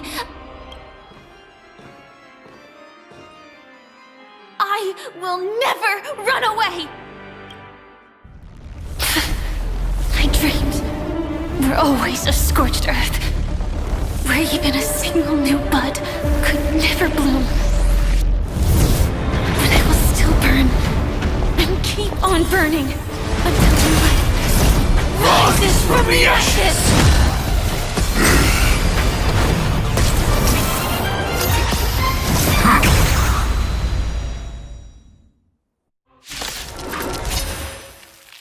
If you are the Dream Master's answer, then listen to my reply in his stead.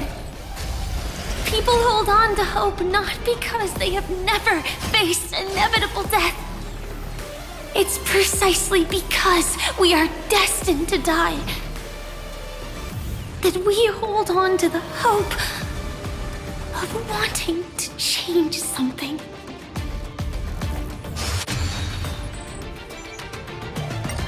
Target sighted. All units on alert. The truth. Everything in this world is bleeding. Attack! You want to betray me? Share good fortunes. I can't etched in your bones. Dreams of a... Let us dance once more. Allow me time to cleanse the filth. Like until everything burns to ashes! Set to the seas ablaze! Can't wait anymore. Fight to live! Adjusting organic biomass. Memory's tomb has opened its maw. It all dies.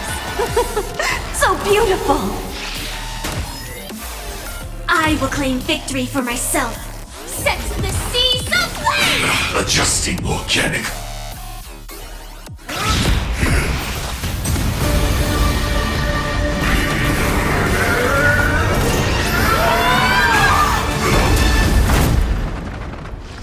I knew it. Everything's far from over. If embracing fate is also a form of resistance, Then this time...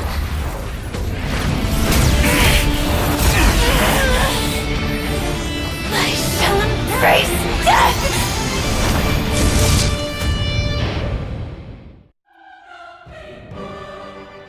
To live is to imagine a future version of yourself. But fate is never fair. The choices people make are almost completely dictated by their past. No matter how much they try to move forward, there's no guarantee they'll see the future they've imagined. It's the same for every path. The nihility already exists, whether you admit it or not. And nothing can ever completely escape from nihility. Most paths make people believe that this world is good. That as long as you are willing to believe, you would gain power because of your belief. But that does not apply to the nihility. The nihility is absurd and vast, capturing those who were unwilling to blindly believe, yet are powerless to fight back. It has nothing to do with good. Be it willing or blind, the way people obtain strength from faith should come from within, not from being forced to bow their heads. This will be a tough journey. Are you still willing to return to the starting point once again?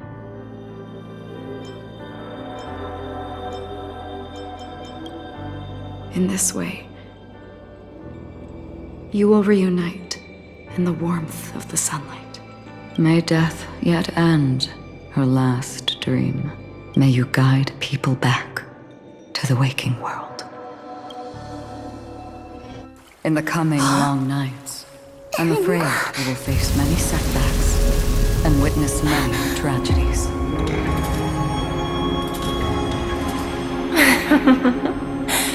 I come to greet, I come to whine, I come to claim.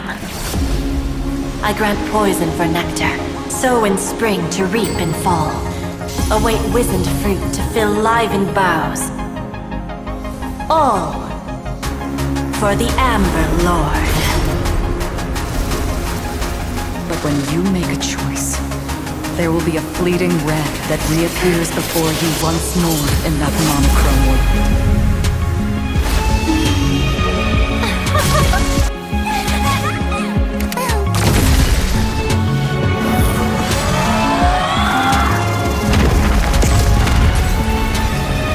What you must do now is ponder its significance, and then return to the waking world.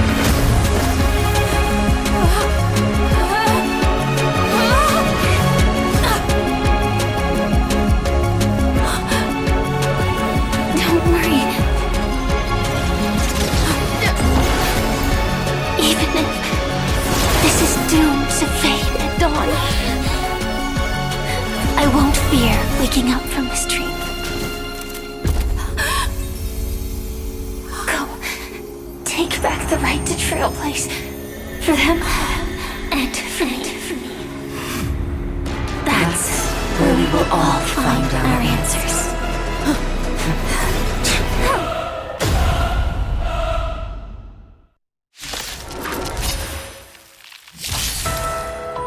Mr. Sunday, it's time for you to wake up from your dream. The future of Penacony won't belong to the Order, but will be determined by human will. The divine power of Enna, actually. So be it. It wasn't my intention anyway. Let us discern in human form the final conclusion. Did the gods create this world? Do the gods love all beings? Oh gods, you only need to hold your tongue here and silently hearken. All life shall grow as nature intended and reach its end. This mortal world should rest in mortal hands. All the work of creation has been completed. The inevitable day has arrived. The embryo of philosophy will reshape for us all of reality.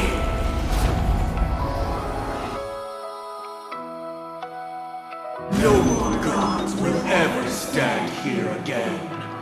This paradise shall be forged by the King of Humankind! The Order is ultimately flawed. By this decree, it shall be ended!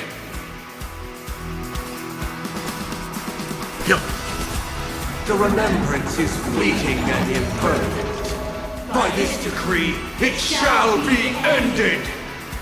No way! Rosalina gave her life to protect the sweet dreams past. Watch this awesome move! How insolent! Here! The hunt brings only futile misery. By this decree, it shall be ended! But Tiernan's bullets still protect the sweet dreams present! The sanctuary is but a vision! Break!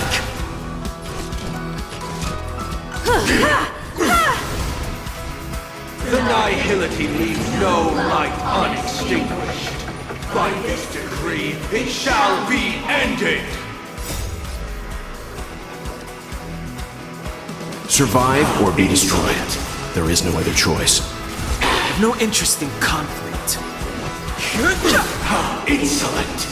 The Trailblaze knows it attempts the impossible.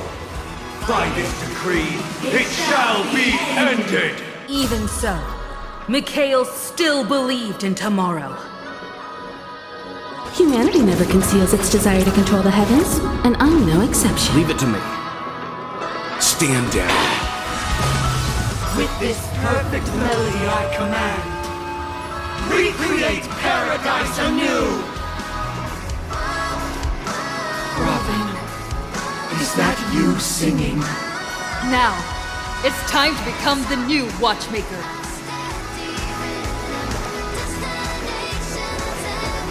Only by blazing a trail forward can we set time in motion and give it meaning.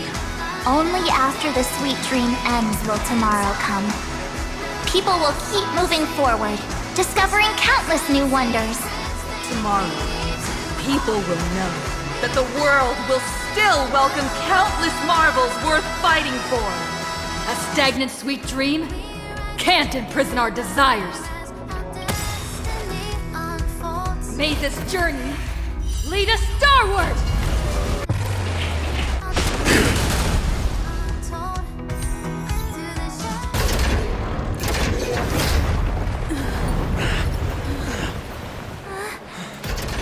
So,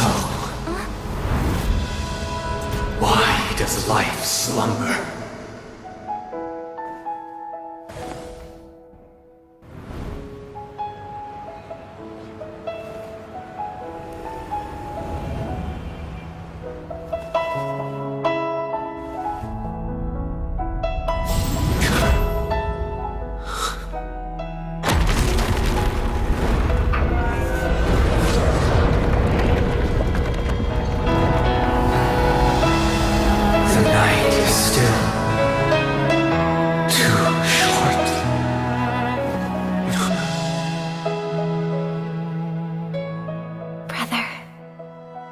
Dream is over.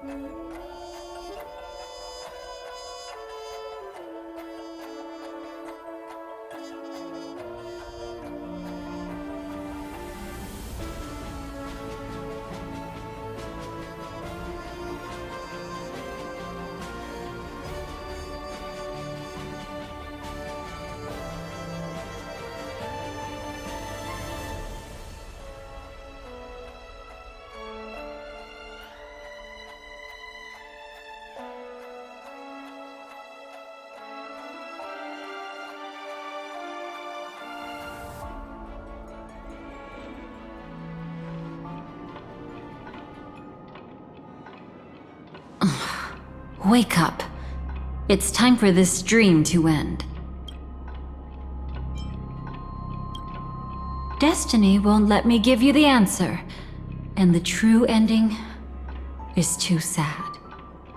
I'd rather you forget about it. Well then, I must come clean about my final lie. I never showed you anyone's memories. Not even my own. All you've seen is a script I came across by chance. It recorded everything that had happened, and using its stimulation, you actually managed to enter the memories from your own perspective and remember everything anew.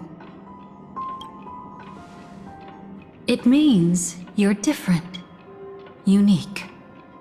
You've done something no one has ever done before. Even though your memories were cremated to ashes, you were able to recall them once more, treasuring them once again in your heart. The Stellaron Hunters say you are the one who can turn the wheels of time and give it meaning. That you are the one who can alter destiny and make whole what is incomplete. Come, I want to show you something.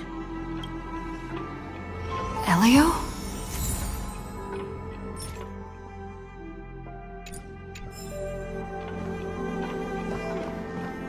Come, I want to show you something.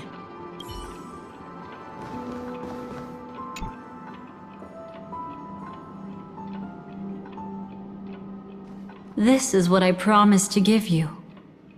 The truth about the finality. This cat is not Elio, but a strand of Terminus's divine corpus. The Stellaron hunters described this scene to me. Something I've never seen myself. When Terminus ascends to godhood once more, they will manifest their 1,000-armed divine form and proclaim, "Now I am become finality, lifting the wheel of time, the destroyer of worlds." Then, Terminus turned into a pack of black cats, distributing every ounce of their divine power between those creatures. The cat shall depart from the end of the world, going against the river of time till the moment of the universe's birth. What you see is one of those cats. As for Elio, he is an even more special existence. Only the Stellaron hunters know his true identity.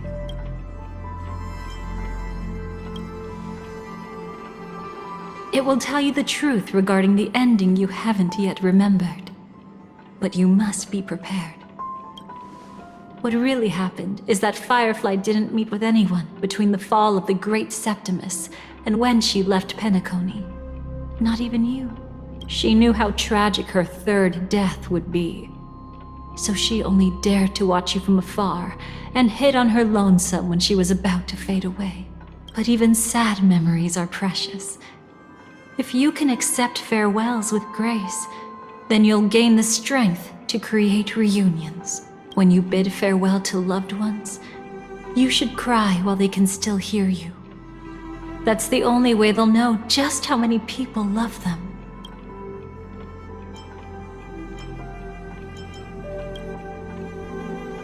You know, I often wonder if everything I'm doing right now is just a whimsical gift from destiny. That I haven't really decided anything, but merely being tossed around at its mercy. But right now, I don't care. Because my joy is real. My sorrow is real. And you will be the same.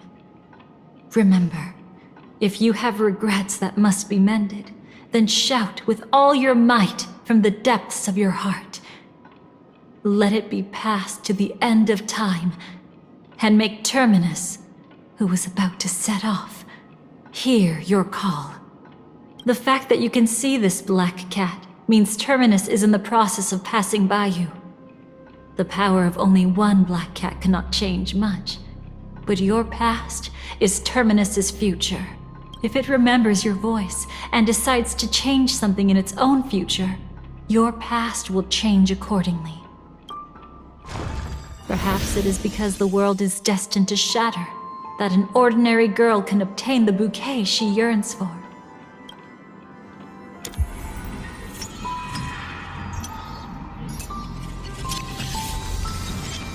Go forth and deliver that bouquet with your own hands, so that no one will be left with regrets.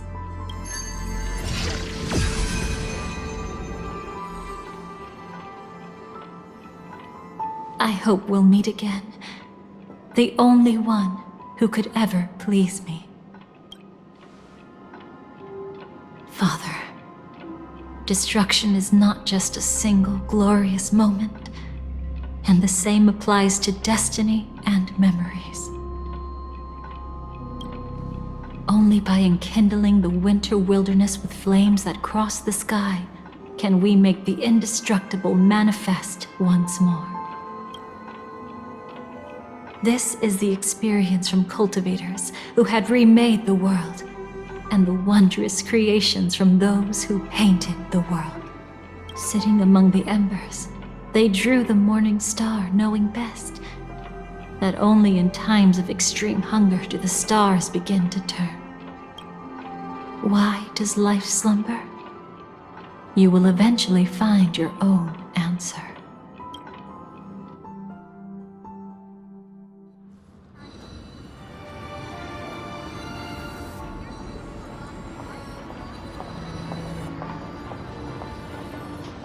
Then, let's go reclaim everything that was forgotten.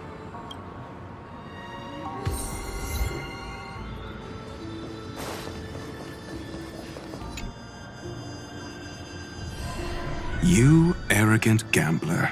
I've already seen through your tricks. Oh, do tell me what you figured out. When sailing through storms, drunkards always beg for mercy from destiny. So? So, they all died. Destiny loves to watch them crash onto the reefs. A fool deserves a fool's end. I feel like I need to read between the lines here, Professor. But you know I'm not that well read. You're not lucky at all. You chose to forever remain sober, never becoming a drunkard. Let's make an actual bet then. It's the perfect day for a few drinks. Once I'm actually drunk, you'll see just how wrong you are. But I don't even care about the outcome. In this world, what could be more precious than possibilities?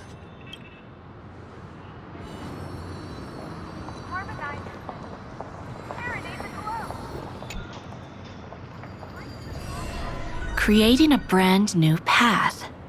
That's truly astonishing. You must have some ideas as his sister, right? If he really managed to do it, what kind of path would that be? I think it must have been a battle between different kinds of the Trailblaze. However, my brother came to the wrong conclusion. His original aspiration was similar to the Trailblaze, yet the road he walked was one named the Domination, or the Conquest. Even if someone wishes for everyone's happiness, that's still a selfish wish. There will always be those who don't want to be saved, who want to save themselves. Do you also think that there shouldn't be any god in this world? No. Even a god who does nothing can at least give people something to believe in and find comfort in. But this world definitely no longer needs a king of humankind. That's why I believe my brother will come to understand all of this one day as well. He made mistakes, but he was stopped. I don't want him to spend the rest of his life in prison.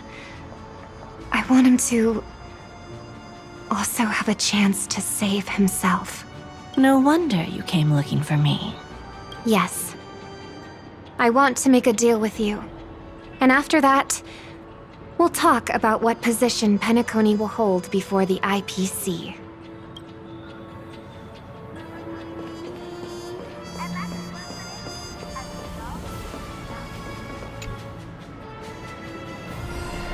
So, you still don't want me to join? That's Elio's decision. He saw my future? In all possible futures where you join the Stellaron Hunters, you will ultimately choose betrayal. You shall become a Lord Ravager named Ephemera, poised to destroy the Remembrance. Those were Elio's exact words. And your payment. Payment? After everything is over, we want you to burn some of her memories. May I know why? She can't head to the next stop with these memories. It would draw the Destruction's attention to her too early, and she'd die there. I can do that. But I'll give the memories back to her sooner or later. In my own way. Whether you try to stop me or not. No one will stop you. It is already written in the script. It will be a new beginning. The 4 apocalypses will converge towards the destruction because of it, while the cosmos will join hands to overcome that annihilation.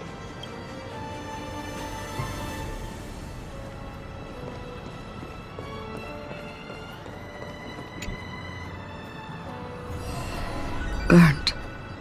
Yes. just like with Mr. Aventurine back then. Nihility infected the dreamscape the moment you drew your blade. Thankfully, this is the world within the dreamscape. Constance took all the knot upon herself and burnt it away completely. Perhaps she won't be able to fully recover for a long time.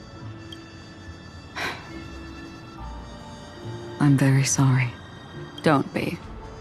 She's got other pressing matters right now. That's why she asked me to meet you. She really wants to thank you. She's betrayed too many people, facing death threats from Avengers at every moment. She used to delight in dancing with death, but at the moment she burned away the nihility, she said she was blooming.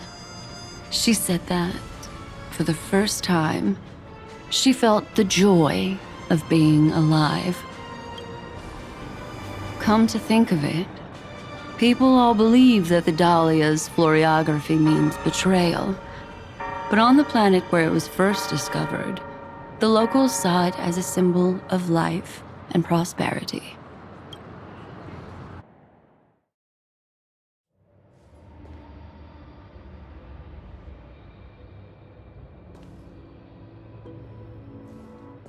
But where's Firefly? I haven't seen her anywhere.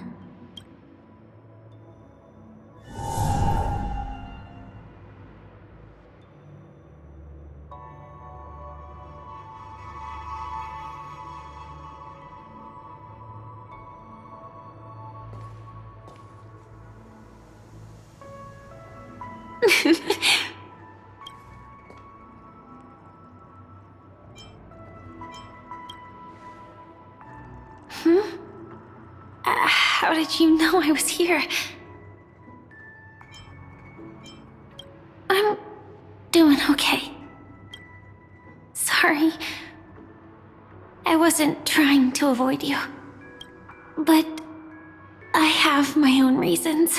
Can you just let me stay here by myself? How did you know about the promise?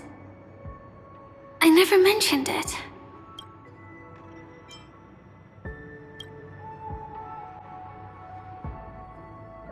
I don't think I've mentioned it, but I wrote down everything I wanted to do in my journal before coming here.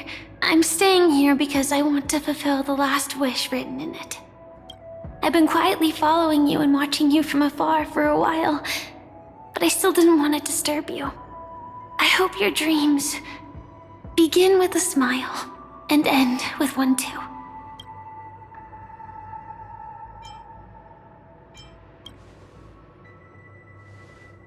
To see the fireworks, of course.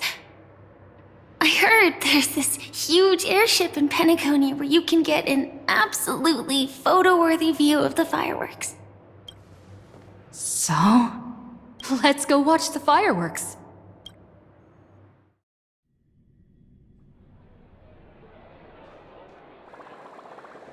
It really is the perfect spot. You've got great taste.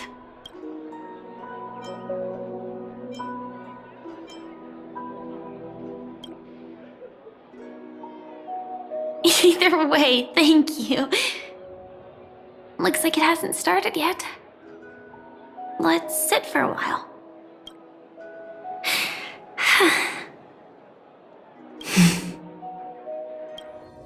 I wonder whether everyone feels speechless at times like this.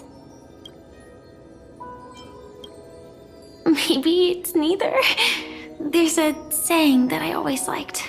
When it comes to someone we want to meet, we always imagine the scene before it happens. Imagine the words we'll say that would make them smile. Slowly but surely, all the things we want to say would have already been said before we even met the person. And when we finally meet again, we realize they're even more beautiful than anything we could have imagined. Yet, at that moment, we find ourselves at a loss for words to express just how amazing they really are.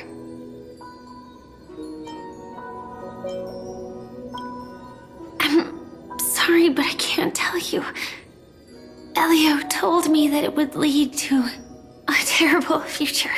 If I say even a few words more, you'll die at the next stop.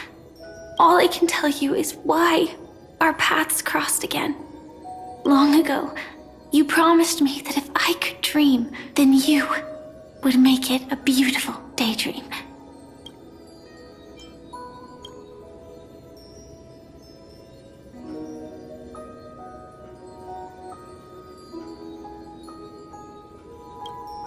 What matters isn't how they've changed, but that you still hold those same genuine feelings for them.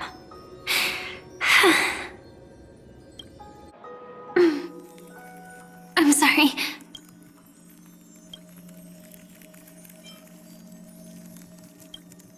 Yeah, actually, I still haven't experienced one of the 3 deaths written in the script. I only realized it after Anna's dream dissipated. I've made a mistake.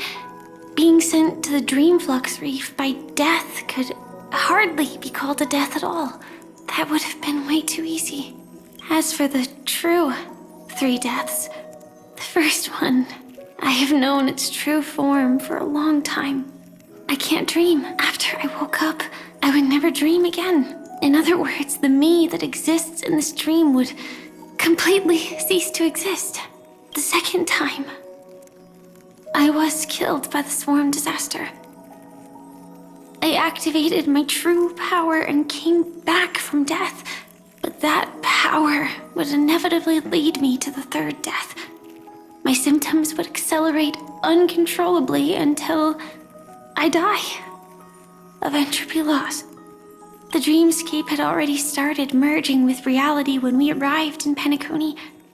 I thought I was dreaming, but I was actually also living in waking reality. It was causing my entropy loss syndrome to worsen. But don't worry, I asked Silverwolf about it, and she said things won't get that serious in real life. Let's not talk about this anymore. I just don't want to see you looking sad. This is our most beautiful daydream, and we should see it through with smiles on our faces. After all, we never know when we will use up all the moments we have with someone across all space and time. Hey, could you close your eyes? If this is my only chance to dream, then I want you to see the best version of me. As we near the end, let me indulge in a bit of perfectionism. Just like what I used to do. Let's close our eyes and imagine ourselves being together. Even if you can't see me, you'll still know that we've never been far apart.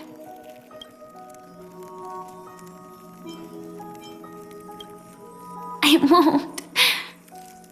I promise to stay as long as I can. Let me think. Where should we start? Right. We should start where everything began, of course. Right at that golden hour. When you came to save me. That being said, we could also pretend we're strangers who just happened to meet there. Me, I'm a student traveling to the golden hour, and it'd be nice if I had a bit more pocket money. Oh, and when I show up there, I should dress up a little fancier. And you're a student too, but you came here from a really distant planet, completely unfamiliar with your surroundings. Then, a bunch of mean-looking thugs jumped out, trying to pick on you. When that happens, I'll step up to the plate. Yeah.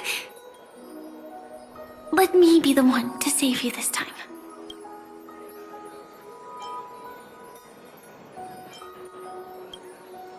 No worries. That's exactly what I'm going to do. The result doesn't matter. And even the process isn't important. What matters is how we take part in this journey. And how we choose to view it. So, grant me one more wish. Remember how I held you and flew into the sky when we fought against Enna's dream? Back then, I wasn't sure if I would ever wake up again, but I was happy. We were standing shoulder to shoulder once again, fighting against things that we believed were wrong, and we'd do anything for each other. Still, I have a tiny, selfish wish. I know you won't forget this moment, but when you look back on it, I want it to feel lighter. Maybe there were no enemies at all. It was all just a prank. And when I carried you up into the heavens, what we saw there wasn't the terrifying swarm, but rather the fireworks that I never got to see.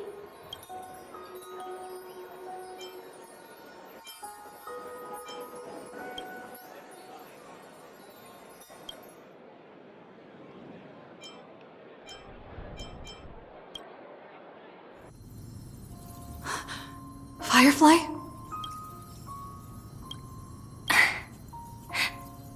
Elio said we're destined to head to different finalities, that we can't have a future. That's why you told me that you'll give me a daydream more beautiful than any ending could ever be. I'm looking forward to it. But can we really not step over the ending together? I'm not scared of death, but please don't let me die alone. They say you're destined to bring about the finality, but I believe you'll be there. You definitely will.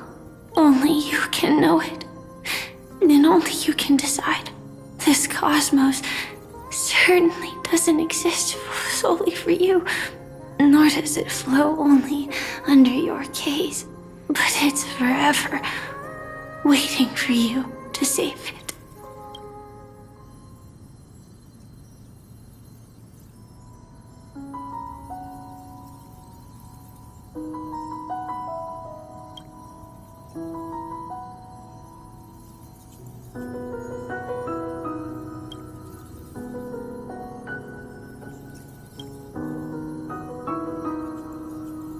Even so, I'll still be the last thing you forget.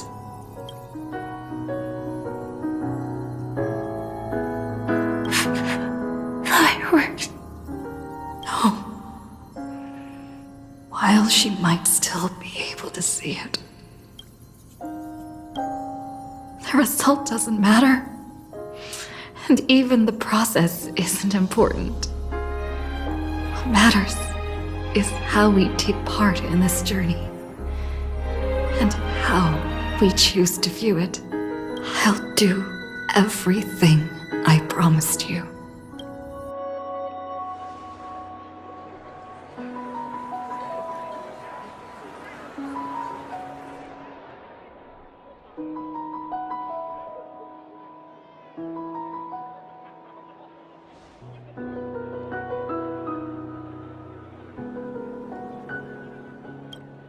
Am I still one step too late?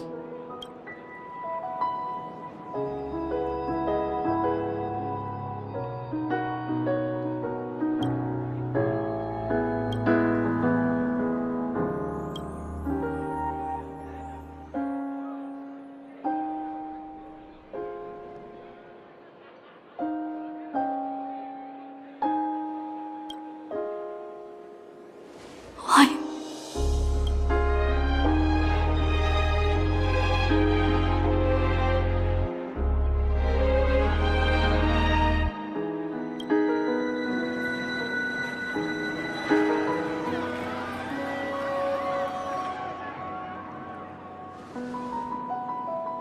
Firefly can't see it anymore.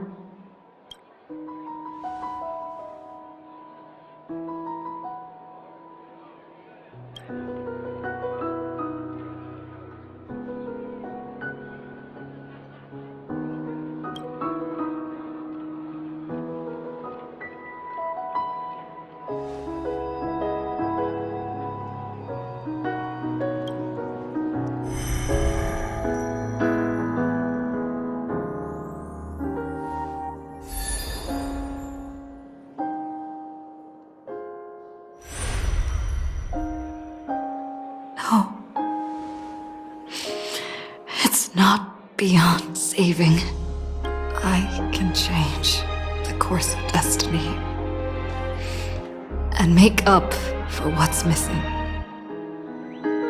If the world has set an endpoint for our destiny, then at the very least, it owes Firefly the bouquet she wanted.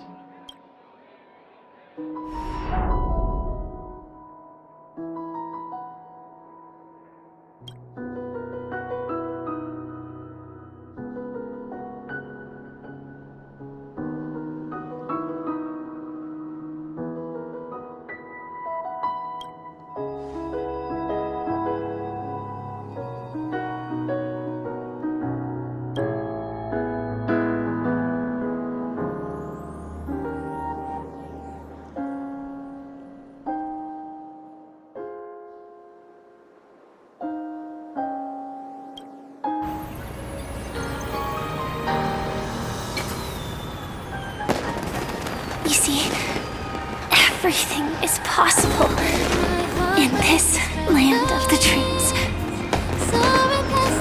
We each came here with our own goals and realized them in unimaginable ways. Whether the outcome was sweet and dreamlike or bitter and real, it is still the answer we longed for. So, why do people choose to sleep? I think it's as you said.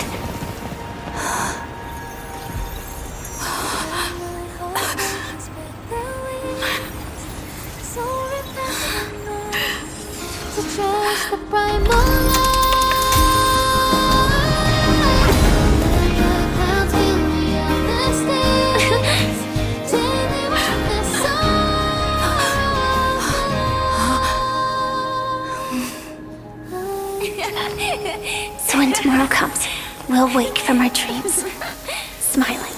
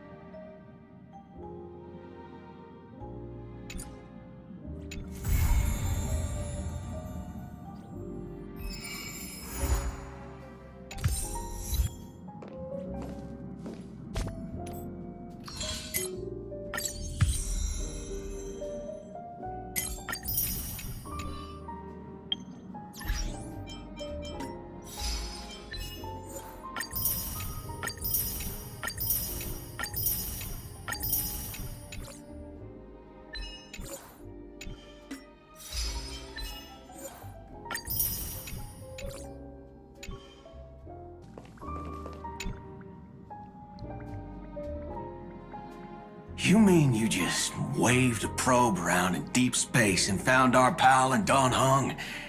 That little thing's really that impressive, ninja girl? This is a ninja tech device, blessed by the Great One, that senses the ultra-low frequency electric waves of the human body. Oh, that's a whole lot of pretty wubba-boo. But since we found him, let's drop the act. You played it well. But who do you think you are? Brother Hanu? Thinking you could pass as a Galaxy Ranger? Lord Cowboy Ninja, you have turned on me for no reason. Don't tell me the traitorous monkey ninja bewitched you. Are you walking the path of heretics now? Enough. My name is Silver Gun Shura. Ugh. This is why I hate putting over-the-top characters into the script. You and this mysterious ninja girl. Both of you are impossible to play. Director Sparkle doesn't care for madmen. Cut the chatter. What's your real reason for being here? Come on. What bad intentions could a masked fool possibly have? Just here to watch a show. Shuffle a few cards. My two prized actors were drifting through space for ages, and you all couldn't find them. What choice did I have but to come myself? Otherwise, who's going to share the stage with me? You don't even care about the Iron Tomb disaster threatening the whole universe. It seems the fool's wisdom isn't all that deep. Ranger, don't think waving some righteous flag gives you the right to throw sidelong jabs. And don't act like you've got no motives of your own. You're hoping this war involving the gods might be the key to freeing that broken-legged wolf. Who else knows about that? Just me. Do you believe it? Relax. I'm not interested in disturbing that living legend. I just couldn't resist messing with you when I saw you come back empty-handed. You little... Fine. Since you saved our pal in Don Hong, get out of here. But remember what you said. Leave the boss alone, or else. You don't have to worry at all. In Director Sparkle's next script, gray hair gets the spotlight.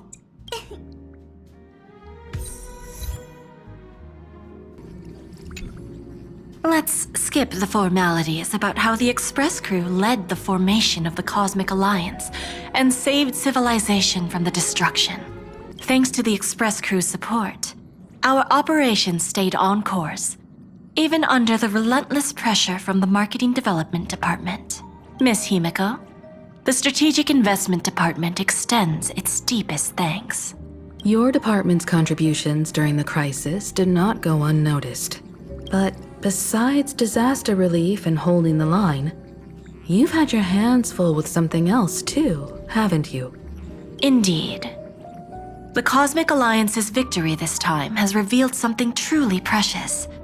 A glimpse of what united civilizations can accomplish in the face of destruction. Our department is summarizing key lessons from this campaign. If another crisis of this scale appears on the horizon, we intend to have a system ready to respond. If the IPC can take the lead in establishing a true frontline against the destruction, it will bring hope to every civilization. Of course. That still hinges on continued support from the Astral Express. Once the Iron Tomb matter is settled, we will be in touch again, Miss Himiko.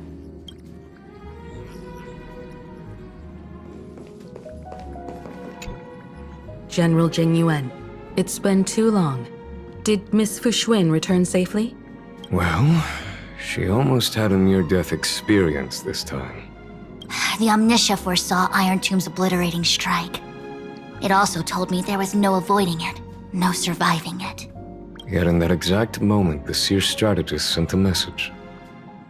The empty fortune has cracked open, and fate can now be decided. Then we lost contact. Alas, always so cryptic. Your brilliant senior soarer never says anything plainly. Left me pacing all night. Stop lying, General. No need to be upset, Master Diviner.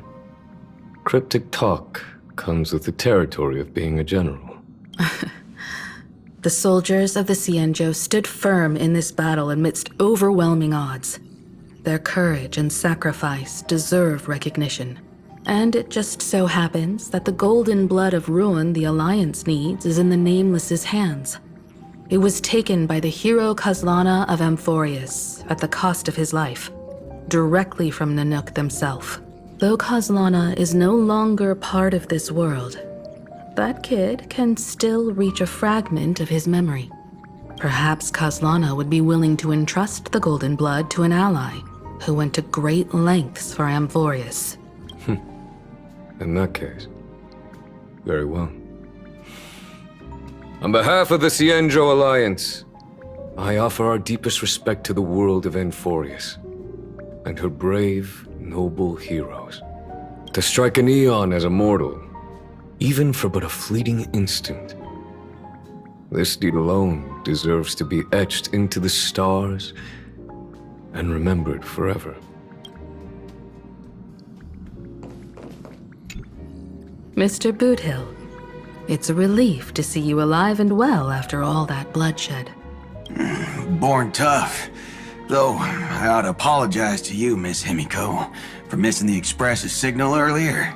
The soldiers of both the IPC and the Cienjo saw the way you all fought on the front lines. Please accept my sincere thanks for the bravery the Rangers showed. No need for thanks, Miss Himiko. I ain't the leader of the pack, didn't bring many along. Most of those who showed up for this fight have a personal score to settle with the destruction. That's why they fought like they had nothing to lose. The Express crew owes you and Miss Rappa a special thanks for retrieving her and Don Hung after the battle. With the scepter put out of commission, there was a lot of chaos across the Amphorius segmentum. Even with signal tracking, finding them was no simple task.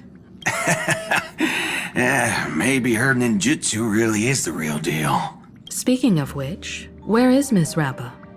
Don't worry, she's gone to help the other Rangers. I'll pass on the Astral Express's message to her.